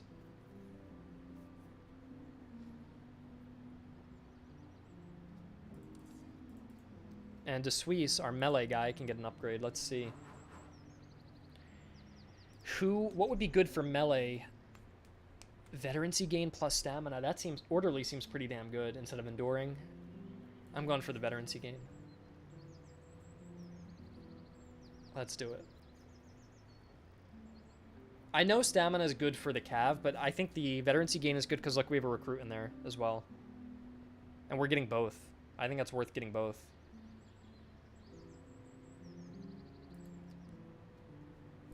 Do you guys prefer the nice, like, historically accurate regiments, or do you prefer the, like, goofy ones? Because when we do the other streams and everything's like a meme, I thought it was funny for Prussia for, like, the first 2 videos, but by the time we were doing Britain and we had the LSD regiments, I thought that was funny for a little bit, but I don't know. I love the historical units with the historical flags and uniforms, and something about it is very, I just enjoy the attachment to the men and the immersion. I prefer it. Yeah. Oh, let's grab some manpower. I'm so excited to see the... I can't replenish, damn. I'm going to have to put the weak cav in reserve for now and put an infantry in. And then we got to customize him now. Let's do... Did anybody get to be bourbon? I like bourbon. And they're red, right? I don't care. We'll just do a red and blue flag. Let's do red in the top right and blue. That's close enough. And then what color? We get to do red facings. And then let's do the 39E bourbon. Everybody's saying 89th. Is 89th... Oh, Ile-de-France. There they are. They've got the goddamn blue facings. Everybody's got blue facings. And the flag is... Well, I can create that flag. I can create somewhat of an equivalent. What it would look like if I did that flag would be... that. That's the closest you're going to get. But the flag and the uniform aren't as good, in my opinion. I don't know. I prefer to go to the bourbon route.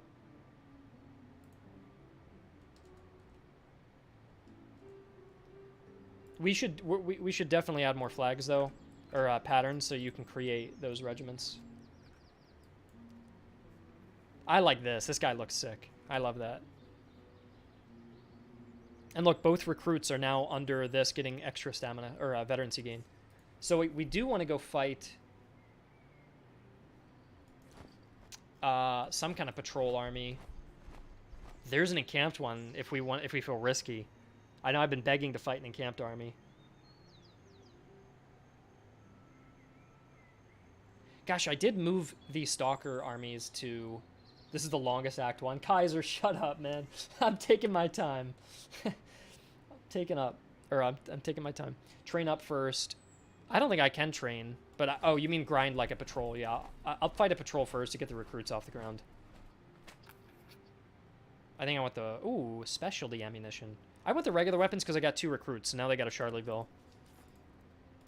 And a Potsdam. There you go. And I'm losing cash again. He told me to shut up. Cancel, cancel. Charlottesville is definitely the best musket, yeah. Which I'm okay with. I'm alright with that. Oh, we got the same... This munitions convoy, I feel like I see it a lot. I'll take the special cannon. Oh, we completed our side objective by accident. And we got a cannon. Oh, wonderful. Now we're steamrolling, aren't we? Upgrade. Oh, we have the same cannon already. Oh, no, 3-pounder upgrade to 6-pounder. Beautiful. Sell that off. French Grenadier in reserve. Damn, these guys look sick. Look at the whole waist. Look at the new lapels that you get. I feel like purple would be really cool, wouldn't it? Some royal purple.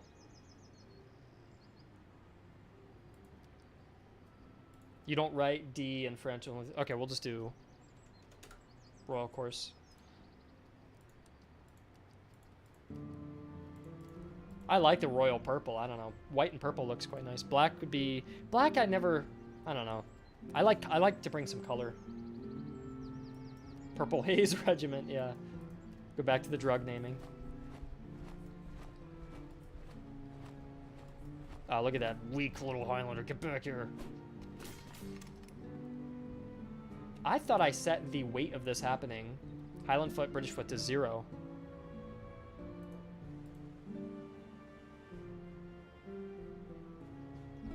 Interesting. Hold on. 0. Highland foot, British foot. Okay. I think this may not be hooked up.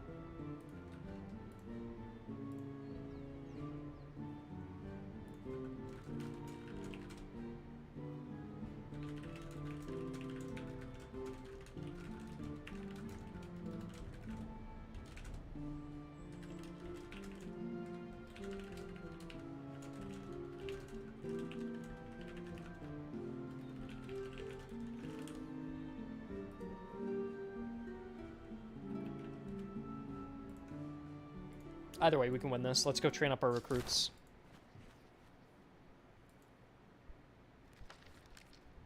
Why not let people set for themselves when the field army should come in? I don't know. That's like a new mechanical addition. I don't think I can add that in so late. There are difficulty modifiers you can do to make certain battles harder or to add more pressure. And right now I am purposefully picking on an easy army because we picked up some recruits, and I want to get the recruits some combat experience. In fact, I might put Bourbon and the Royal Marine Regiment in the front and let them sustain fire, and then keep everybody else in the reserve behind them.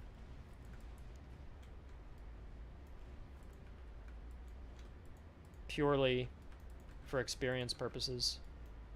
I get the artillery firing as well. Luckily, Irish needs to stay in the back and just guard the artillery because they're weak.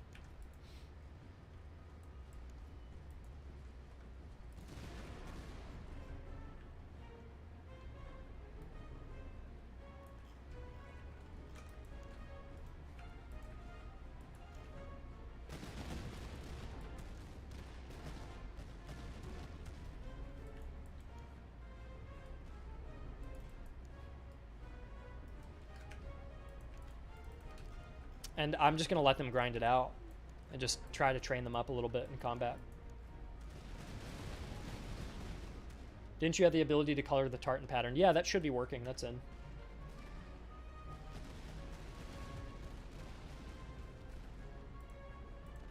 I'm going to go pick on their cavalry. Where's my other cav? Oh, they're healing, I think. You know what? If this cavalry goes in and gets killed, I'm going to be so sad, so I'm going to keep them in the back, behind Duroy. I think you're going to get people mad about the time nature of the boss army coming after you. Well, Warband, the cool thing is there's a modifier, and you can actually delay it by 3 whole months, which makes the game so incredibly easy that you can pretty much break the game if you enable that modifier, because you can basically get 4 divisions out of 5 in Act 1, and the entire balance of the game completely falls apart, and everything becomes way too easy. So, which I didn't like that for that reason, but people have asked for the HQ not to pressure them so much that I put that in. And I know some people would want it so that the headquarters never comes after you with that modifier, but at that point, dude, it's like, yeah, if you got 3 extra months, the snowballing would be crazy.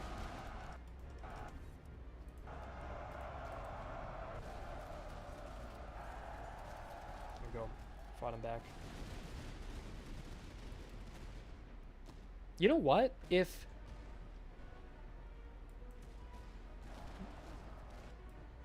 You know what's odd about this? Shouldn't the Highland Foot and the British Foot be winning against these brand new recruits? And they're not. And I don't even have any traits on them. I do have an officer nearby. If I move the officer back, let's see what happens. If the officer leaves, they do get lower morale. But I feel like the British should be doing better. They have more kills. But maybe when I lowered the British accuracy, it overcorrected a little bit. I mean, the enemy has brown besses, and they're in good range. I have a Charleville and a Potsdam. But I wonder what I could do to make these guys just a little bit stronger, to make them more of a challenge. Like, I feel like I should be losing. I feel like I should have already lost. It could either be that my French royal recruits are now too strong, or that the British aren't powerful enough. I'm not sure which is the case. Now, their accuracy is already... goes up to... It's only 44 in this case. Why is that? How do they have more accuracy as a Highland Foot? Oh, it's the veterancy there. But the British are...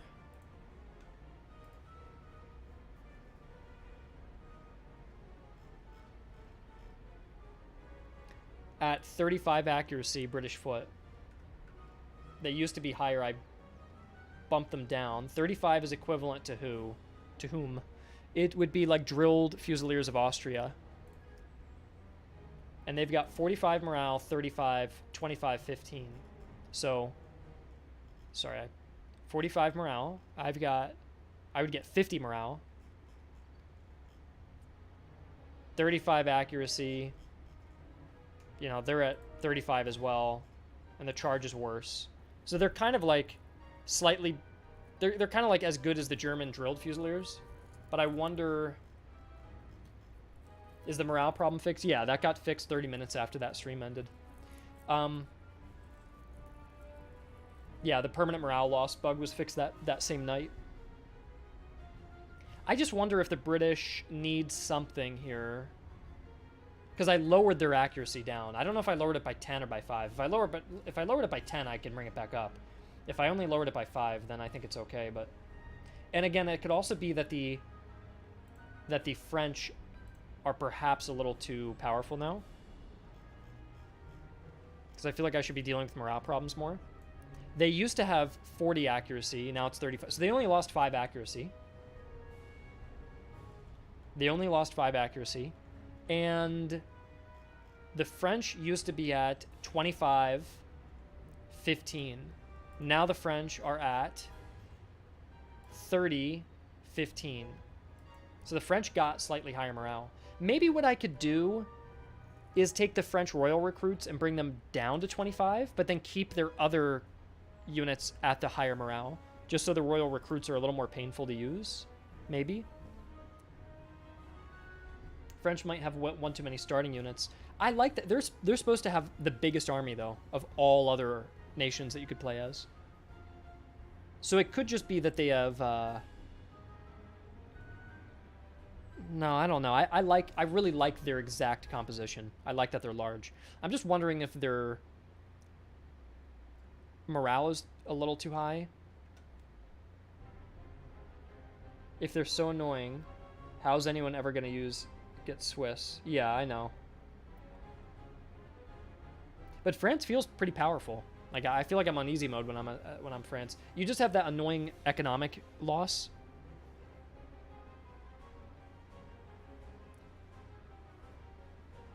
But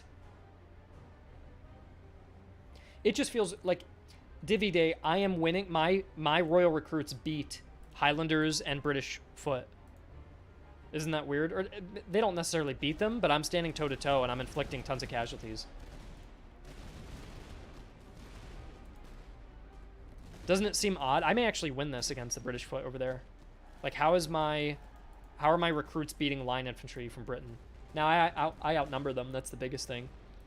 But I feel like I shouldn't be winning so well here. You know?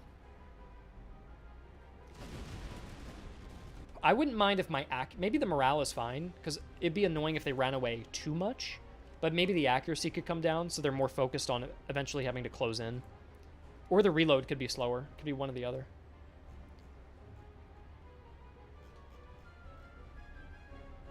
They have faster reload and faster accuracy. Or no, just better accuracy than the...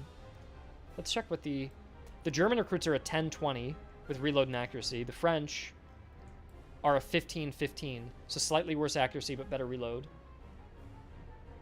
Why do the unicards have gray flashes? That's just a temporary UI placeholder, as we're making a new wavering flashing thing.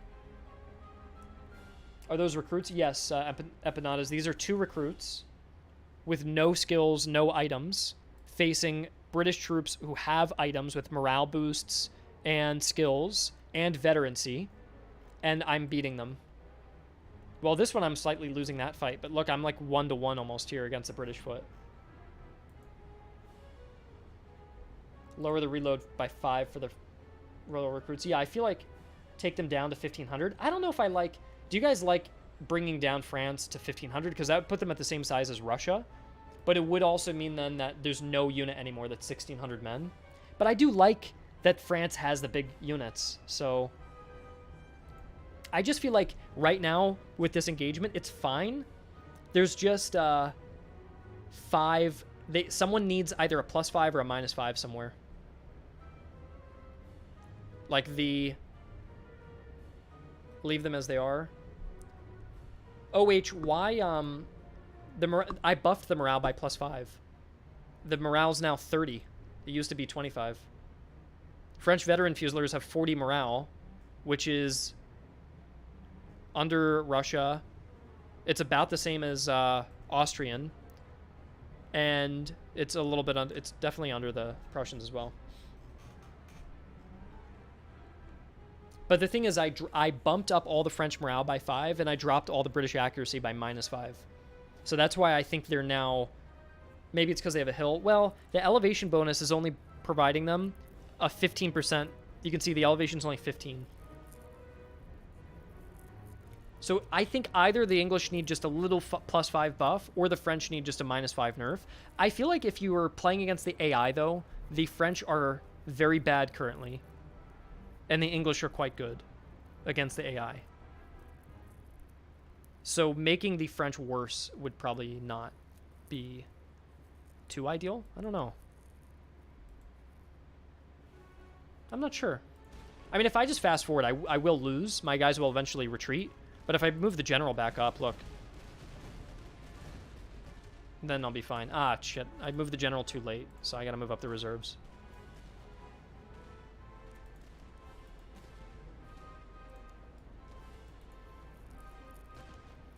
I don't know. It's tough to say right now. I don't want to swing the balance because of one fight. But it just feels like I should have had a harder time dealing with professional troops with my recruits.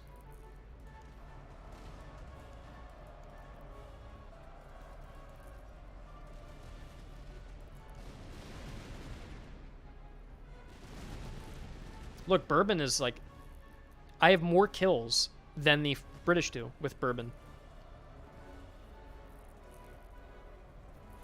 I have more kills than they do. Now I don't, but like... I don't know. I shouldn't be able to get more kills than the British, and they have an item and veterancy. I don't have any of those things, and I'm just... Look, I'm decimating these guys. So something definitely feels a little off with my performance. I wouldn't mind if my accuracy came down by 5. Just to make it less effective in range combat, that I might need to close the gap. That's kind of what I would lean on. I think the reload's fine. Austria is actually supposed to have the lowest reload due to the wooden ramrods, so I don't want to lower my reload. But I don't mind if the accuracy came down.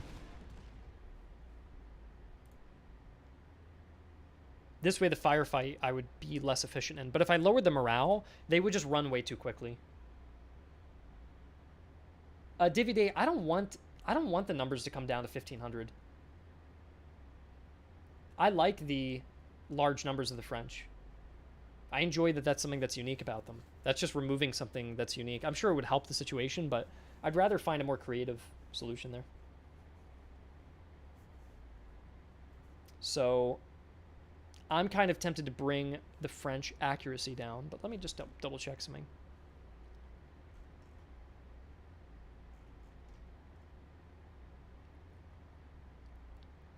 Accuracy only goes up by 5 here. Yep, goes up by 5 there. My accuracy of my veterans is 30. The accuracy is 20 there. Oh, I have more accuracy than the Russian. And I only have 5 less accuracy than an Austrian.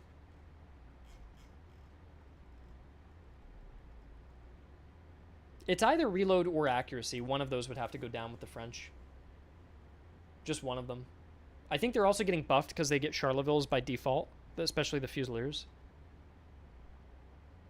Yeah, you know what I'll do, guys? I'll write down a note, because I don't think we can figure this out now, but I'll just write down a note that, like, the French are a bit powerful in range combat.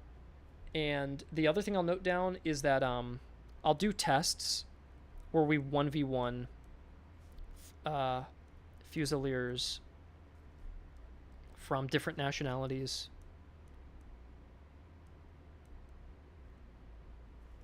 To see who is most powerful. So basically I can run a test where I just 1v1 different Fusilier types and then just make sure that the right people are winning in the right situations.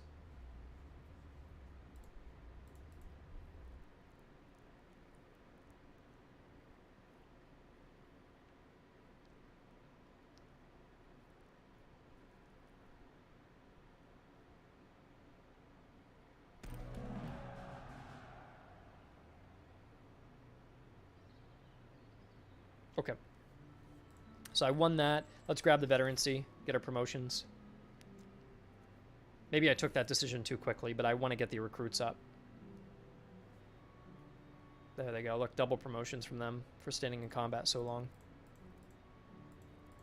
Everyone's in a pretty good spot now. We got a promotion on Iterative, the infantry commander. Either accuracy at the cost of melee or range at the cost of speed. I kind of like the range because I can use the Charleville and just fire at people way further away. And I want to keep my melee good as France. So I'd rather take the Observant. And I just need that extra brigade. I'm going to sell everything off to afford it. There we go. I like my Grenadiers there.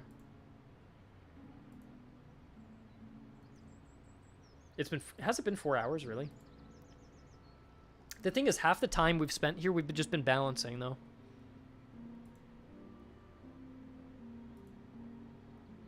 And I'm not meant to get to region 2 or 3. I'm just fine-tuning region 1. So anytime I notice a problem, I pause and we analyze it.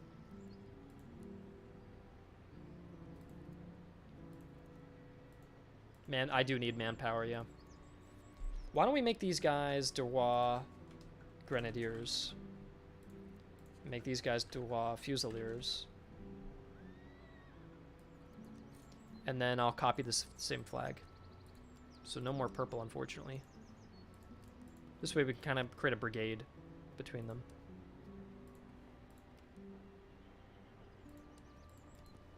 There. Now they're part of the same unit.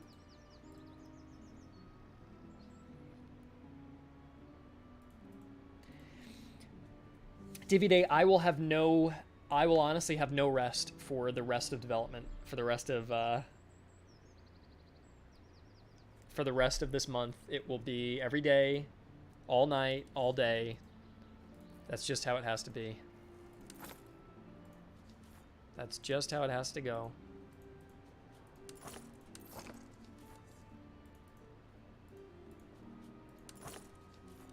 But you've got to do it like that. You have no choices. You really don't have a choice. There's no could you imagine at all if I said, "Yeah, I really want to focus on my mental health," and then I stopped working and only worked like 5-hour days or something, and then the game comes out and there's a bunch of shit that's broken. You know what I mean? It's just you don't. I'm okay. I get good sleep and I'm doing okay. So don't worry about me. Delay the HQ. Everyone always takes that, so we'll take that because that's what everyone else does. I think they're actually going to be close to... Yeah, they're close to rallying. This is what Apollo did. Apollo then marched on the headquarters and attacked them right now. He then just attacked these guys here. So, I feel like, by the way, shouldn't the brigade cost be 50%, not 60%? It feels... I feel a little too powerful as France.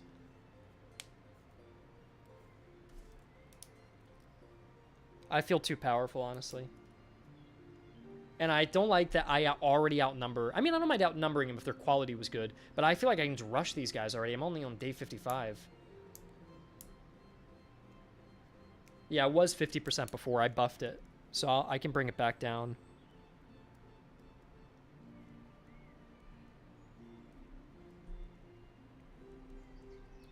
And then what else could we do to make France less of a snowball? They do snowball like crazy, don't they?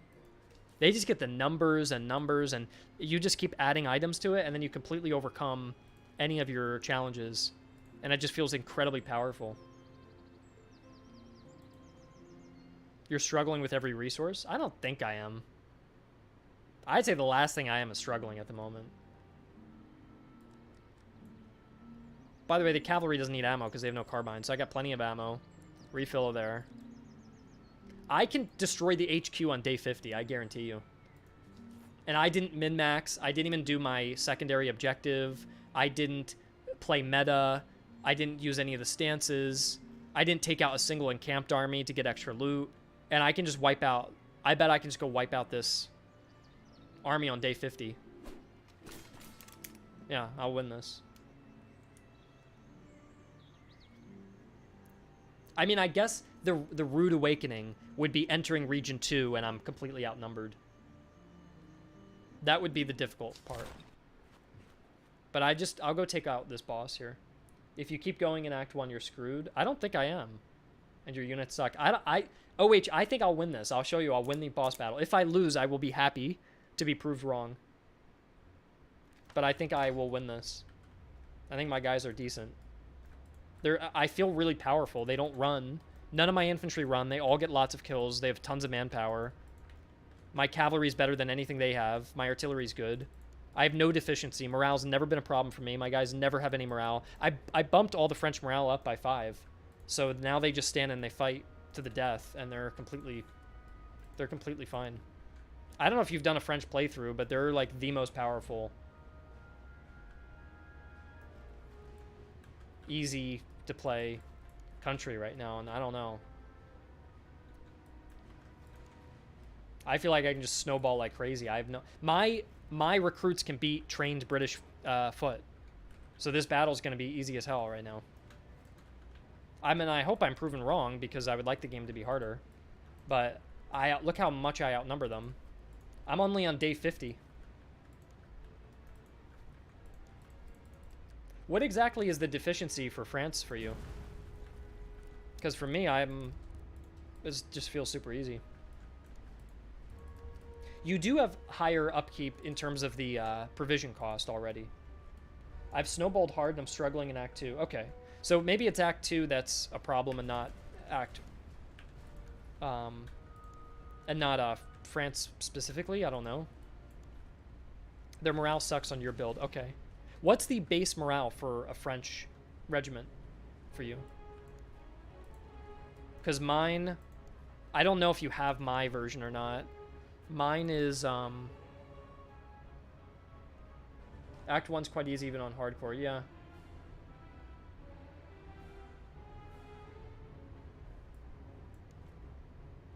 I think I'm at 35 morale. Let me just check.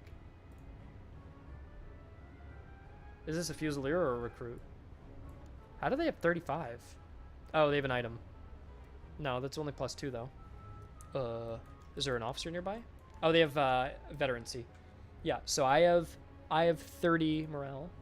The thing is, veteran Fusiliers have 40 to 50 morale, and the other units in Act 2 get 60 to 70. Okay. Interesting. So Act 2 is just really tough then.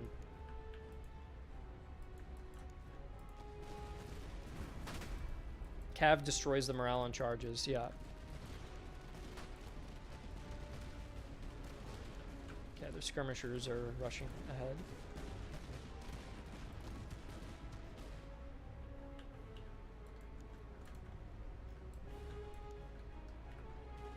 Act 2 is tough and a proper challenge, yeah.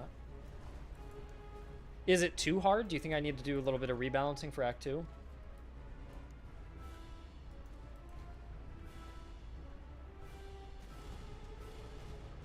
Maybe Act 2 could be a little easier and Act 1 could be a little harder? Or do you like that it's easier for newer players to just get your bearings and get everything set up in Act 1? The only thing is I would like... You're on hardcore mode. Yeah, that's the thing. I don't know about hardcore. I don't think anything should be balanced around hardcore. I mean, it should still be a fun experience, but I don't think the hardcore players is what the base difficulty should be changed to accommodate.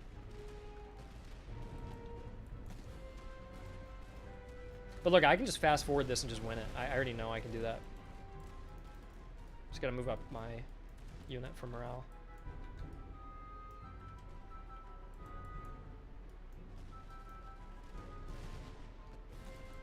I could probably just mass charge and win. Because they just don't have anything to stop me. Look. And you said I'm getting destroyed. They can't do shit. Look, I'm just mass charging all their lines. I played vanilla in Act 1, and Act 1's too easy, then Act 2 armies are matching me. Oh yeah. Going from kind of easy to pretty hard is going to fuck people up. Yeah. I wouldn't mind if this was a little tougher. It just feels a little bit... I'm okay if Act 2 is tough. I don't mind if you're like, oh shit, this is actually pretty hard. It might take a couple tries. But Act 1 shouldn't be play on fast forward and there's no risk with doing anything. You're just going to win guaranteed. I'm just mass charging. And I can just win.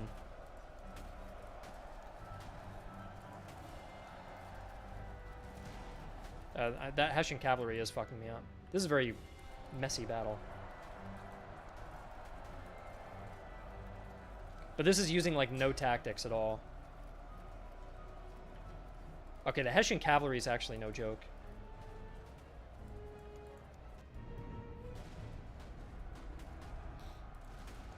Yeah, the new players won't snowball like this hard, because I know how the game works, so...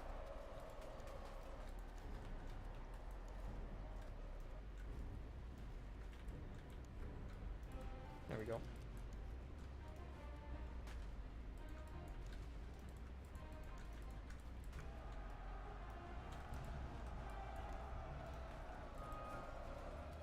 Oh, damn. The thing is, I was watching Apollo play, and his playthrough just looked so easy. And I don't want it to be super easy.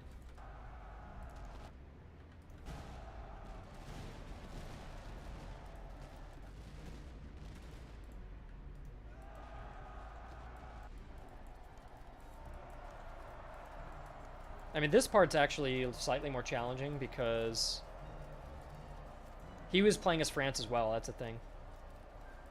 Apollo was playing France. This part's harder because that Hessian cavalry is actually decent, but I still beat them. Yeah, I suppose if you were a new player, like, that would be okay. You know what I would almost prefer is if that headquarters was... If you just sat back and shoot, you'd lose way less units. Yeah, I was just trying to end the battle quickly because I was just showing how easy it was. That I think it should be the case that if you mass charge, you pretty much are guaranteed to lose unless that's an integral part of your strategy. For me, I have no melee items equipped, but I can just mass charge because it's too easy, and I've snowballed so hard. It's only day 50, by the way. Like, I feel like I shouldn't be here until like day 80 or something. You'll win easy here, but you'll suffer in Act 2. Yeah, I know. That's the thing, OH. Maybe I did attack the HQ at half strength. Maybe it should start at a greater strength even more. That's more my issue. I just didn't like that headquarters felt weak to me. Not that it should have more men, but its state was so tempting for me to rush that, yeah, I don't know. Because you can delay the HQ so many times. And... yeah, let's see what Act 2 looks like, and I'm gonna get more experience again. Let's get everybody leveled up. There we go, lots of promotions.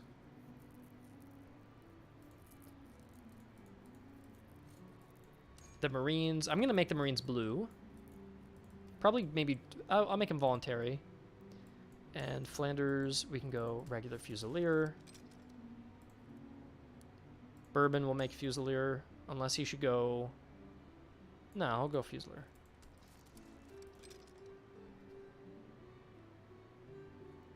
Yeah, I can probably make the HQ start even stronger, honestly. Just so it's not as rushable. I already did change it, though, OH. I added an extra 2 regiments to it. I thought that'd be enough. But it seems like it wasn't.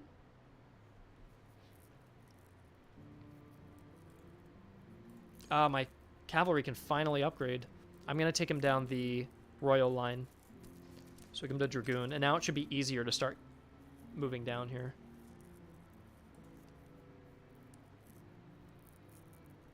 What are they right now? They're Dragoons. They're red Dragoons. And this is my melee officer. Aha, melee. Ooh, oh. Volley fire replaced with fire by rank. Oh, that sucks because he's my melee officer.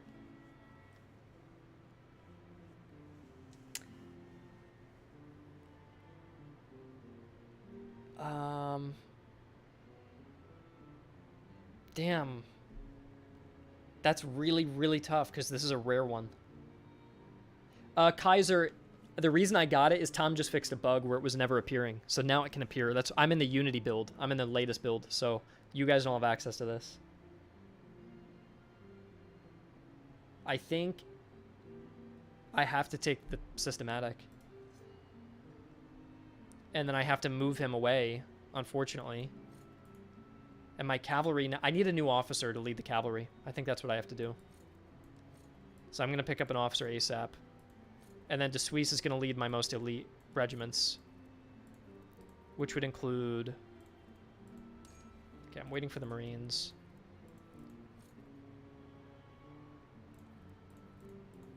Who's better? I think Bourbon's better. These will all be my elites then. We use fire by rank. And then Royal Marines, we're waiting on. Yep. So we need a new officer. Okay. Should this trait become a reward for doing a very difficult task, like killing on the... I don't think so. Get Dragoons some carbines and stack speed of them. Okay, I can do that. I think I'm going for the heavy cavalry run, though, so I'm not going to really double down on the Dragoon strategy for them. Because I want to get Royal Cavalry to test them out. 20% recruitment cost, I'm definitely taking that. And Royal Cavalry, I really want those. Resource cost reduction, I'll take that as well. Yeah. I just want to play into that heavy, heavy cav. And let's see, I feel like I'm going to get jump scared in Region 2, honestly. I feel like this is going to be nuts.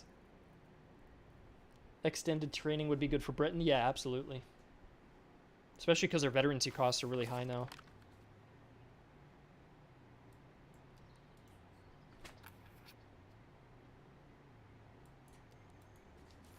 Yeah, time to get jump scared. I need to go find a town quick. Because I need to drop off all my stuff and get everything upgraded. The encounters are a little tough now too, aren't they? Okay, that's alright.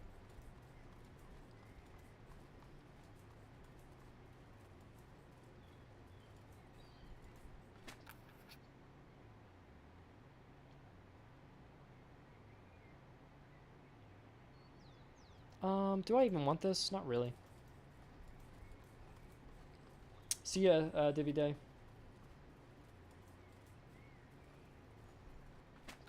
The feud. Oh, this one's cool. Support the magistrate by getting weapons but lose money.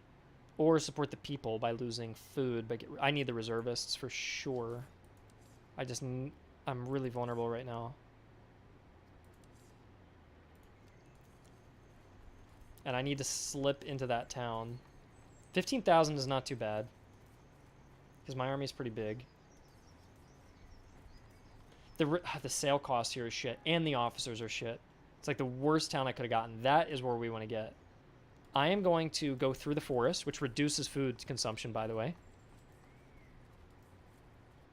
It was changed.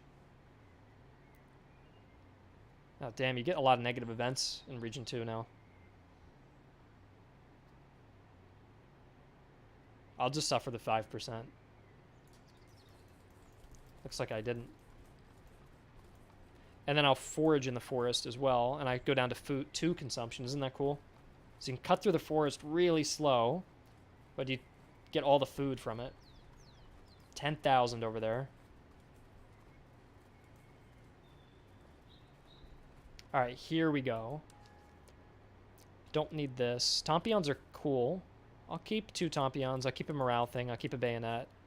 I'll keep 1 John Coping. I'll keep a saddle. I'll sell these. We want, on our new Dragoons, do I want the saddle? Yeah, I'll take the saddle, but how much is this? 20%. I'll take the casualty restoration, and I'll save this. A John Coping. Does anybody have a basic musket? Yep. Swap that out. Sell it. Tompions. Get everybody their accuracy that they need. Any bayonets for our elite division?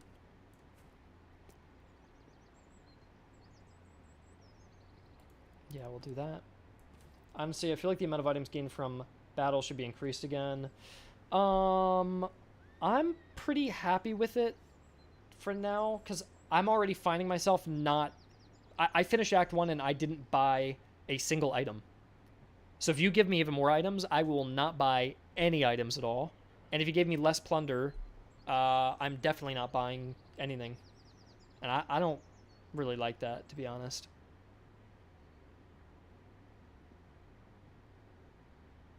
So I put those over there. Morale in charge. We'll give Bourbon morale.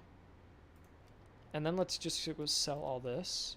I need a melee officer for the Cav. Holy shit, look at this guy. Oh, I can afford him. Wow, the officers are cheap. How cheap are they? By 25%.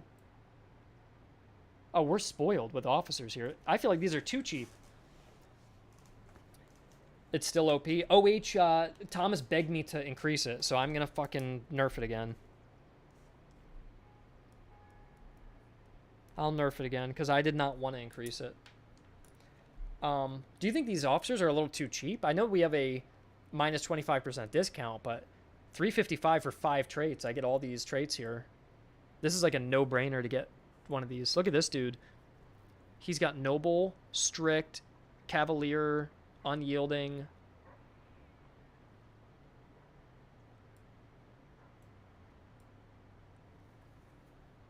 Leave it as cheap? Okay, I'll leave it.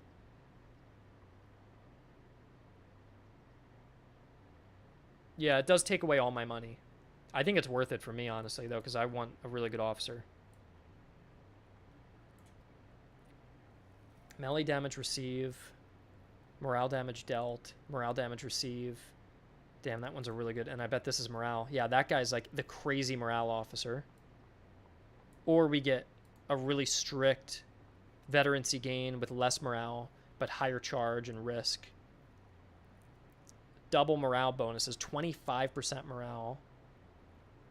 And morale damage received less. So this guy still gives good morale, actually. Both cavalry officers with the breastplates are really good. Which do you guys prefer, the Spartan one or the Cavalier one? I'd probably take Cavalier if it's for my cavalry division. I'd probably take Lusan. Yeah. Alright, Lusan, you're hired. Damn, look at the traits. And then I desperately need manpower.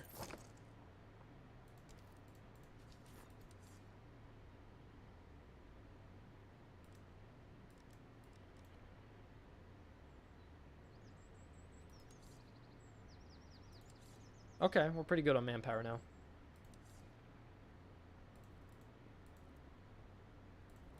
My army's set up pretty well. Now I need to find a patrol to fight. And I can't drill, unfortunately. So we've got to go look around for some resources and stuff. Hunt for glory. If I hunt, my officer could die in a hunting accident. I probably don't want to risk it. I don't mind risking this fucking guy because he's barely got any traits. So why don't you go hunt? Go on a hunt, Iterative. Oh, you did it. Okay, good job. You got a pelt for me and provisions. Nice, thank you. That was nice. Thank you for the hunt, buddy. I'll sell that. And now we can get a little more manpower, a little more ammo, and some food. Yep. There we go.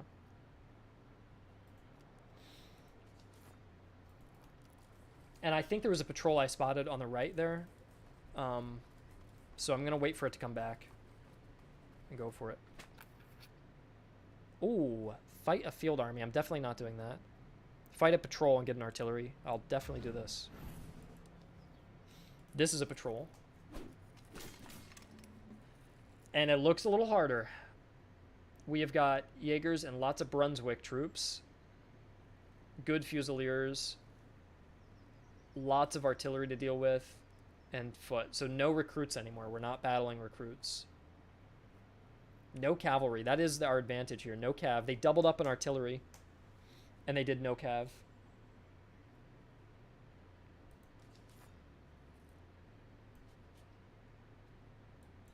So yeah, this isn't a jump scare for me. But this is definitely a little harder. OH, I think I can win this fucking battle. What do you mean take it like a man? I think I can win this battle. I don't think it's that bad. Let's see what our force looks like. Here's our new grenadiers, by the way, with the lapels. Hold on. Ah, look at that. You can see the full blue on the uniform. That looks nice. And then, do we have any other cool uniforms we made? I don't think so. Not right now. They have got a huge Brunswick contingent. They've got a bunch of cav in the back, including a fucking Brummer. That thing is the dangerous one. But my cav is going to be in charge of taking that out. Austrian Fusiliers, British foot. Yeah, this is pretty decked out. Act 2 is pretty decked out. Okay. I like it though. This doesn't look like the battles in Act 1. I was like, I knew I'd win every one of them. This does not seem easy. And I'm not going to risk canister, so I'm just going to move up and fire with solid shot. When have there been mixed armies? There's always been mixed armies. I like them actually a lot because it just adds more variety. I usually purposefully will go for them in regions just to have more variety. Just for fun.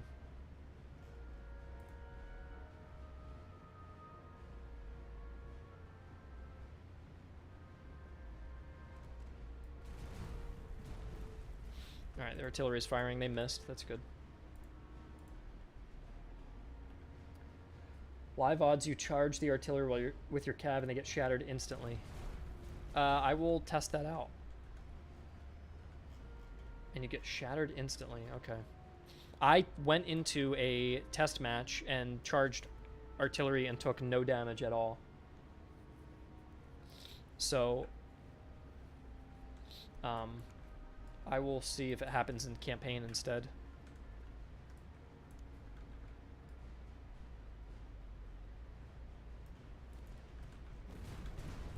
Damn, they're really targeting Bourbon there.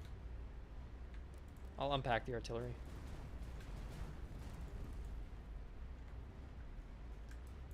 Let's rush these guys up. Where's our cav? We're moving the cav out. Let's get them over there. I will focus fire on the same regiment with everybody. Cav sometimes takes 50 to 80. Maybe the artillery you're charging has stakes deployed. That could be the case.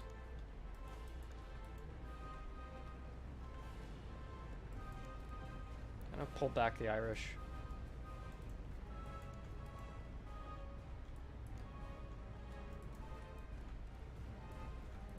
How's their stamina? They're doing good. They have a great officer.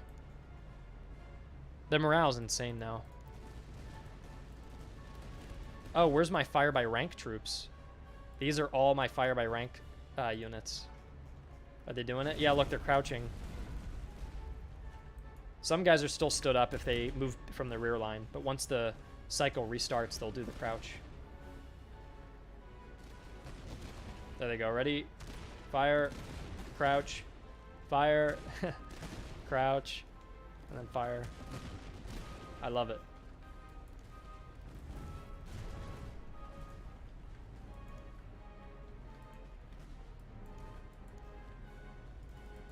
I don't know, OH. I'm not getting jump scared yet, man.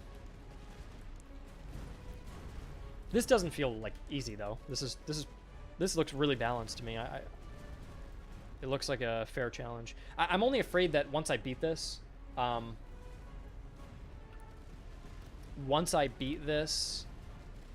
that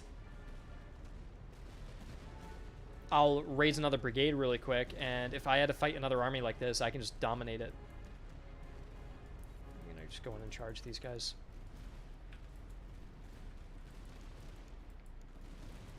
Like, I'm just mass routing them at the moment.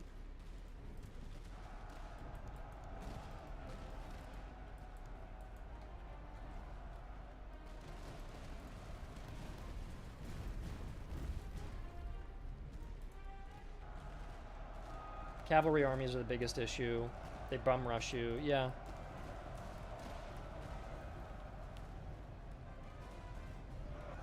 Okay, let's see what I do here. Stacking the melee. Berry cavalry desperately needs the upgrade. They're both exhausted though. That's my only issue here. Okay, here's a problem. That officer can get himself killed, so he's got to pull out. I'll go in for another charge.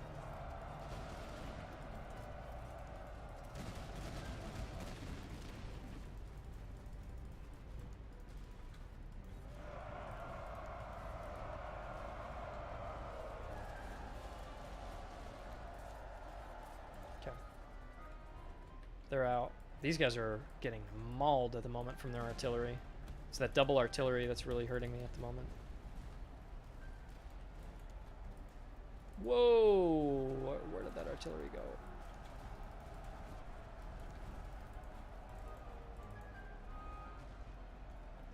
The cannonballs are bouncing and hitting me, which is annoying. Yeah, I'm just wiping those guys out.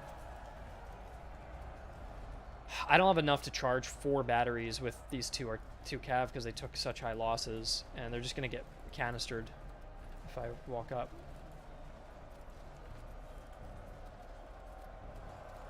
Can you give cuirasses non-cuirassier cavalry? You can, yeah. That's how I made my cuirassiers. My cuirassiers are technically dragoons, but I just gave them a cuirass and named them cuirassiers.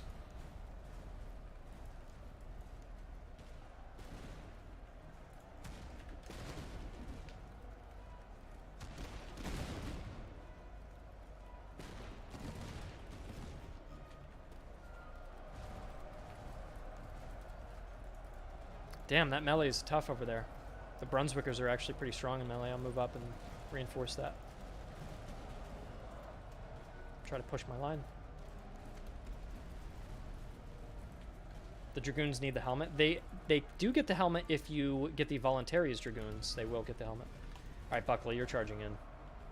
Yeah, the center of my line broke to the British foot, because they're actually quite good now. I like the difficulty of this battle. This felt really fun. If this was on hardcore, that'd be... Dude, if this was on hardcore, this would be nuts. This would be fucking crazy on hardcore. If they had like 4 more units in this, and in Act 1 I wasn't able to snowball as hard as I did, then oh my gosh, this would be tough. And all the prices are amplified, so...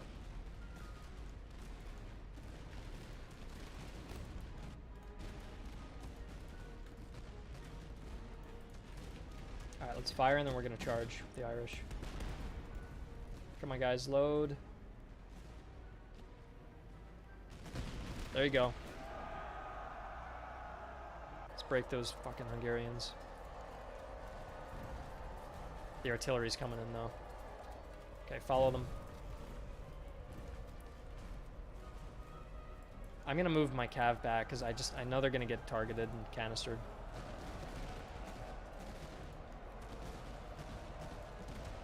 Maybe Buckley should come in and reinforce. I know the... Oh no, we got them. We beat the Brunswickers. Wow. Let's make sure they don't come back. Before I go, when the demo will be out. That'll be out on the 13th, but it might be out sooner. Maybe, if our demo gets approved before then. Because I would not mind doing a soft launch of the demo to see if everything works. See if it's okay. And then we can do the official launch with a big trailer on the 13th.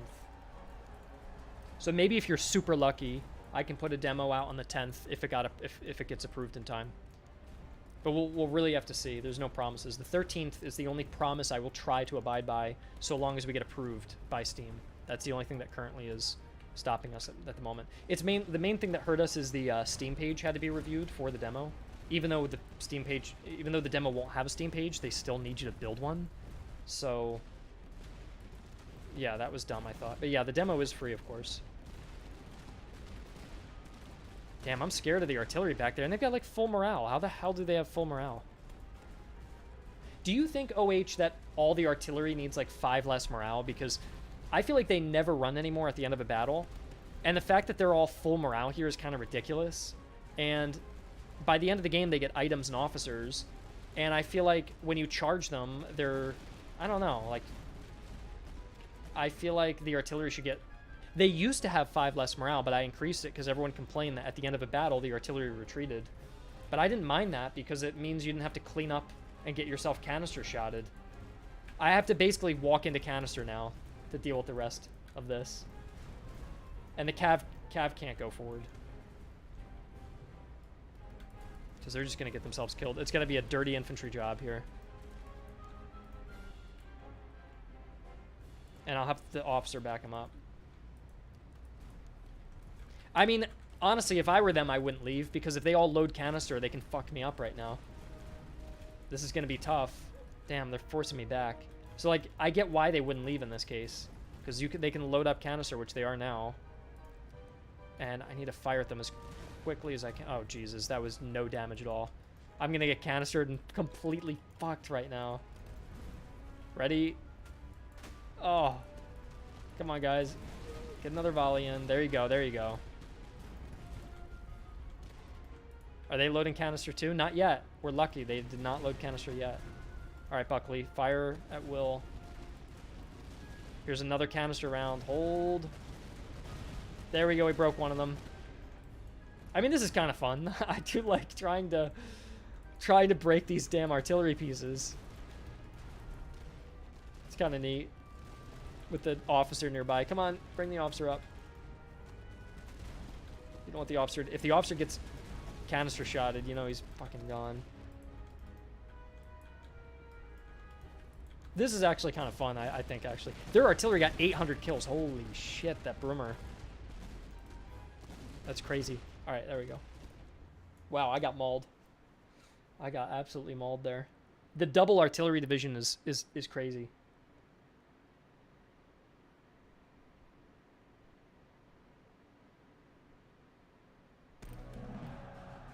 Wow.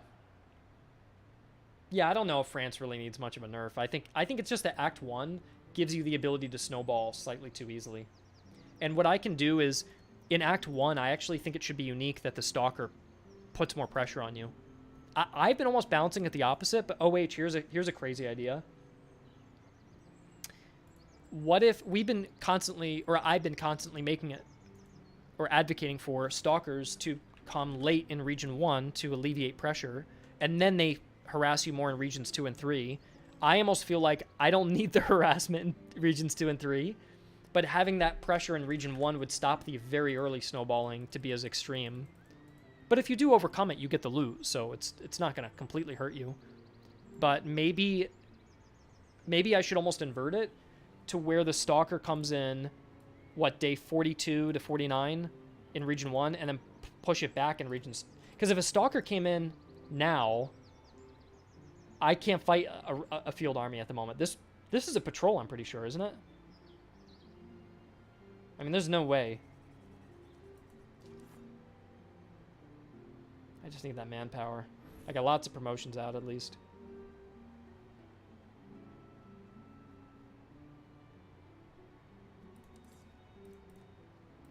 Like, if I have to fight... It's day 36. If a field army comes at me now, I'm fucked. That was... Yeah, a small field army pulls from the patrol pool. So a small field army is technically just a patrol.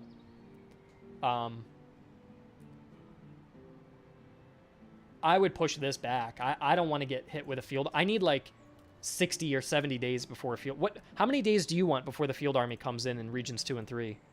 Region 1, I don't mind if it comes in around day 50, because I'm snowballing enough that day 50 I actually took on the HQ. So if a Stalker threw itself at me, that'd slow me down a little bit.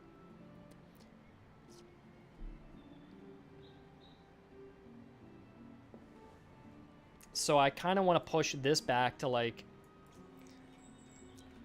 Let's see. We could do day 40 to day 50 on Act 1. And I would go, honestly, 70... For me, I would go 70 to 80. Yeah, you're saying even 80, 90, yeah. Let's try 70, 80 for now. Or are you really confident about the 80, 90? Act 3, we could just keep it... Whatever we do for Region 2, we can make for Region 3. For now. But I don't want to get hit by those Stalkers so quick. Yeah, I think 70, 80 is good. You just outrun them? Yeah. I slowed them down too, Warband, in the next update. So I can make them come a little earlier and be kind of annoying, but you can just outrun them. And I think that's a good compromise. But I like this. This looks really good to me. Oh, I was editing the wrong numbers, by the way. I was editing the wrong numbers the whole fucking time. I'm such an idiot. It's actually this set of numbers. There we go. So now, look, we bring the Stalker spawn day down by about 10 days for Region 1, and we push it back by about 20 days for Regions 2 and 3. That's much better. And then the spawn delays... How many days... OH, if you beat a Stalker, how many days do you want before another one comes at you? Because I find it annoying when they immediately spawn in right after I killed one. But what kind of buffer do you want? Do you want like 1 month before the next one comes in? 2 months? 3 months? How many months do you think would be good before you see another one that's on your ass chasing you? And by the way, if you outrun one and it despawns, this number is also used for that too. So this is either it despawns or is destroyed. How long does it wait again to spawn another one? You're saying 20, 30. Kaiser says 40. Maybe we compromise at 30 to 40 days? I think that sounds pretty good to me. We could even go 40, 50, but... Or maybe even... Say 30, 40. I would go 40, 50 personally. I would want a little over a month to just get my bearings, go pursue a side goal. If I was hit every month, I feel like I would be interrupted while doing my side goals. So 40, 50 I would prefer. That's cool. Okay. And then we're changing the French thing so their division costs don't cost 60, it costs minus 50%. That'd be much better in my opinion. I feel like the discount I'm getting, dude, it's only 480. It's like, I don't know, if that was at least, what is the normal cost for the 4th Brigade?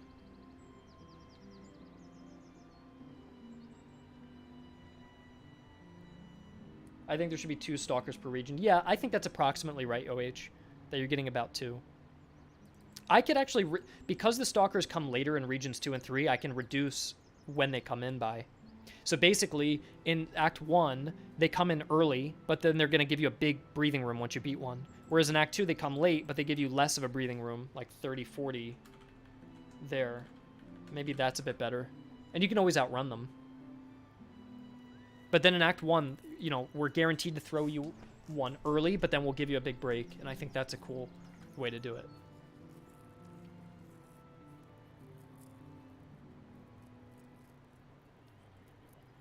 But yeah, what's the normal cost of the brigade here? I wonder.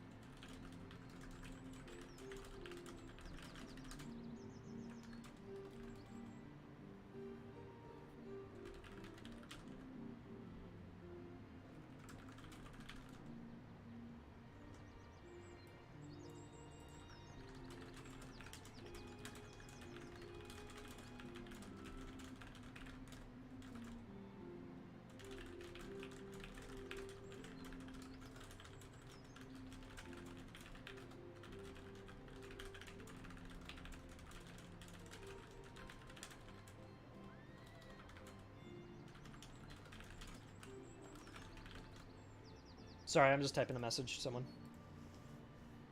Pretty sure it's 1200, then 20. Yeah, it is. It is 3, 6, and then 1200. So 1200, you're right. 1200 reduced by, you know the game better than I do. Reduced by 60% versus 1200 reduced by 50%. So this division would cost normally, under this current condition, it costs 480.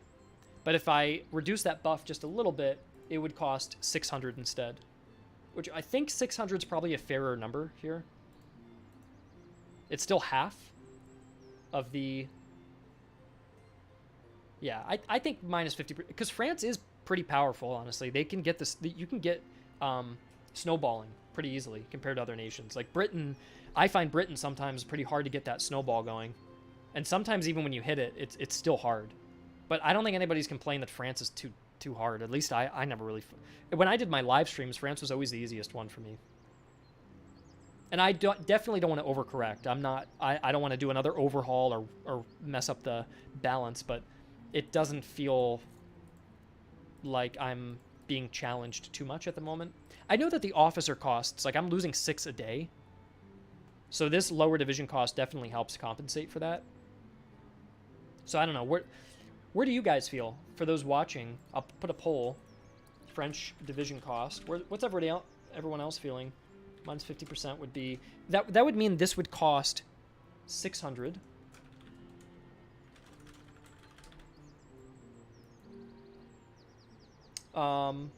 If it was minus 60%, it would be 480, which is what it is now. Yeah, which bonus? Because the bonus is currently set that I get a 60% discount on opening a division up. So if I open up this division, it costs 480, as you can see here. Oh, is my stream down? Oh, damn, my internet's out.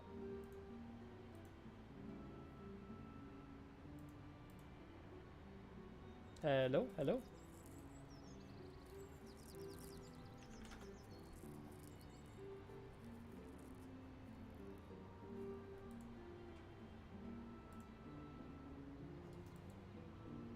You guys hear me? Okay, yeah, you can hear me. Oh, you know what it is? I switched to the wrong account. So I'm on I got logged out of my AH Interactive account. So I just gotta log in, and then I can see the stream again.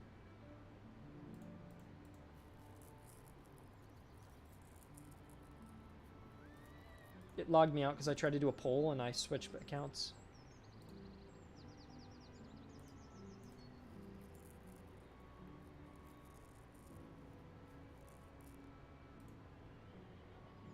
There we go.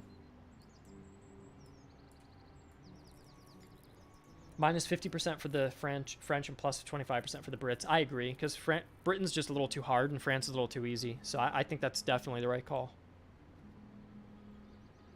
This is our just generic officer with just like some infantry, so we'll just go for something good here.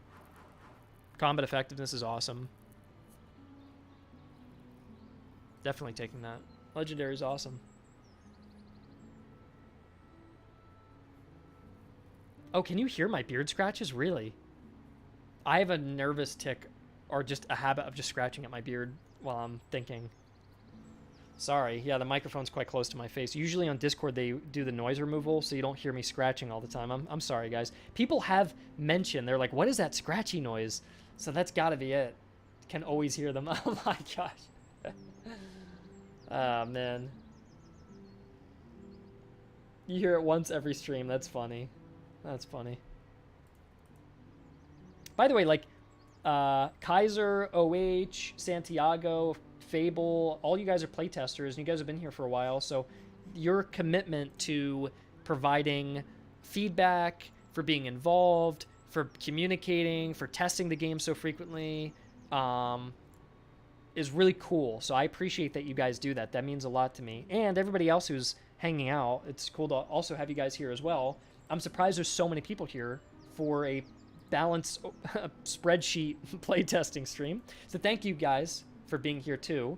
Big thank you for the playtesters, obviously, for volunteering. It's a volunteer role. You guys aren't like on a payroll, so these guys really, really helped out to help me with balancing. If I didn't have playtesters, I'd be completely fucked. And if I didn't have live streams for you guys to watch as well, I'd also be screwed, because some of the best suggestions that have come out of making the game better and unique have come from what you guys said. So I think it's really important. It's not just a generic thank you because I have to say it. I think it's like very integral that what everybody's done to contribute to the project. So I mean thank you very deeply when I say it. So yeah.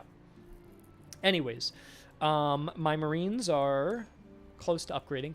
They need a day of drilling. If I can just run back. Oh no, the patrol's back. Oh no, and then a Stalker's here. Yeah, the Stalker came way too... Day 38 for a stalking army is way too soon. So I'm very glad we changed that to like day 80. I would just want at least another month or two to face that. That's way too strong right now. I'm in danger and I'm bleeding cash at the moment. This is tough now. Nice. I like the new veterancy costs. They feel really good. I like having to build up all that veterancy, and you can earn it faster, so it's really cool. Oh, yes, I got the French veterans. Oh, that's lovely. I love the uniforms. They look so good.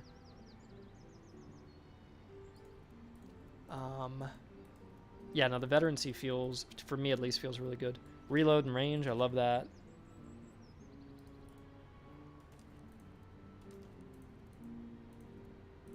Damn, we gotta sell. We gotta get out of here. Selling rations would be good, yeah. Oh man, there's so many armies. Okay, we're good. Sell all that crap. I got my cash. I want manpower. I want one thing to train with, and I need manpower otherwise.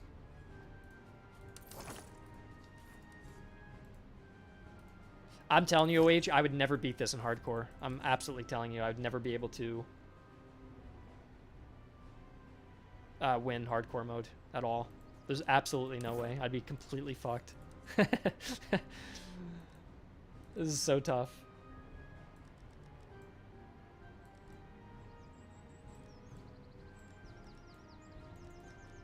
I gotta bring everyone down. I literally have to fight this next battle with everyone at half ammo. And then I want to drill for a day and fight that stalking army. Because I'll replenish faster. And I think I can get up to the... what am I... 389. I need 10 XP. I need 10. Okay, we'll do it one more time. There we go. That should be it. Are you kidding me? Wait, I drilled. Oh. What happened is that's not enough ammunition to drill the whole army, so it's only drilling the first units. Because you need 75, or what is it? 15 per regiment.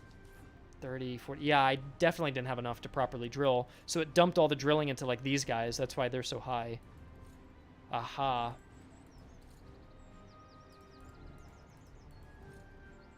Well, I still need to run away for a little bit because I need to get my strength up.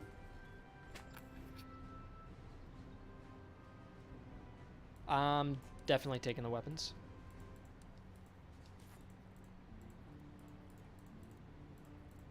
In fact, I don't even need the weapons, but I will sell them. Oh, gosh. I feel like I should fight that patrol first and then swing down. Oh, they're running from me.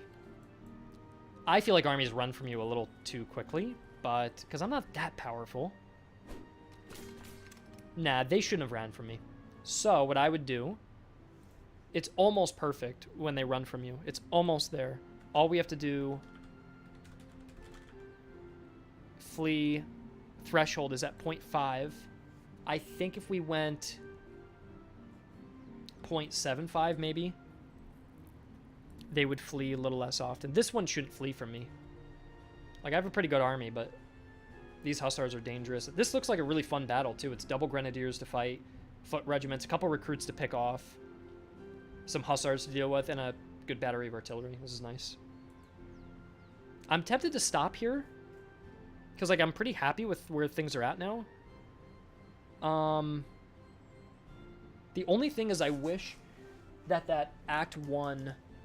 I could jump in and check out the Cossacks. I do want to check them out for like a battle or two for balance purposes, but this is Region 2, yeah, Seb.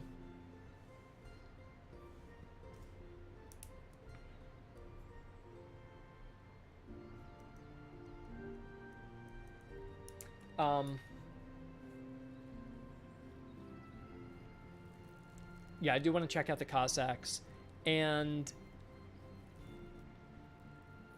this battle would be winnable, and I'd be able to get myself back up. This is feeling really good. I'm really liking this balance now. The game's feeling super solid. Very few bugs. I'm really, really liking this now. Act 1, the only thing I don't like is being able to just stomp on the headquarters like that. It didn't feel good. So I think what we do... yeah, I know exactly what to do. I know exactly what I want to do about that. Here's what we're doing. The spawn size is currently 4. We're going to go up to starting at 6. So we're adding in... we need to add the delay by 2 weeks now. So 14 plus 74. Yeah, so 88 is now the new delay. And it should start a little larger. There. Yeah, I heard the Cossacks are pretty tough now.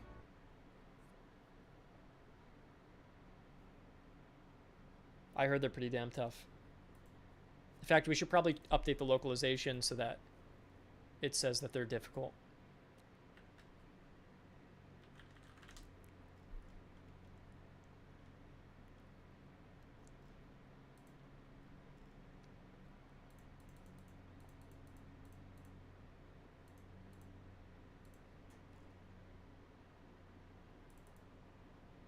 Where's the Cossack? Oh, there. It's singular. Cossack host? Or what do we call it? The Cossack contingent. Do you guys prefer Cossack host instead of contingent? I feel like we could probably use contingent for something else. Like a Cantonist contingent. Crownland Corps, I like that. Observation Corps. But I feel like the Cossack, it should be called the Cossack Horde is also decent.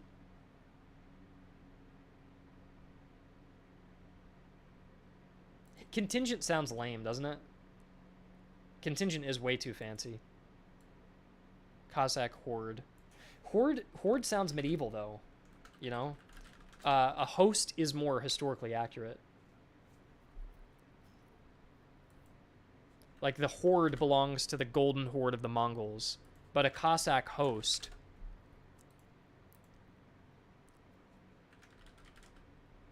Yeah, that's fine. Disbanded in 1920.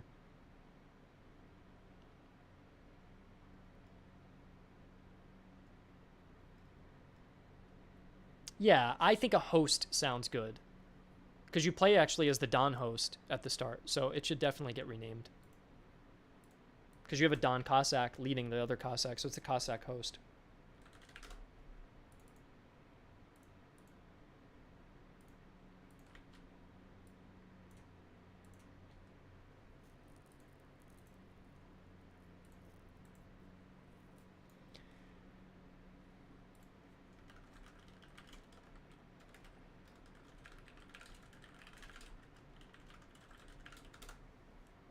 How much longer will this last? I have to sleep. Well, you guys can leave if you want to go sleep. That's okay. You don't have to get to the end. I think I'm done with my major testing on stream. I think the last thing I want to do is just go check out the Cossacks and make sure they're not, like just way too weak.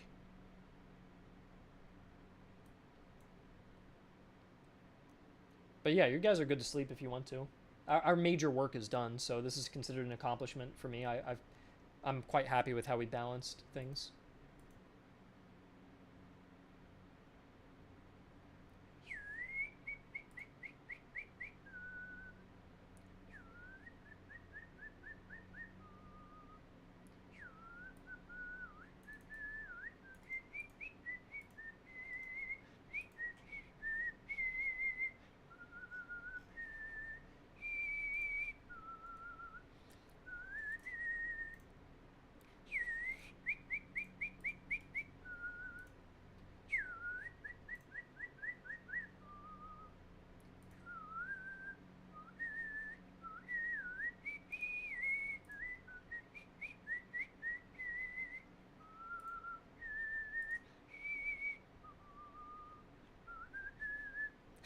Sorry, I'm just waiting for it to load.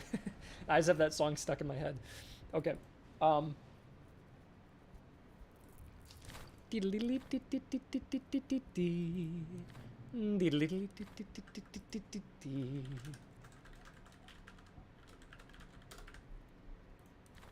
There we go, baby.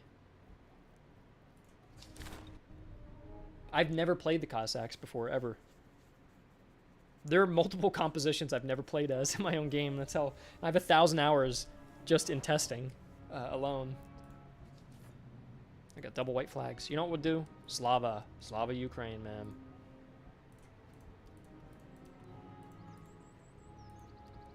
We'll do Ukrainian colors. I don't care what the order is. I'll just make them all yellow and blue, just for fun.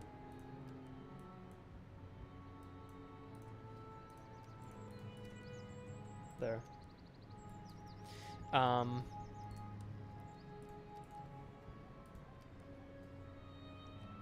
Then we will attach the horses and the alcohol to the Don. And let's fight. I feel like fighting the French is really a good idea with Cossacks because they have low morale. The Russians are in Livonia, which would seem unrealistic until you realize that in 1856 the French landed in Crimea. So These damn European imperialists love to land on our Russian soil. Alright, let's get in here. Ah, and it's a cavalry-focused force. And then Fusiliers and Royals.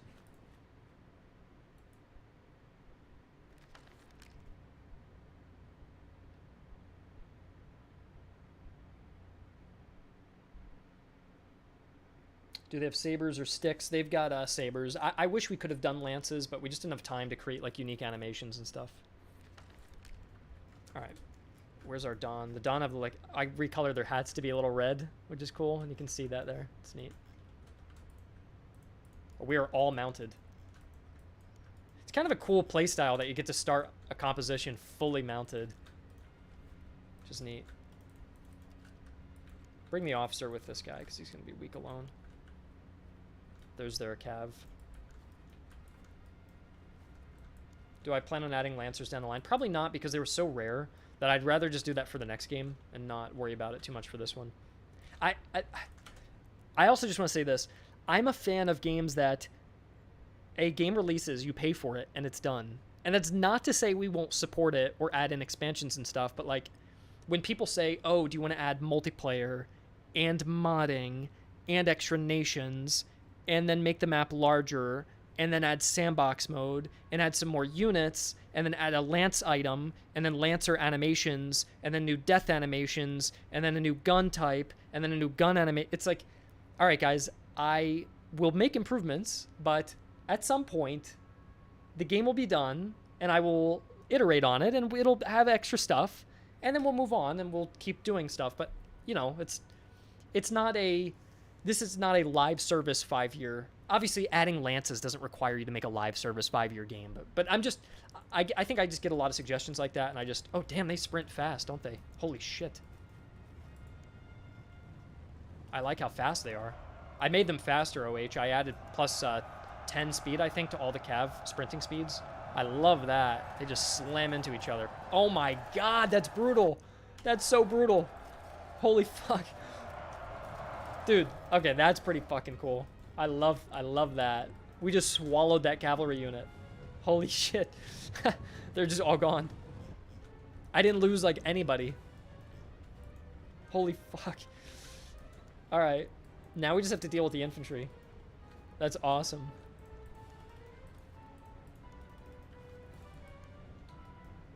Dude, we swallowed the unit. It's gone. There's no one left. All the infantry's dead. I need to get them to turn and then rear charge them with the Don Cossacks. I love how fast they are, though. Isn't that cool? They just fly. Alright, let's hit them. I'm going to hit them in the front. Yo, they're bending all kinds of ways. They don't know what to do. Yeah, they're done. Look at this Don Cossack charge. Ready?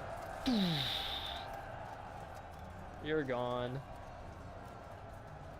Your mouse turns into a red X when their charge momentum is full now. I'm definitely not nerfing this. This is staying the way it is. Look at their morale. They haven't even fought, but they're like, half of our guys are dead. What do we do? We're just cutting down. Oh my gosh. It's kind of brutal. I'm watching on a small screen, but do the horses die as well? Or just right now, it's just the riders because it would be extra animation to do the horses too. But it also is kind of nice that the horses get to live and the men die. There's something that's kind of poetic about letting the animals live. Damn, I'm not even tired. Well, I'm a little tired. Let's let these guys rest just a little bit. And I'll have these guys charge in. I love how fast. Watch, they're going to pick up some speed on the charge, too. Ready? Damn. Am I on fast speed, or is this normal? Yeah, it's fast speed. Okay. Oh, I took a hit, but I got him. Okay, that's fun. I like that. That's cool. I think that's really fun.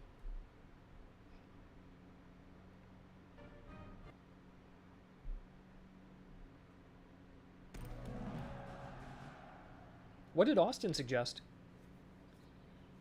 Oh, Austin. Austin's always got a list of demands, dude. Austin, I love you, man. I like that you are invested enough in the game to write so many things about it, but you do give me these like lists, these big lists, and a lot of it just is a little impractical to implement.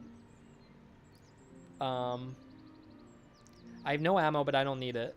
I kind of want the money because we got to get moving, and I love how these guys are into raiding as well.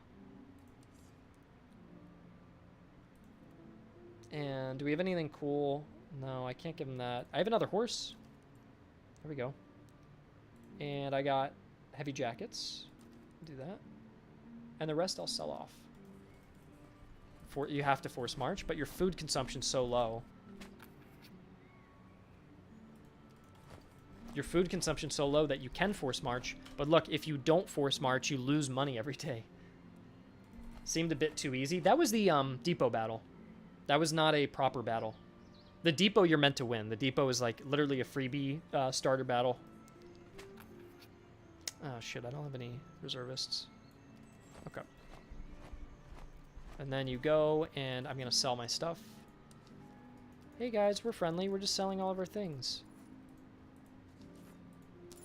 Oh my gosh, you can just get rich fast with these Cossacks. Who said the Cossacks were underpowered?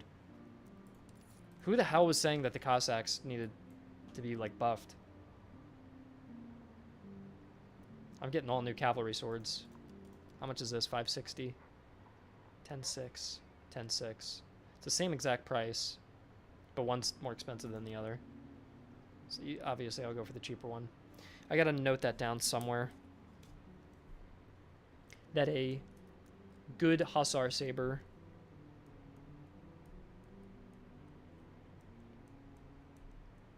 equals the basket hilt, but the basket hilt should be buffed.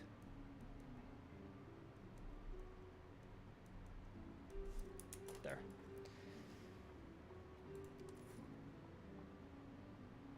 Keep the town. It has horses. I'm burning it. If you're the Cossacks, man, we burn, we loot.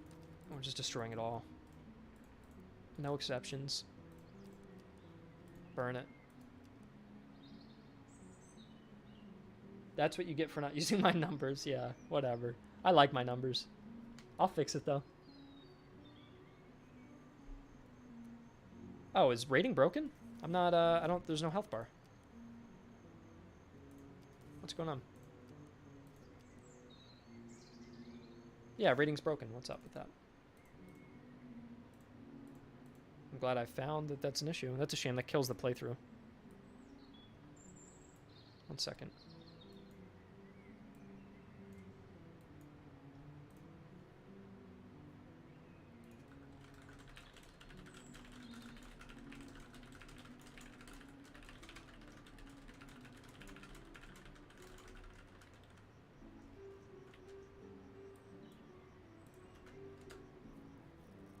There we go.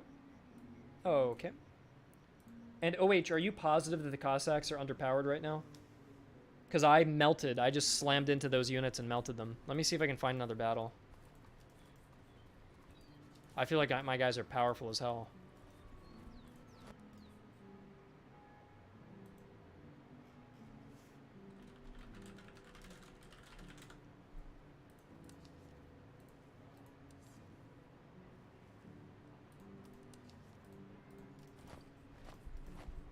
Holy fuck, why am I going so fast?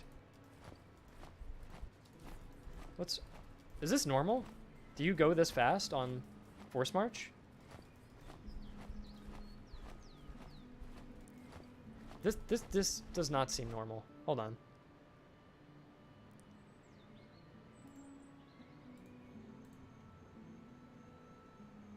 So did I, however, no infantry fucks you up in the long run, right?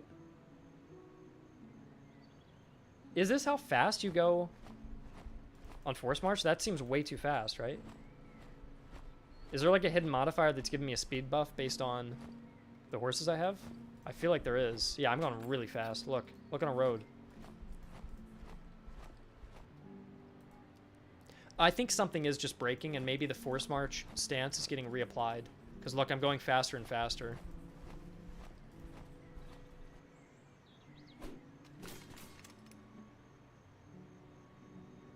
I feel like the Cossacks are OP as shit, dude. I feel like you're wrong. You might get the big nerf coming. The nerf gun on the Cossacks. Switch into little rubber swords.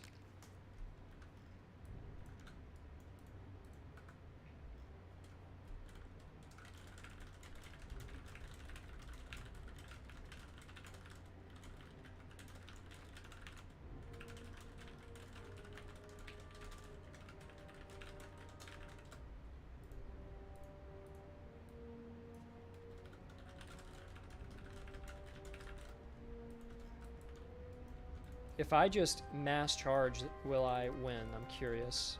Artillery is definitely a counter to this. Whatever, you're on a different build. Yeah, true.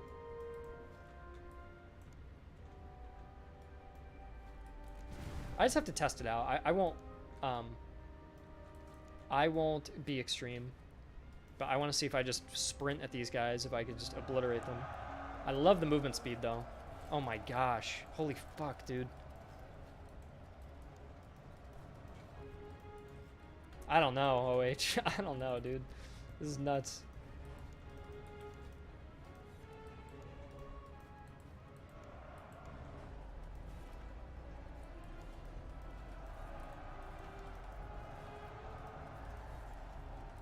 I am fighting France, yeah. Their morale is very low, but it is hilarious.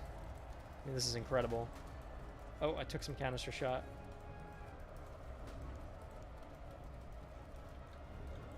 It's all recruits, yeah. This is like the Cossacks' dream. It's all royal recruits.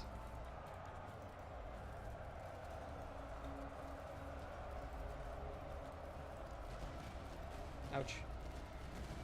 Yeah, I'm sure once you get against harder units, like heavy infantry and stuff, this would become really hard. I think you just have a really good, easy time against the recruits.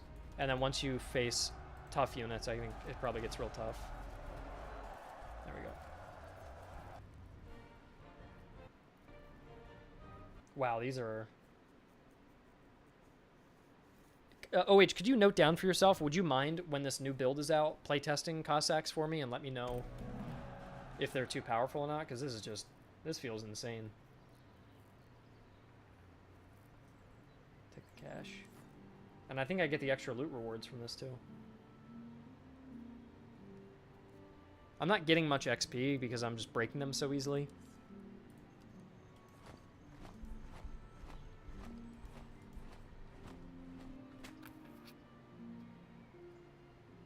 I'll take this. Some surf recruits, sure.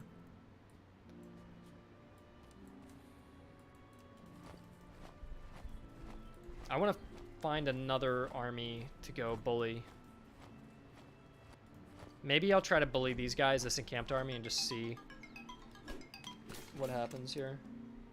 If I can win this, that would be too good.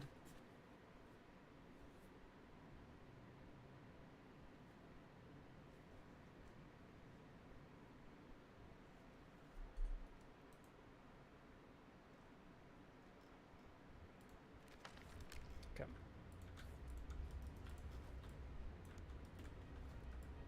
The one thing I will not nerf, absolutely, is the speed. I like the speed a lot. I like that these guys fly. Like, this isn't even that fast. They're sprinting at full speed, and that's how fast they go. That's fine. Like, that should not be nerfed. I think that's completely reasonable to me.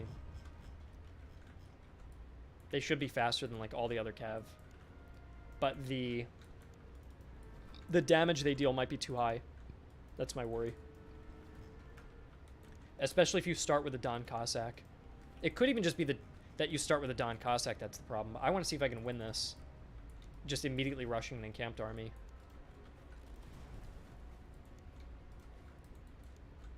I have a feeling it's going to be pretty tough. I'm going to melt that cavalry. Ready?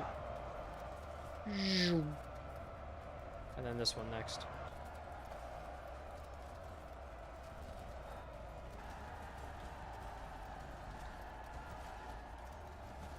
The only thing is cav on cav combat is very deadly, so your guys, and because you're a shock cav, you can't last too long in the melee. So see how I already took a lot of casualties? Oh shit.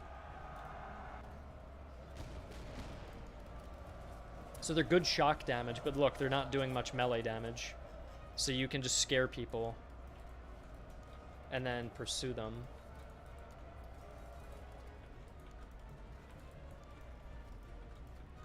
Yeah, I don't think I'll win this because there's just way too much. And I'm just taking high losses at the moment. Oh, didn't mean to do that.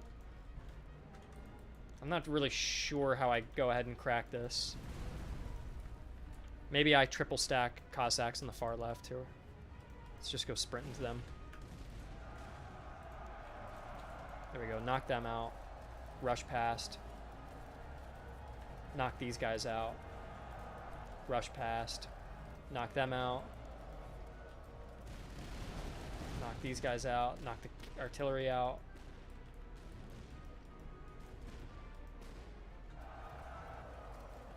Knock them out. Hit the German Fusiliers.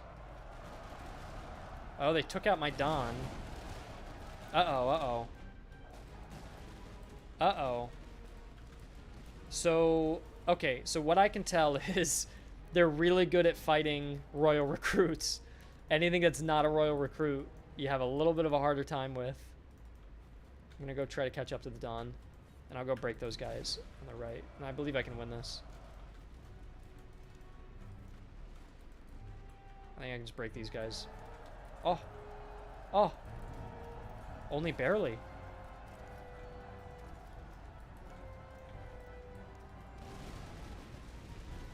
They're still very powerful because I rushed an encamped army from the very start without... Uh-oh.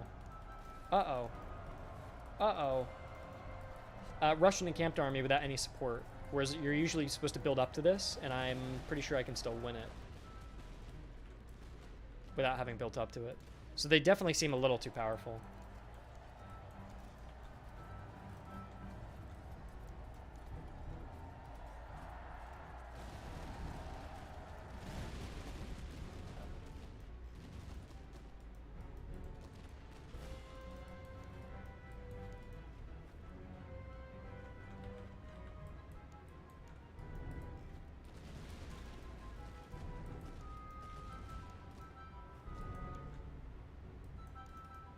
I need to go boost the morale up here.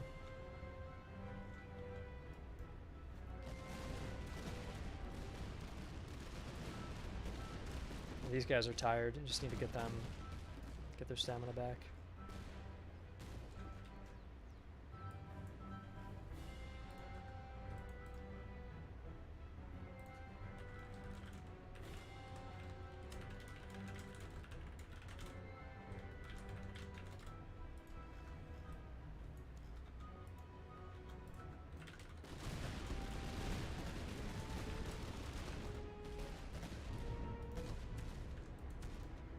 There we go, let's hit him.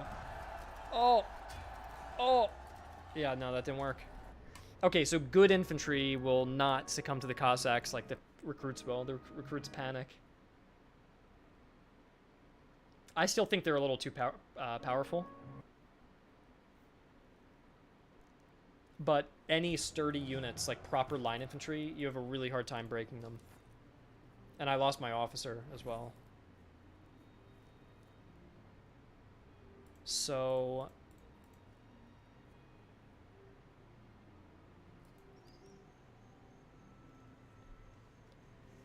yeah, had I just built out like one more division, I probably could have won that. Please don't nerf them even further.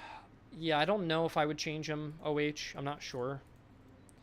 Honestly, I don't have a strong opinion on them right now. I would need you to play as them on the next patch, and you tell me how they're feeling. It was satisfying being able to just annihilate recruits. Like, I don't mind... like, that's pretty fun. I don't mind having that fun part of the game stay. And then the elite units don't break. So, yeah, you have to just do hit and runs and harass... yeah, what Devil's saying is right. They've got to harass the low-quality units, yep. And then if you just can annihilate the recruits, then you're... if you buy some line infantry, they can deal with the other line. So, yeah. I don't know why I was going so fast before. Now now I've returned to normal speed.